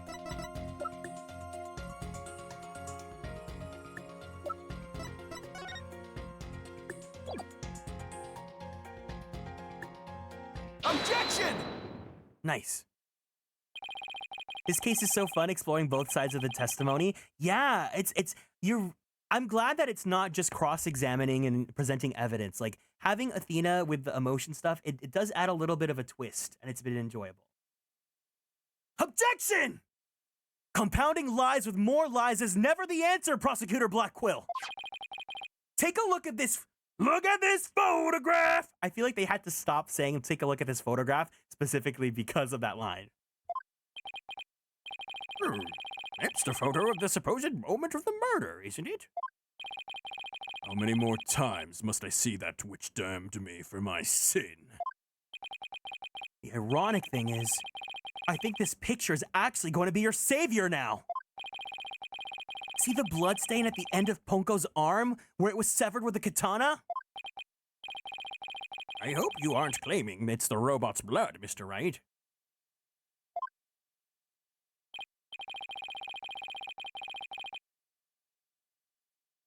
No.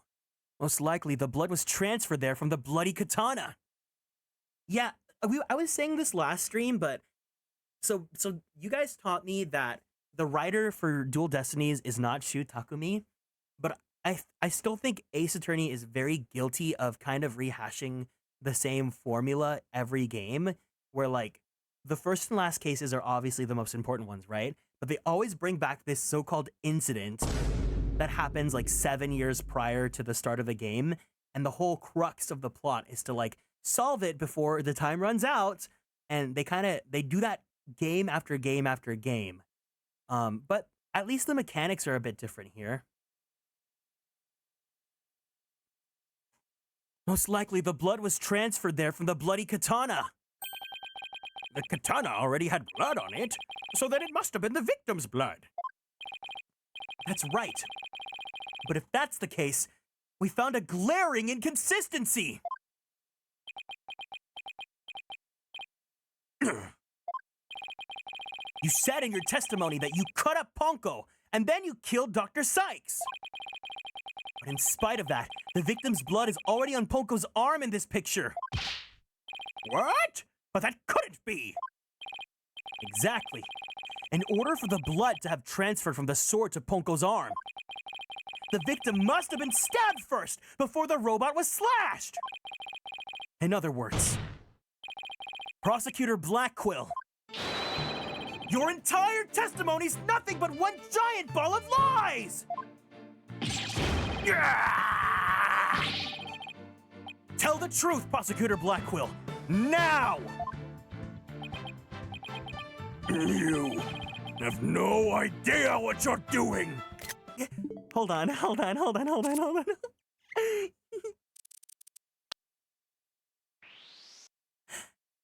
They're so big!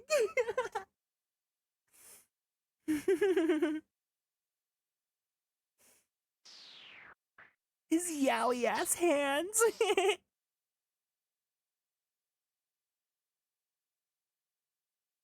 I get it.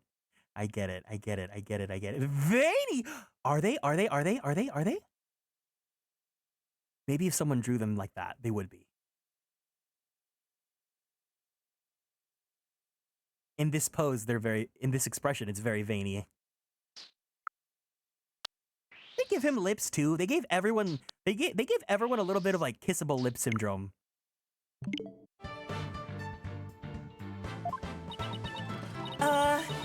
His voice. There's so much discord. I'm hearing not just one or two, but a bunch of rampaging emotions here. It's hard to describe. It's like a violent whirlpool or something. Phoenix Wright, you will pay for this.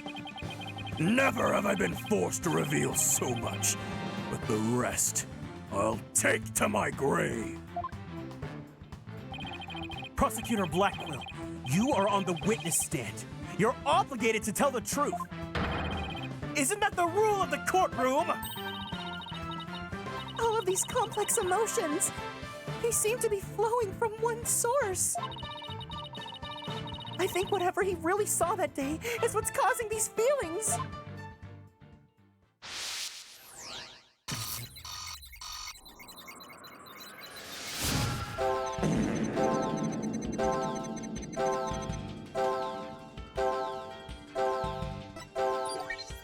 Oh, we're at a rave.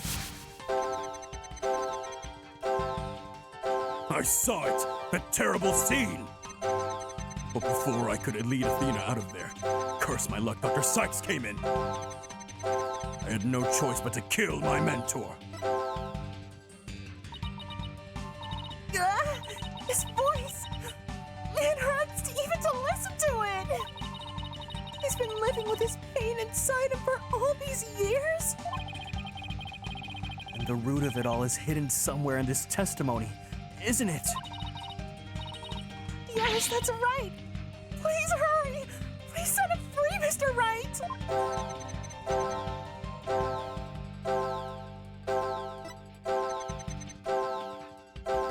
Thank you, Angel Dust. It's super sweet of you to say.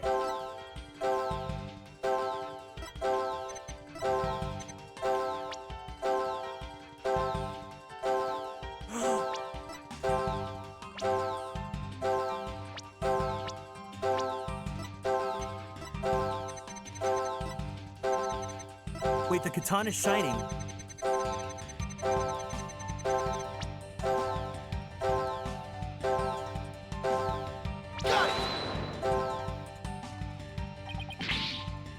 No.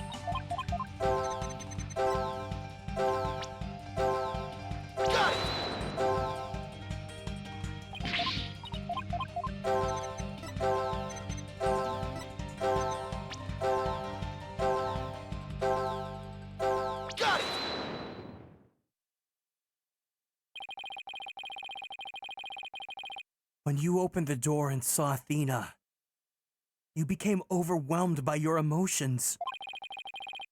Isn't that right, prosecutor? You should know better. Though it's pathetic, I admit I'm terrified to speak of it. Prosecutor Blackwell, Miss Psyched is innocent. I will always believe that, with all of my heart. Now, can't you find it within yourself to believe in me too? Athena is innocent. And you honestly say you believe that to be true? Naruhodo dono.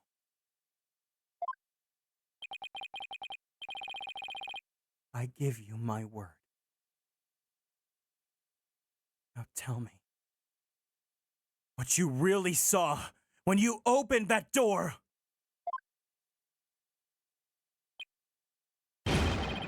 Curse you, Phoenix Wright!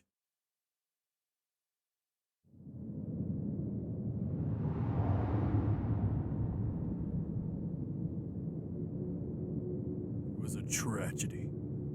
One I will never forget.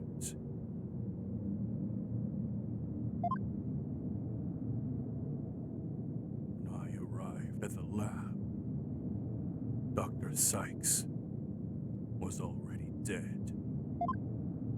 She was lying on the operating table while the bloody katana lay on the floor.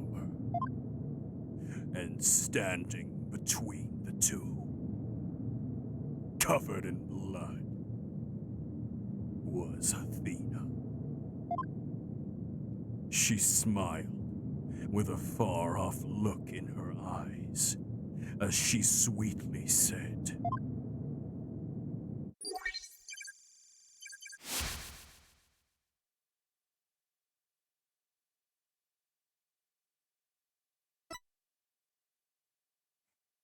Something's wrong with Mom, so I'm taking her apart to fix her.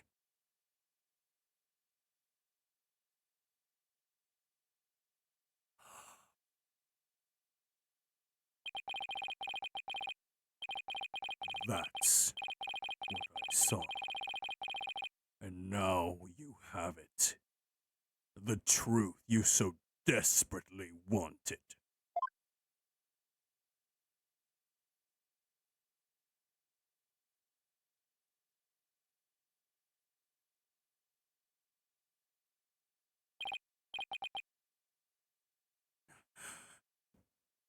No. Prosecutor Blackwell finally tells the truth. And this is what it is. It's beyond devastating. I tried to take my mother apart.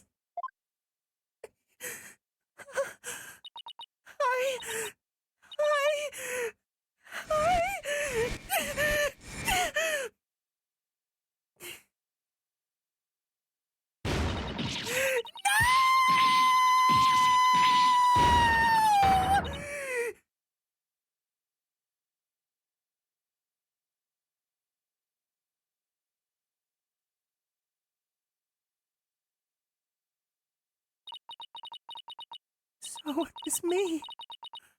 I'm the one who killed my mother. Athena! As I said, right, the truth isn't always pretty. Murder, disassembly on an operating table, a scientist using her daughter as a guinea pig. Sadly, it appears my theory was correct after all. Objection! It's true that Athena didn't like her mother's research, but you dare cast aspersions on my mentor by claiming Athena was used in such a manner! Like, I'm sorry to kill the moment, but Blackwell? Your lips. They're very kissable. Okay.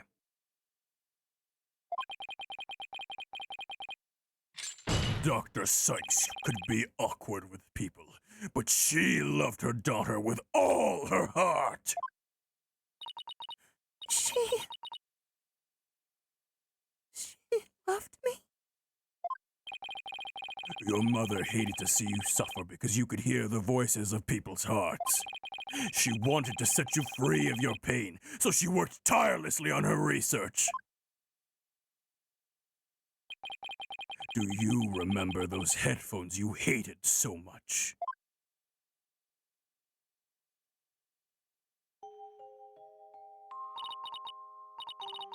Yes. My head hurt every time when I wore them. No, Athena. It's just the opposite. They emitted sound waves to nullify emotional input from the voices of people around you. Your power was much stronger than it is now. And those headphones were what enabled you to carry on with everyday life.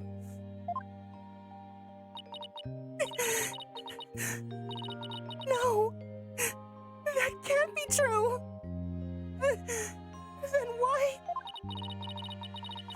Why would I have done something like that to somebody who loved me so much? Her love for you was real. That I can guarantee. That's why I knew. that what happened had to be some kind of mistake. I couldn't let you be punished for this. So you took the blame yourself.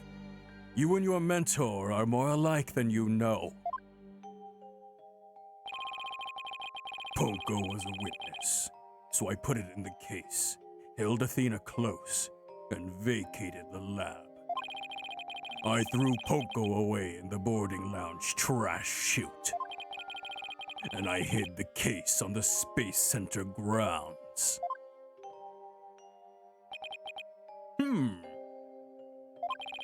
It would seem that we now have all of the facts of this case. Hold it! No! Not yet! It can't end like this! Objection! Do not disgrace yourself, Mr. Wright. The truth has been revealed. Or are you the type of man to turn your back to things that disagree with you? I'm not! But this...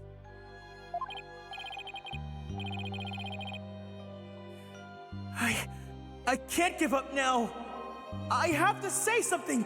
Anything! Even if it's a bluff! I've always managed to pull through that way in the past. I have to make it work.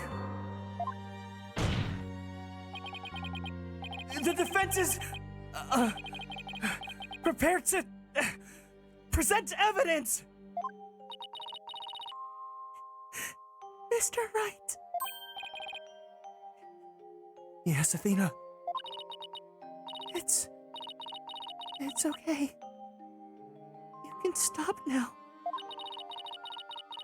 I don't want you or anyone else to suffer any longer for my sake.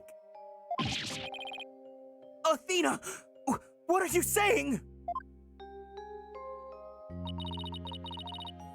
I killed my mother. That's the truth. It's just like Prosecutor Edgeworth said. We have to face it. No matter how much it hurts.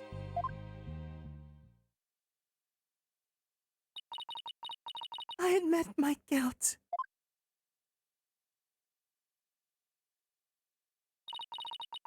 But could I please be granted just one chance to tell everyone what I recall? It appears Miss Psyched is much braver than you, Mr. Wright. What say you?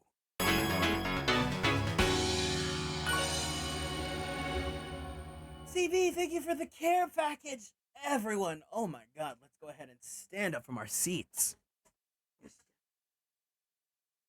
Oof. Let's go ahead and twist our bodies to the left. Let's twist our bodies to the right.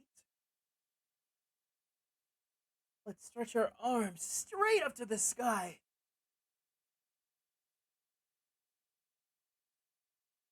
Let's roll out that right shoulder. Roll out that left shoulder. Very slowly, very gently. Let's roll out that neck.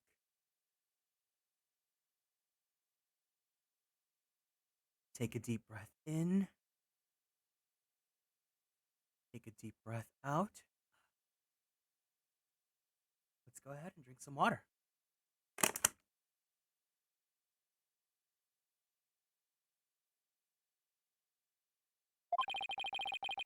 In light of her courage, will the court give Miss Psyched this opportunity to confess? Very well. If you would, please take the stand, Miss Psyched.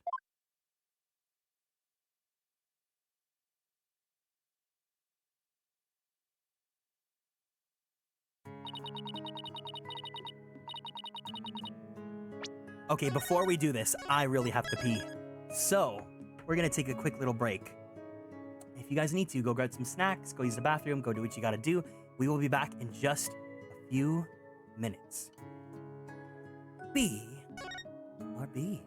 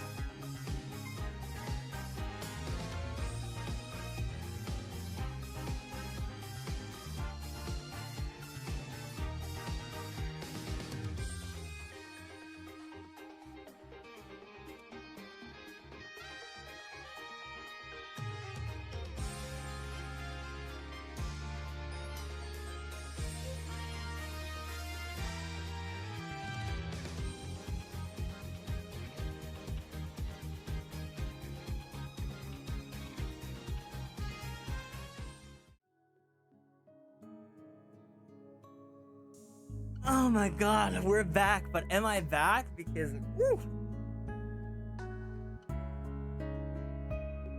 I gotta do some deep breathing. This has been so crazy. Hi, hey, someone.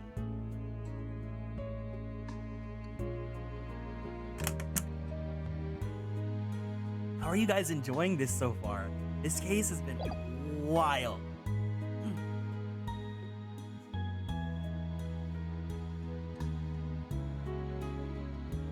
Thank you for letting me do this, Prosecutor Edgeworth.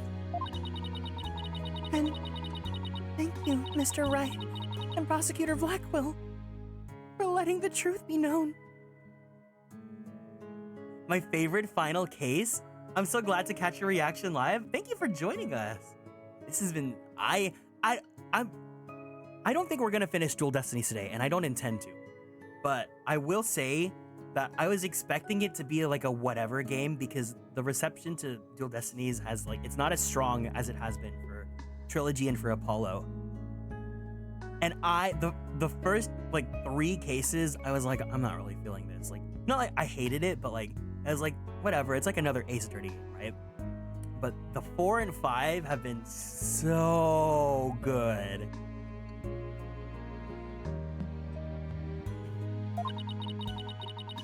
Now we can finally move forward, and everyone's suffering can come to an end. Athena. Prosecutor Blackwell will be cleared and the dark age of the law can come to an end. Yes. Admit your guilt and bring everything to its conclusion. I killed my mother. My memory is still a little hazy, but there's no question I remember it. I remember the weight of the weapon in my hands, and the feeling of it stabbing in deep. I remember the warmth of her blood as it flowed down the handle onto my fingers. Your Honor, please, find me guilty. I dare say, these are all memories that no one but the murderer would have. I see. Thank you for your confession. I believe this trial has gone on long enough. But before we conclude, does anyone have a counter-argument? Objection! Oh!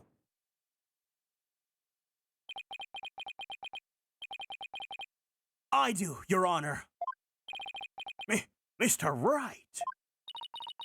But, Mr. Wright, why? I killed her. I remember it now. Any counter-argument now is pointless. Objection! Don't tell me you've forgotten one of the basic tenets of lawyering. Always believe in the client to the bitter end. Athena, you are not a murderer. Objection! I said that you never change. But could you have actually regressed in these 8 years? I won't stand for your childish emotionalism getting in the way of the truth.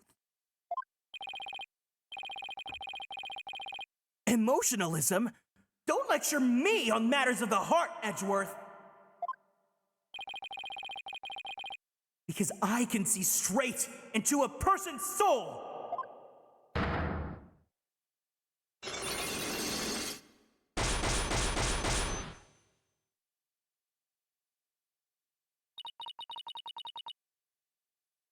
I did a little research. I looked into those special psyche locks you mentioned, Mr. Nick. Athena isn't trying to keep anything away from you on purpose. For some reason, part of her heart and her memories are sealed off, even from herself.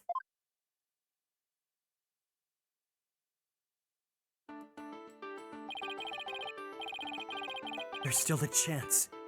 Somewhere deep in Athena's heart. there might still be a memory that not even she knows about yet. It might be like looking for a grain of sand somewhere in the cosmos, but still, that memory might contain a new fact that could prove her innocence!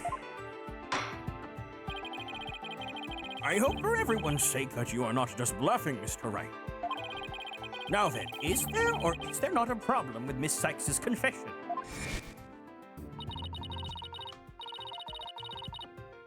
My memory is still a little hazy, but there's no question I remember it. I remember the weight of a weapon in my hands, and the feeling of it stabbing in deep.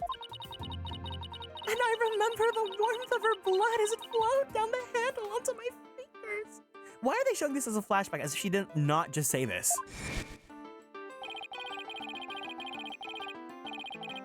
There's definitely something wrong with her memory of the event.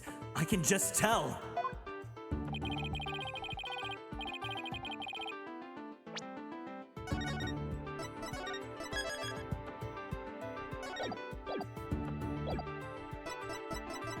It's the katana, right?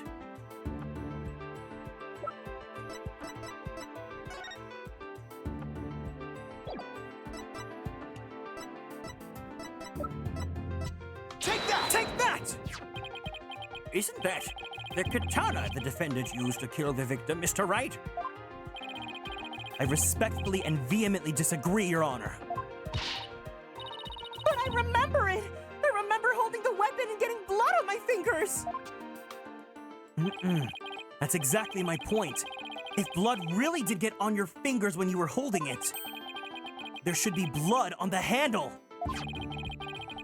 But please, focus on the handle of this sword. There's not a trace of blood on it. And therefore, this is clearly a contradiction of the facts. You're right.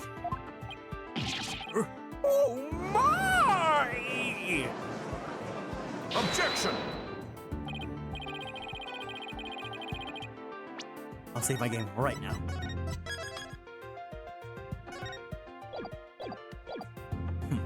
The defendant must have simply confused a portion of her memories. She mentioned it was hazy to begin with, and we can't mull over every minor detail. Objection! But she also said there's no question I remember it, a fact we can't ignore! In that case, why don't you explain what this contradiction with her memories means? Gladly!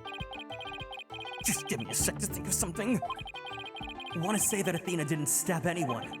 But she said it herself that she remembers the feeling of committing the act. Big Phoenix, think! What could the contradiction with Athena's memories be?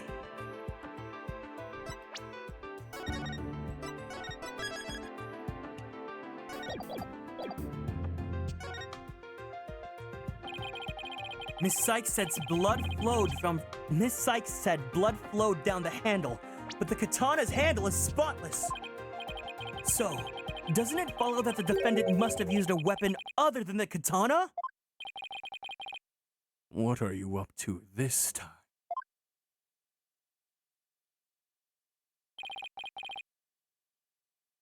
This is it.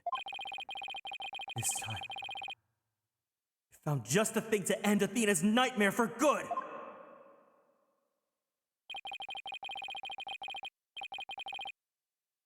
The weapon that took Dr. Sykes' life was the katana. That much is for sure. So if I can show a possibility that Athena didn't use the katana, it could help me prove her innocent!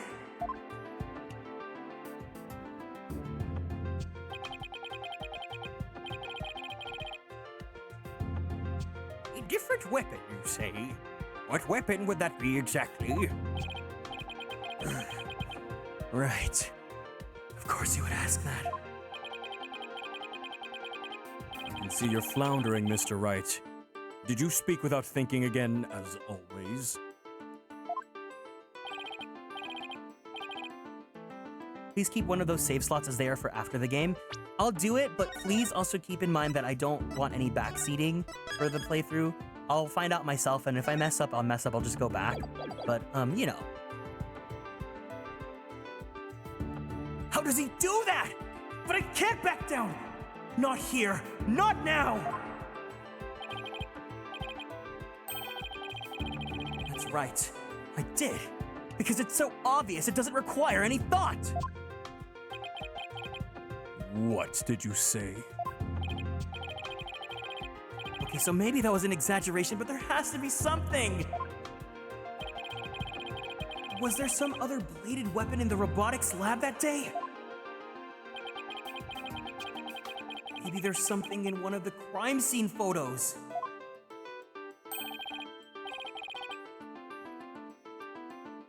Wait a minute! There is something! There's a high probability that that was in the lab!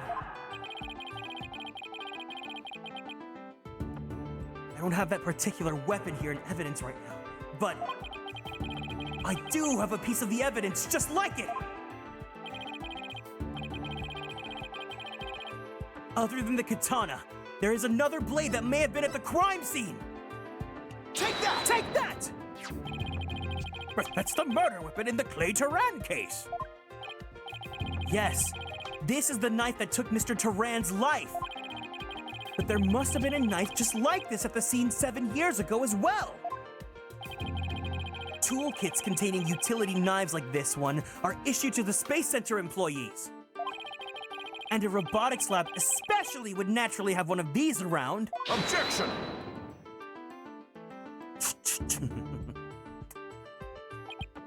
But besides the katana, no other bladed weapon was found at the site. It was in the investigation report if you didn't know. Objection! Oh, of course I knew that! Once you told me just now. Then here's something else you already knew. There was a toolkit at the scene, but it didn't contain any blades. Here is a photo of its contents.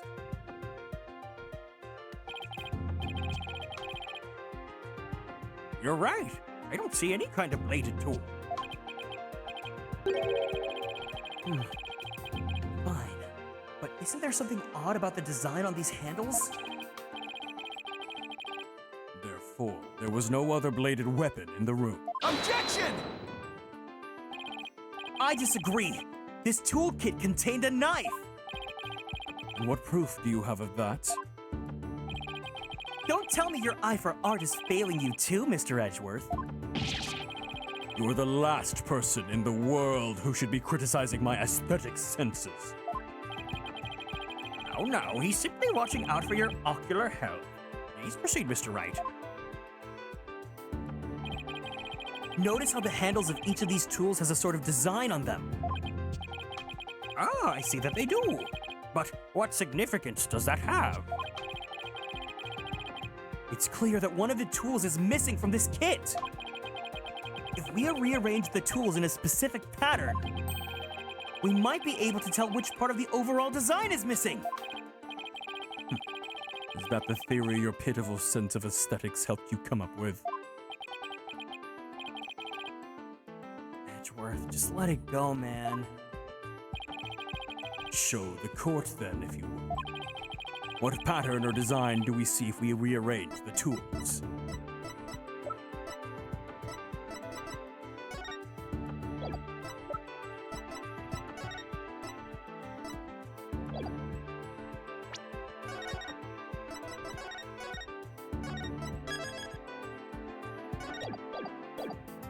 Take that! Take that! And what does Okay, good. And what design is this supposed to represent? The Gyaxa logo, Your Honor. It's on all of the Space Center's documents and pamphlets. As you're aware, Gyaxa is the program that operates the Cosmos Space Center. The Cosmos Space Center. Look at how brightly the Gyaxa logo shines in the sunlight above the entranceway. I really dig the stars and rocket motif it's got going. Gyaxa, huh? Isn't that the name of the new federal space R&D program? Ah, I think I see it now. But Yes, with just the tools shown in this photo. The red A part of the logo's missing. And this is where the murder weapon from the Tyran case comes into play. If we were to place the utility knife in the open slot,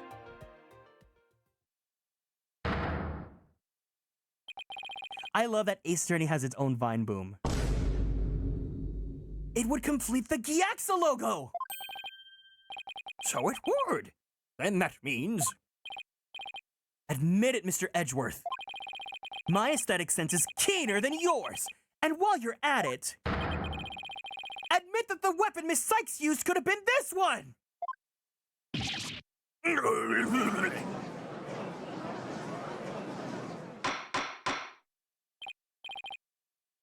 Order! Order in the court! Miss Sykes confessed to having a memory of stabbing the victim. Admittedly, Miss Sykes likely did stab someone, using the utility knife. However, the weapon used to kill Dr. Sykes was the katana. Therefore, the act of stabbing that Miss Sykes remembers couldn't be that of Dr. Sykes.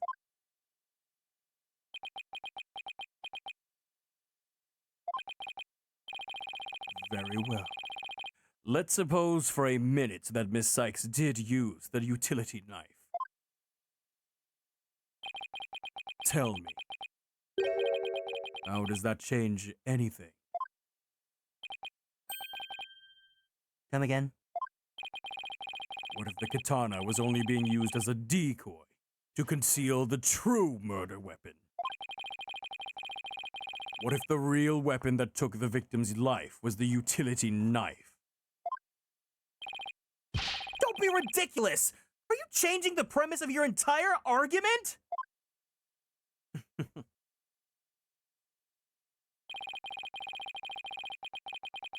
I'm merely offering a hypothetical situation derived from your logic. Miss Sykes could have put blood on the katana to make it look like the murder weapon, and then concealed the knife on her personage until Blackwell carried her away. That does clear up the contradiction between Miss Sykes' memories and the evidence.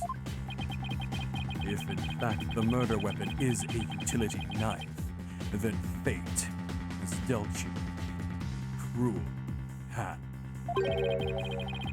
You have just proven the knife's existence to the rest of us with your own logic. Objection! The prosecution is attempting to leave the court! Objection! You're the one attempting to lead the court, Mr. Wright, by forcing us to forget the facts of this case. Need I remind you that there were only 2 people in the lab at the time of the murder? And that the defendant herself recalls stabbing someone with her own hands? No. It matters not whether the murder weapon was a katana or a utility knife. As long as we know that the victim and the defendant were the only ones there, you cannot escape the fact that it was Athena Sykes who killed her own mother. I don't believe it! Why? Why does this keep happening? Every time I find a contradiction, it vanishes, and the suspicion keeps coming back! It's almost as if... Now you're finally starting to get it. The contradictions keep vanishing because the charge is true. And the suspicion keeps coming back to the defendant because that's where it belongs. Phoenix Wright, when will you open your eyes and accept the truth?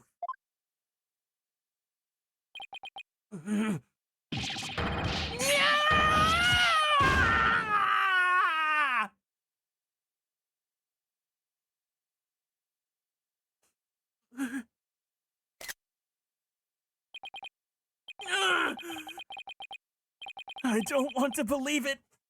It can't be true.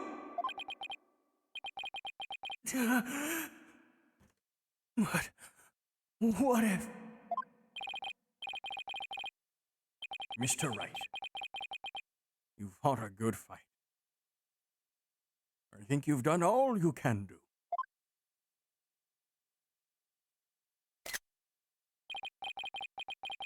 Is giving up really the only option?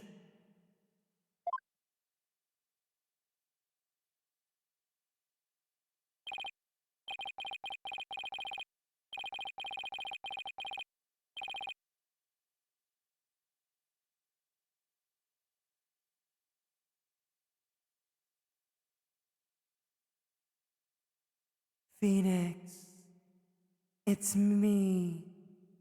Believe in yourself. No! Snap out of it, Phoenix! What's the matter with you giving into doubt? I can't look back! Forward is the only way to go! No, Your Honor! Not yet! It isn't over yet! Right. I can't lose sight of what's important. I believe in Athena, and I'll always believe in her. To the very end! A defense lawyer never gives up on this client! I have to pick myself up and stand firm! Make that big, beefy brain of yours work, Phoenix! If I don't see a way, I'll just have to go back and look for one! Time to rethink this case thoroughly!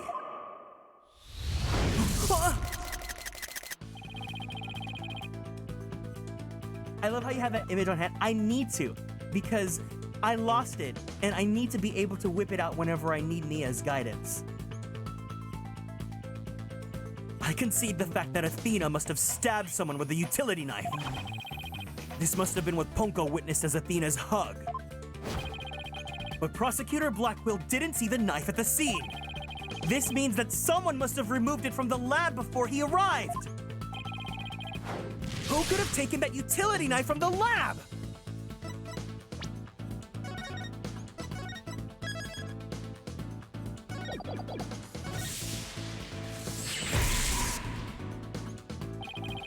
If I trust in Athena, then I have to conclude that there was a third person at the scene. But according to Ponko's testimony, Athena and her mother were the only two there. So then, how did this third person manage to escape Ponko's detection? I know! This person must have fooled Ponko's facial recognition by covering! No, that's not right. What good would have covering... Okay, yeah.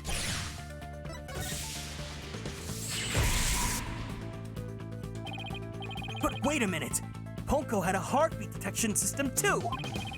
Even if they covered their own face, Ponko would have still detected their presence. But she wouldn't have been able to tell who they were! Wait, that's it! The culprit could have covered their face and posed as which person to avoid detection!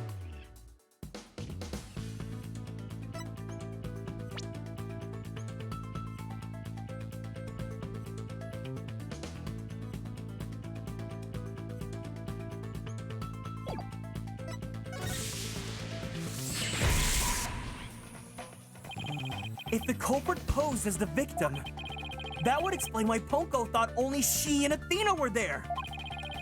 All they had to do was take advantage of Ponko's basic recognition features. The culprit used this in order to pose as the victim.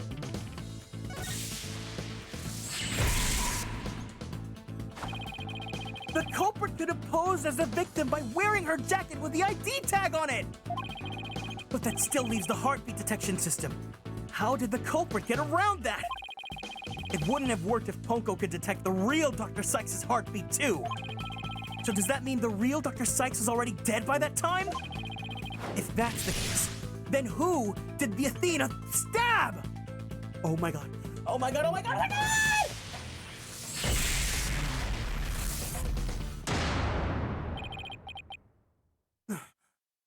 That's it! The person Athena stabbed wasn't Dr. Wasn't Dr. Sykes! It was the person who murdered her and then pretended to be her! The real culprit!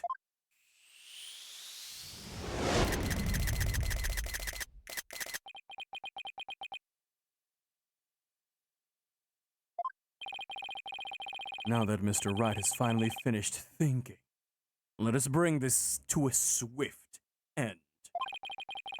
Please give us your verdict, Your Honor. So we can move on to the hostage negotiations. You're absolutely right, Prosecutor Edgeworth. I hereby... Objection! I didn't say I was finished. I was only pausing for dramatic effect. Come on, you guys are all gay people here. Because I realized something so shocking, I had to take a break to digest it. But now, I know for a fact, Miss Psyched is innocent. But Ponko saw me. She witnessed the moments of the crime. Yes, Ponko did witness something. She saw the hug. In other words, the moment you used the utility knife.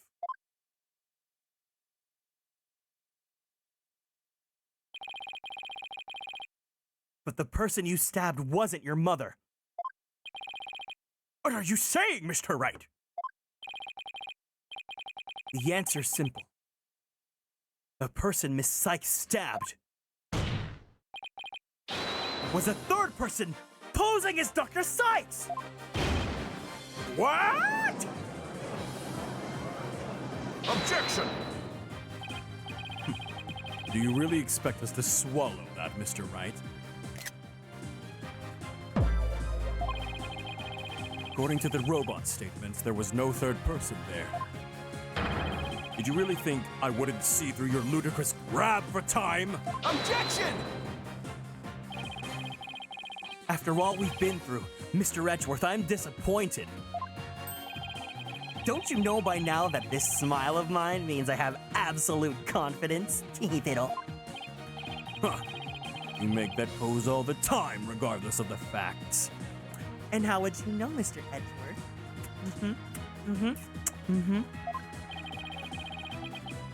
Plonko's strange malfunction.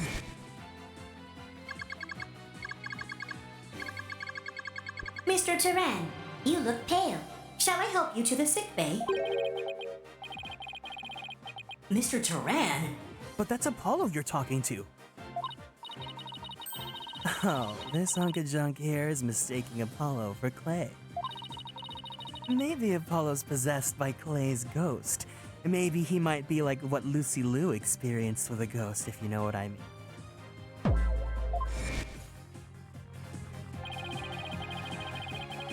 That was another case of mistaken identity caused by the jacket ID tag! All because Klonko couldn't read Apollo's facial features due to that red eye patch! Like Mr. Edgeworth said, a mask could nullify the robot's facial recognition. And then, all the person would have to do is wear a jacket with the victim's ID tag and pose as her! Objection! Of all the ridiculous theories, what good would a silly disguise like that do? Have you forgotten that the robot also has a heartbeat detection system?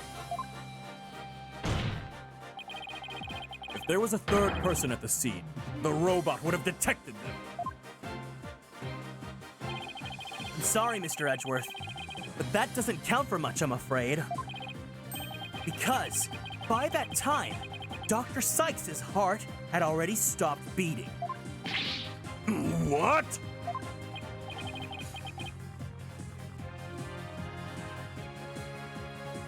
I dropped my Phoenix Tsum.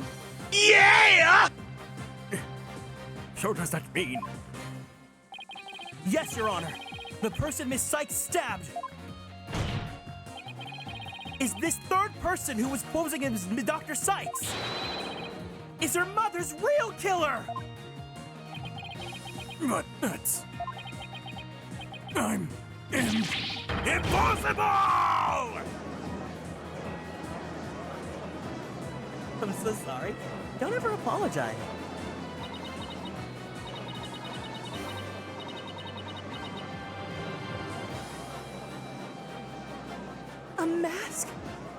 person I stabbed was wearing a mask. Hold on. Okay, I'm gonna text my sister really fast. I was trying to time it to Edward's breakdown. Oh.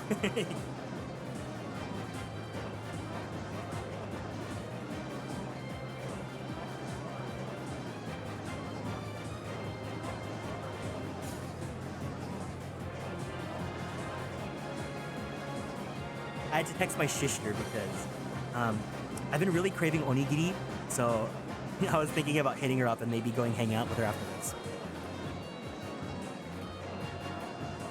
A mask? And the person I stabbed was wearing a mask? The Great Ace Attorney team? Order! Order in the court! Miss Psyched, did you say something? A mask? Yes. I remember a...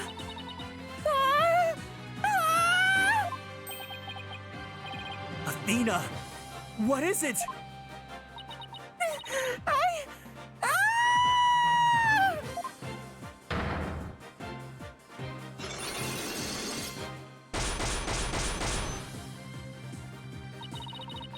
I remember a man with a mask. How could he? What could he do to my mother? My head. Miss Psyched, are you alright? You do a very good Phoenix voice. That's just my voice.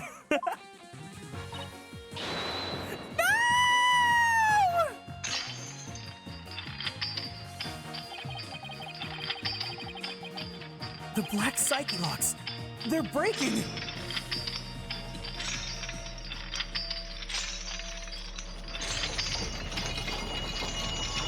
Yeah.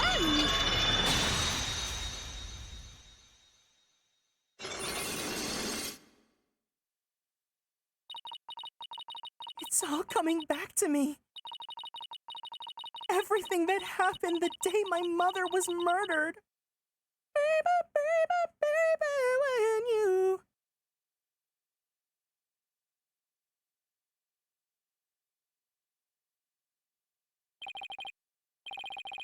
They're gone. The black psyche locks are finally gone. You didn't really stab your mother, did you? It's all right, Athena. Just tell us what you saw that day. You the best. I was drawing a picture. When I was done, I went to show it to my mom. I opened the door, and then...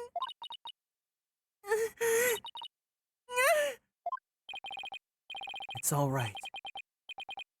I'm right here. We're safe, Athena.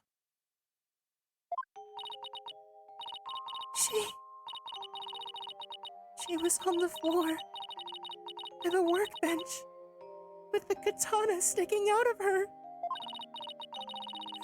There was a handkerchief over her face, but I knew it was her by her clothes. And there was a man there. A man? Hold it! Quiet, Your Honor!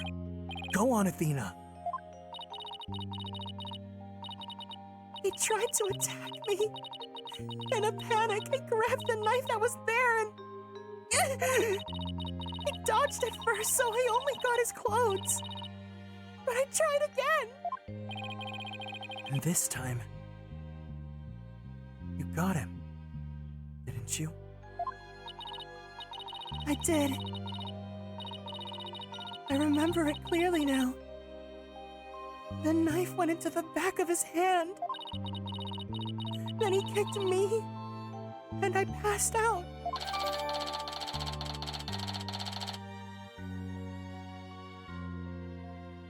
Why would Automod ever block the word DILFs? I love DILFs. Automod, I gotta fire you.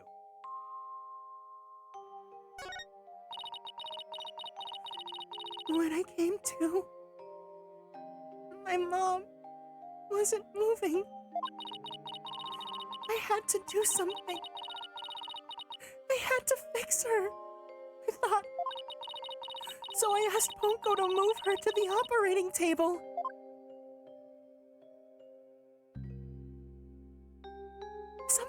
Something's wrong with Mom, so I'm taking her apart to fix her. You got shit down for speaking the truth? I will never censor you here, hero. Anyone that loves DILFs, you are welcome to love with all your heart here. And I will block automod every single time. So that's why she said that. Your Honor, as you can see, the defendant has just given us crucial new testimony. A man was there before Miss Psyched arrived. A man who covered the victim's face and put on the victim's jacket. This man is the real culprit! Miss Psyched, do you have any idea who this man was? I think I know exactly who this man is. No. I'm afraid I don't. A few moments ago, Miss Psyched mentioned a mask. Athena, could you tell us anything else about that? I want to hear your theories. Okay, I'll just put it here as my theory. Don't answer, do not say yes, do not say no, do not tell me. But I'm pretty sure it's Yuri Cosmos. I can't think of anyone else because I don't think it's Starbuck. Starbuck is too... If it is Starbuck, then I'll be a little bit pissed. But I'm pretty sure it's Yuri Cosmos. Out of anyone else that we've seen, yeah.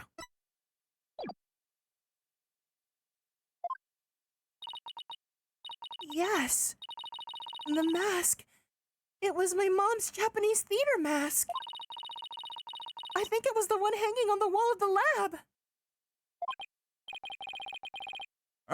This mask hanging here on the wall. It was kind of spooky, that mask. My mom used to tell me that a null mask has the power to turn an ordinary human into a phantom. Phantom? Wait, no! It's not! No, it's not Yuri Cosmos! Oh no!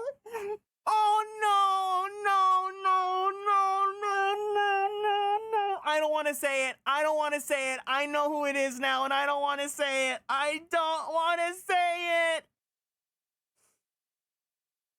How do you know?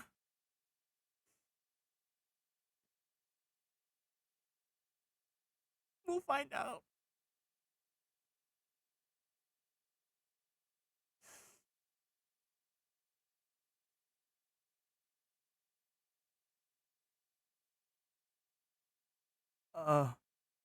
Phantom? It would still seem that a new suspect has emerged. And that means all suspicion against Miss Psyched has...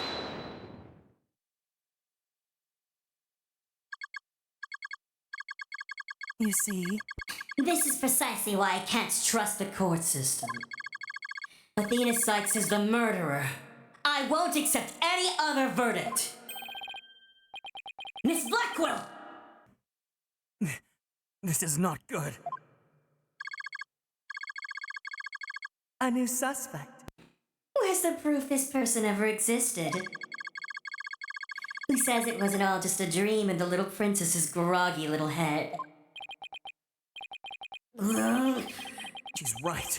We don't have any hard evidence of the masked man's existence. No!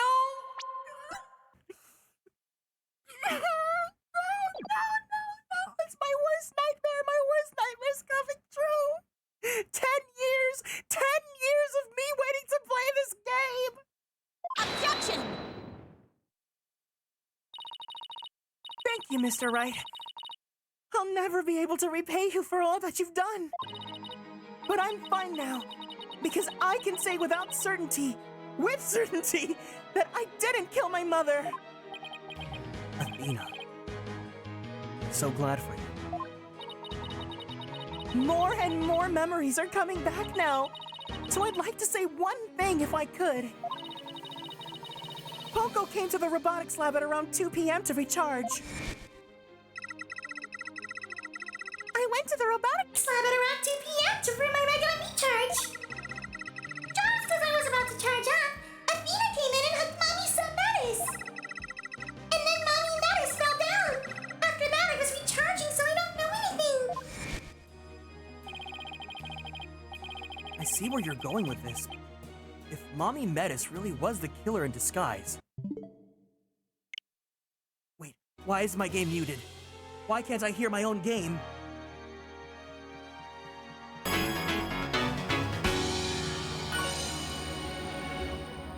He's lucky, thank you for the care package. Where's Edgeworth? He's right here, Narantia. Everyone, let's go ahead and stand up from our seats.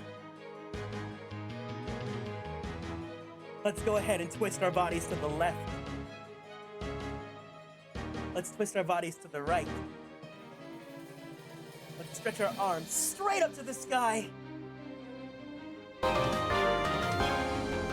Let's roll out that right shoulder. Let's roll out that left shoulder. Very slowly, very gently, let's roll out that neck.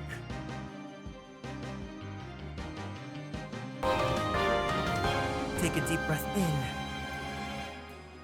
Take a deep breath out. Let's go ahead and drink some water. Lauren, thank you so much for following.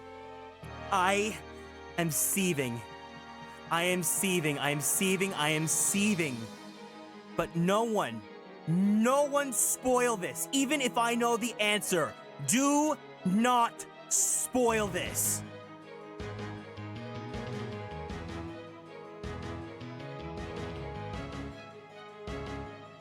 I see where you're going with this. If Mommy Mattis was really the killer in disguise. Right. Then he must have come to the robotics lab before 2 p.m. Do I have anything here in evidence that can help me find this person who came to the lab before 2 p.m.?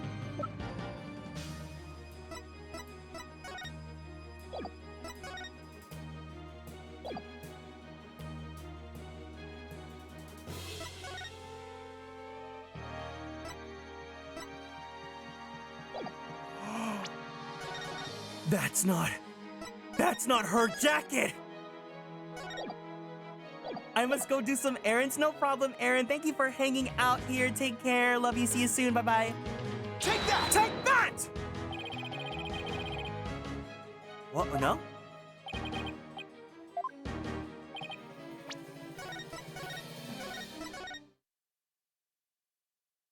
Never mind.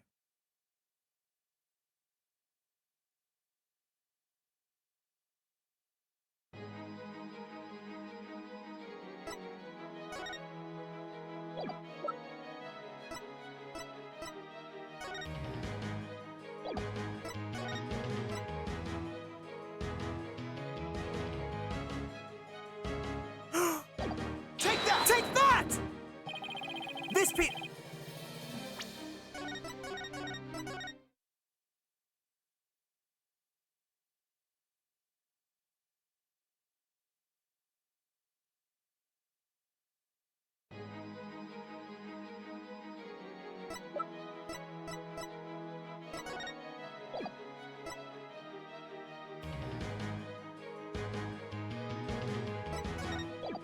Oh, is it just the thing that's saying 1-1? Take that!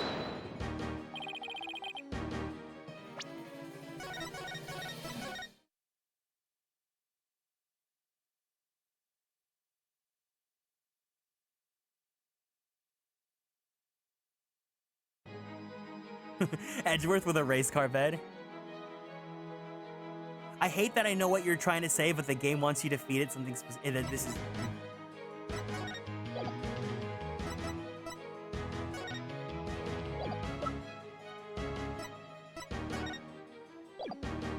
Take that! It's okay. I've got all day.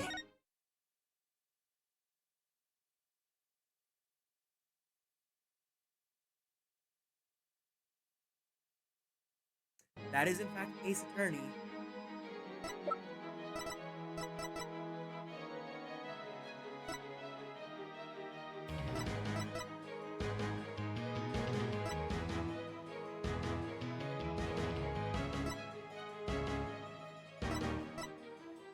Take that!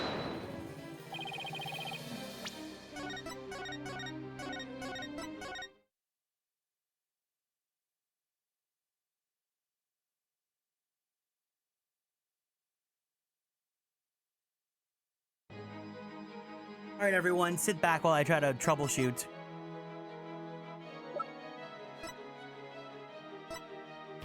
Take that!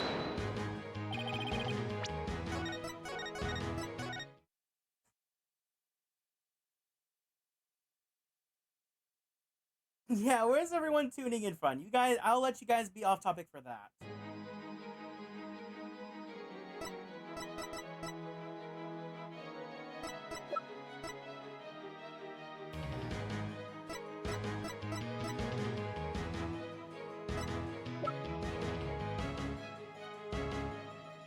Quebec? England? Take that! The sewers. What the hell am I supposed to No. Don't answer. Don't actually answer that.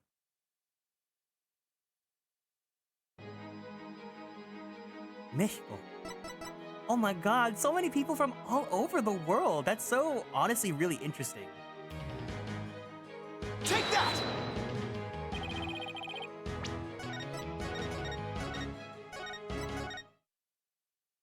New Jersey. I love that. I'm so happy that so many people from so many different places like can just converge here.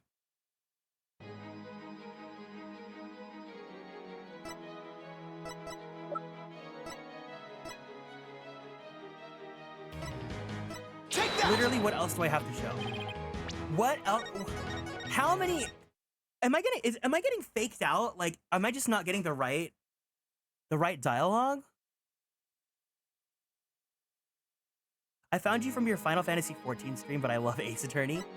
Yeah, that's a better question. How did you guys find me? Remind me.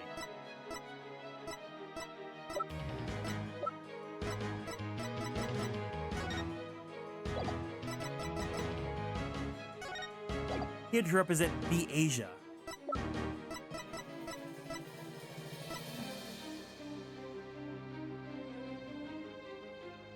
I was scrolling, I found you from recommendations.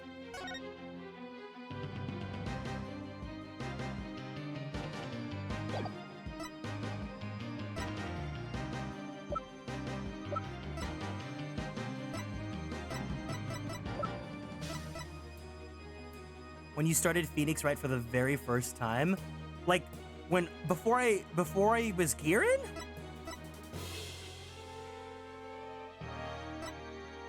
I actually lurked in a stream months ago and then I forgot to follow and found you again today. I see, thank you. When you were Kieran. Oh, so when I was doing Justice for All. So not Ace Attorney 1.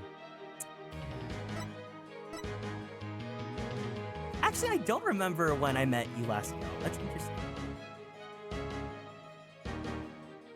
Take that! This is Prosecutor Blackwell leaving the scene after the incident at around 3 p.m. What I'm wondering is, does the video show anyone else passing by before then? I don't see anything in the investigation report. Looks like they didn't check. Just as I thought. So if we rewind the footage and go back to around 2 p.m. I don't want to do it. I don't want to do it. I don't want to do it. I don't want to do it. I don't want to do it. We should be able to see the true culprit leaving the scene. Saw you on Twitch while looking for Ace Attorney streams a few weeks ago. Then I went to find your YouTube channel to get the streams I missed. Huh. Very well then. Let's take a look. No. There! Please stop it right there! I'm not ready, I'm not ready, I'm not ready, I'm not ready!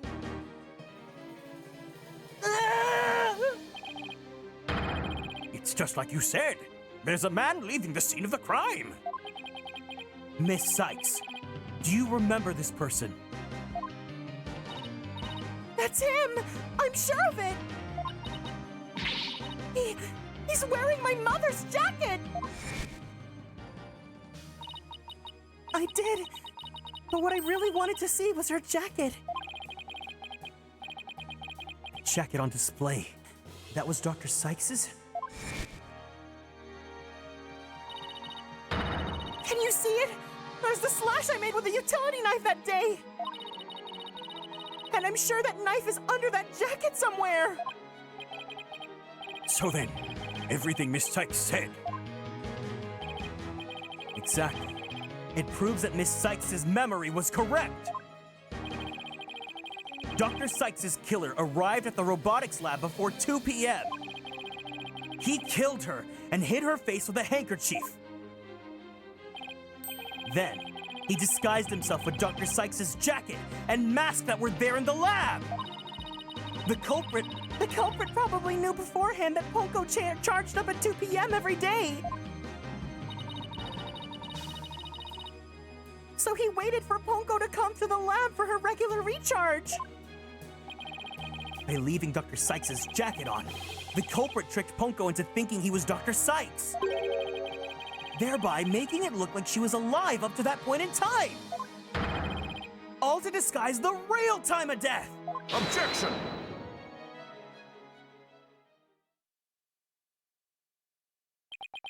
It's a nice theory, Mr. Wright, but I'm afraid that it's just not possible. Oh, what? Why not? The victim's jacket is clearly visible right there in this video! And that right there is precisely the problem. The ID tag on the jacket at that scene of the confirms beyond doubt that it belonged to the victim. Damn it, my sister said she's lazy. She doesn't want to get onigiri. I wanted to get onigiri. If the person who left the lab truly was wearing the victim's jacket, then how could it possibly have wound up back at the crimes? Because that's not her jacket! What's going on? That doesn't make sense. Edgeworthy's right. If the culprit was wearing the jacket, how did it get back to the lab?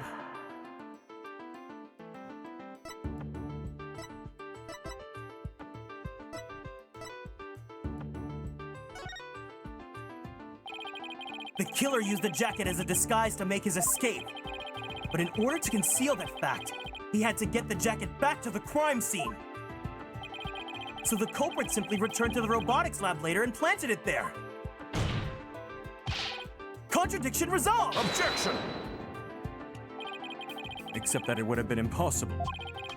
The only people who came to the robotics lab after the killer were Prosecutor Blackwell and the people who reported the body. And they claimed that the jacket was there when they arrived. So, when do you propose this mysterious man of yours had the chance to return the jacket? A dazzling question indeed. Or puzzling.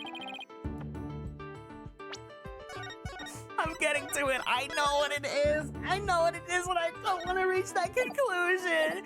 Guys, I just want to go eat some onigiri. Guys, you want to just go get onigiri? You guys want to just go get onigiri with me?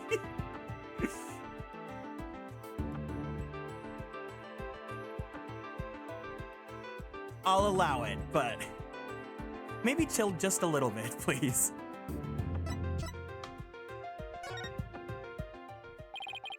The only time the culprit could have returned the jacket was when the body was found. Mr. Wright, do you realize the implication of that argument?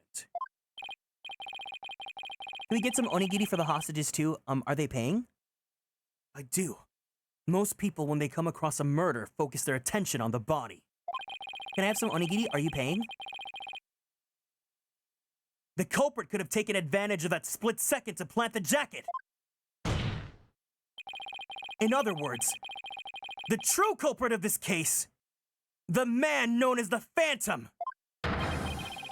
was one of the first people to discover the body! I would never have thought of that!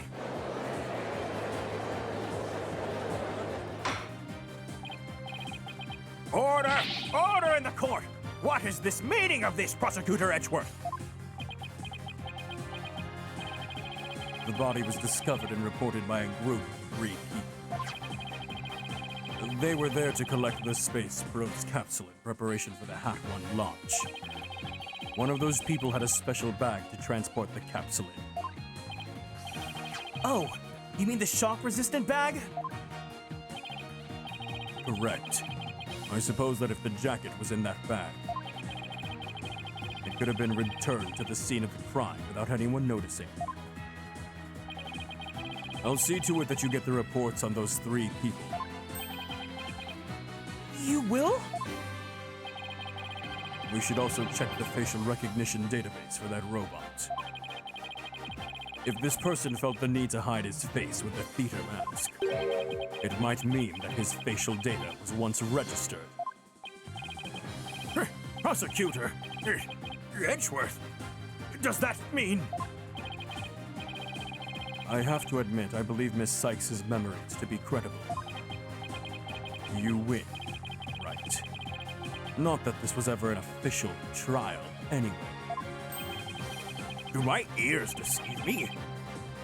Prosecutor Edgeworth, are you actually conceding?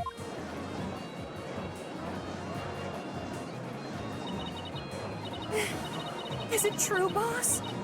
Does this mean I'm... I can't believe it! It's over! I won!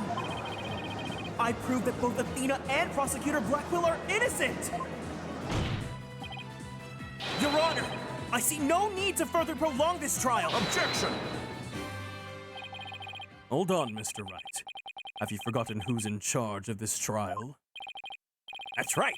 I'm the one who is supposed to say, I see no need to further prolong. Not you either, Your Honor. Now silence.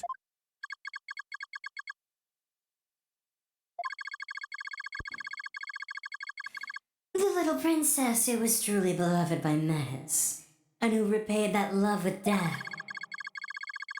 All these years, hating Athena was the only thing that kept me going. But what do I do now?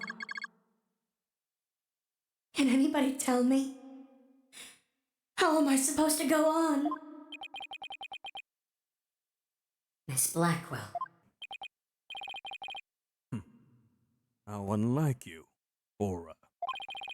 Metis was deeply passionate about her work, and she chose you as her partner. Oh, let's go, lesbians!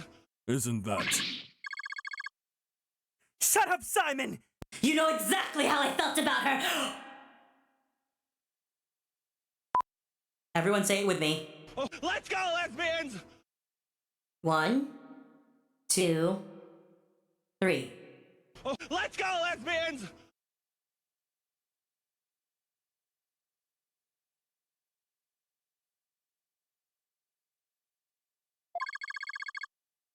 Her respect as a coworker wasn't all that I want! Oh! 1, 2, 3. Oh, let's go, lesbians!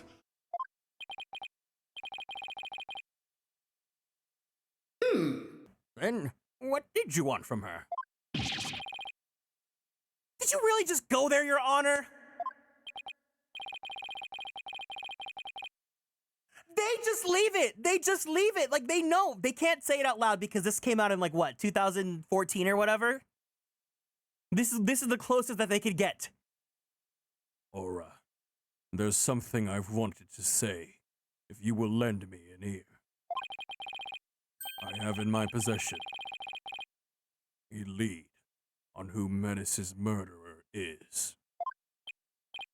You do? Naruhodo dono.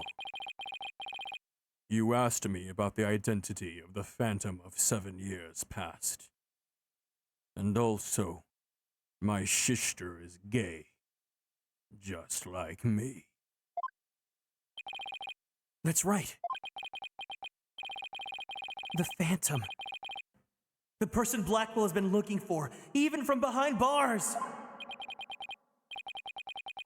7 years ago, somebody hatched a plan to sabotage the Hat 1 rocket.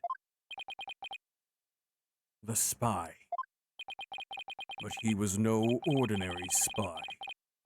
We knew naught about him, his background, appearance. We came to refer to him as the Phantom. At the time, I was working with the police to hunt him down. This is such great Ace Attorney tease. And then one day, a miracle occurred, and I obtained the lead on him. Oh, how exciting! What was the lead? A recording of the Phantom's voice, but the quality was too poor for proper voice analysis. Yet I had hope. Aura's co-worker was a scientist who could analyze human emotions. So I asked her to evaluate the recording using analytical psychology. And that scientist was Dr. Psyched! Oh my god, this music! Yes. A spy's greatest fear is to have his true identity discovered. In addition to Hat 1, Dr. Sykes' results in the recording were surely among his targets. But his search of the Space Center bore no fruit, so he must have started to panic. Couldn't find them, but where could they have been? Who's to say? Wow. I bet he's never let that out of his sight all these years. How in the world did you smuggle them into prison? Oh, I have my ways. What's more, my partner is especially talented at that sort of thing.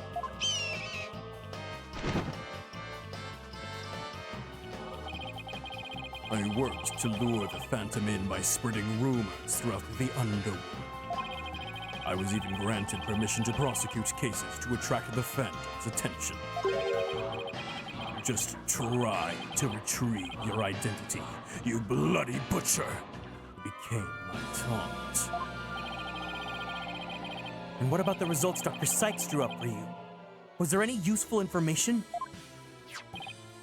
Here, you can see it for yourself. But take good care of it. It's all I have left of my mentor. I will. Better hold on to this real tight.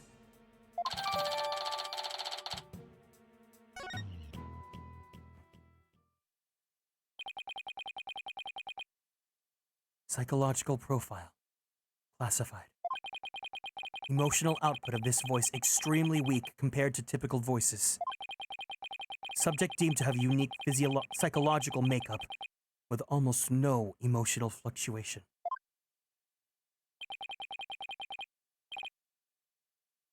No emotional fluctuation, huh?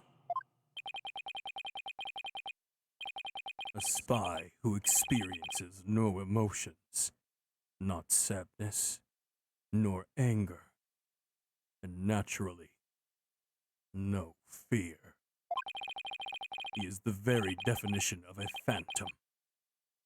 A monster with no heart. Don't you see? This creature is the rot that destroyed our lives and set what ails us all into motion. The Phantom, indeed. A fitting name for the one who has brought darkness to our world.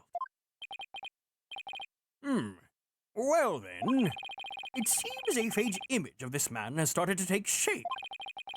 Based on what we have learned, I'd like all of you to consider to conduct further investigation. This is not a formal trial, but I do want to follow protocol. If I may, I'd like to hand down my verdicts and bring these proceedings to an end. Whatever. Just do what you want. You will hear no objections from me. Yes, please, Your Honor. It's over. It's finally over. Very well. In that case, Prosecutor Blackwell, could you please take the stand? As a result of this trial, your innocence has been proven. The verdict handed down 7 years ago is hereby overturned. And now, the defendant of the current trial, Miss Athena Sykes. Yes, Your Honor. Mr. Wright. Thank you. Thank you for everything. Athena, you're more than welcome. If everyone is ready, I will now give my verdict. Objection! You! Yup!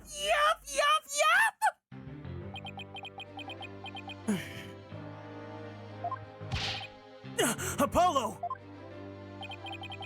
What is the meaning of this? Congratulations, Mr. Wright and Prosecutor Edgeworth. You uncovered the truth from 7 years ago, and you saved Prosecutor Blackwell. However, I can't allow this trial to end just yet!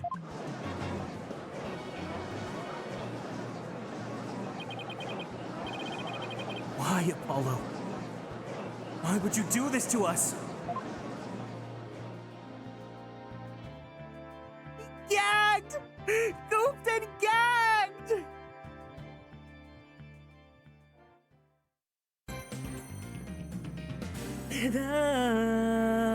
Oh my God! Cross-examining Apollo? Guys, I want to keep going.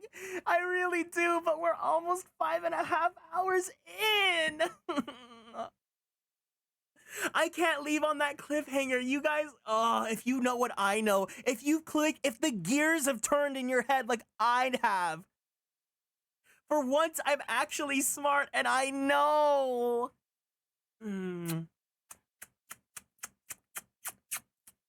I want to keep going. I really, really, really do.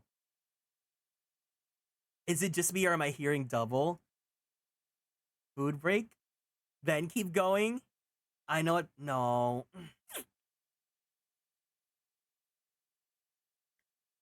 Yes, please go eat. Yeah, you guys have given me enough of your time today. I don't want to ask for any more of your time because you guys have given me so much of it. So, we're going to go ahead and as much as I want to keep going, as much, I think we should end on this cliffhanger. Oh, ad? As much as I want to keep going, we're going to go ahead and call it here for today. And we will continue on next week. Oh my God. It's going to be so hard holding it in for this whole week. Wait, let's go switch to the Backseat on screen.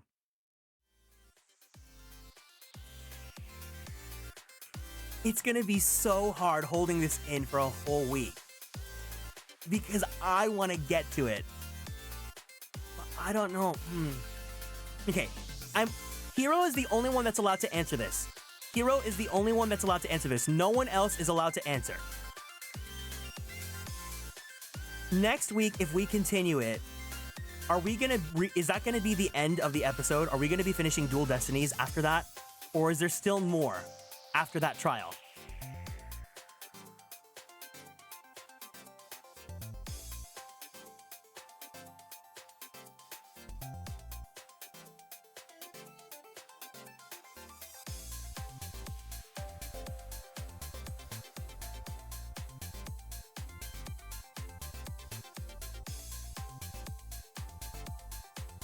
I'm only waiting for Hero to answer. No one else is allowed to answer this. I need to be very careful about how I word everything.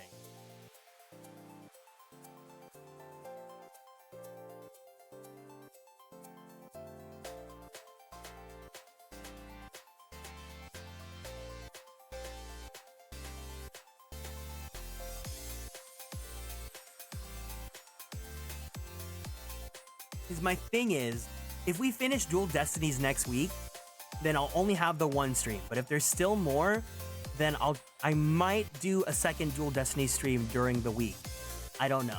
But either way, I'm just like...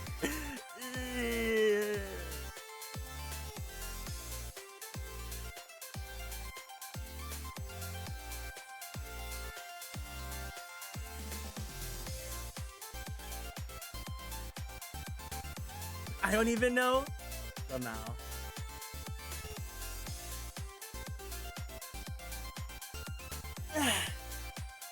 Okay, well, either way, I need to set the schedule up for the upcoming week anyway. So we'll go ahead and have Dual Destinies for sure on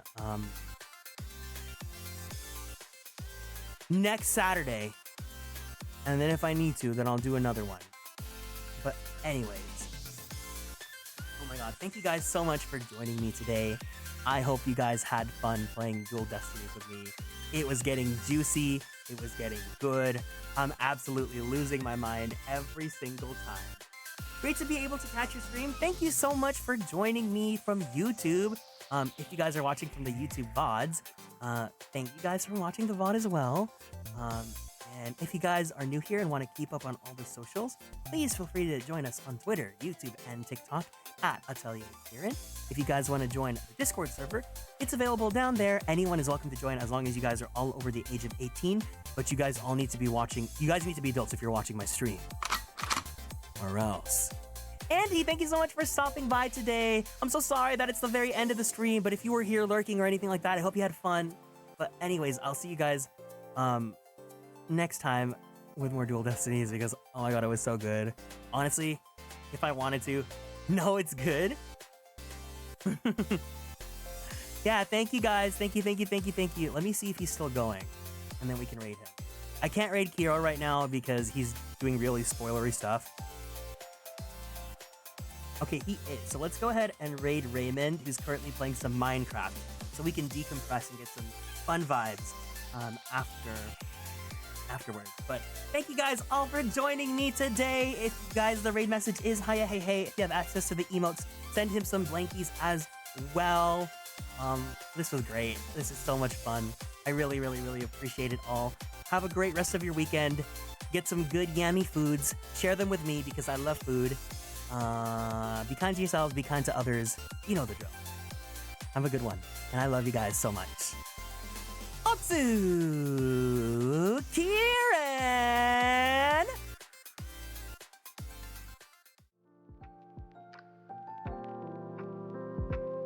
Bye-bye!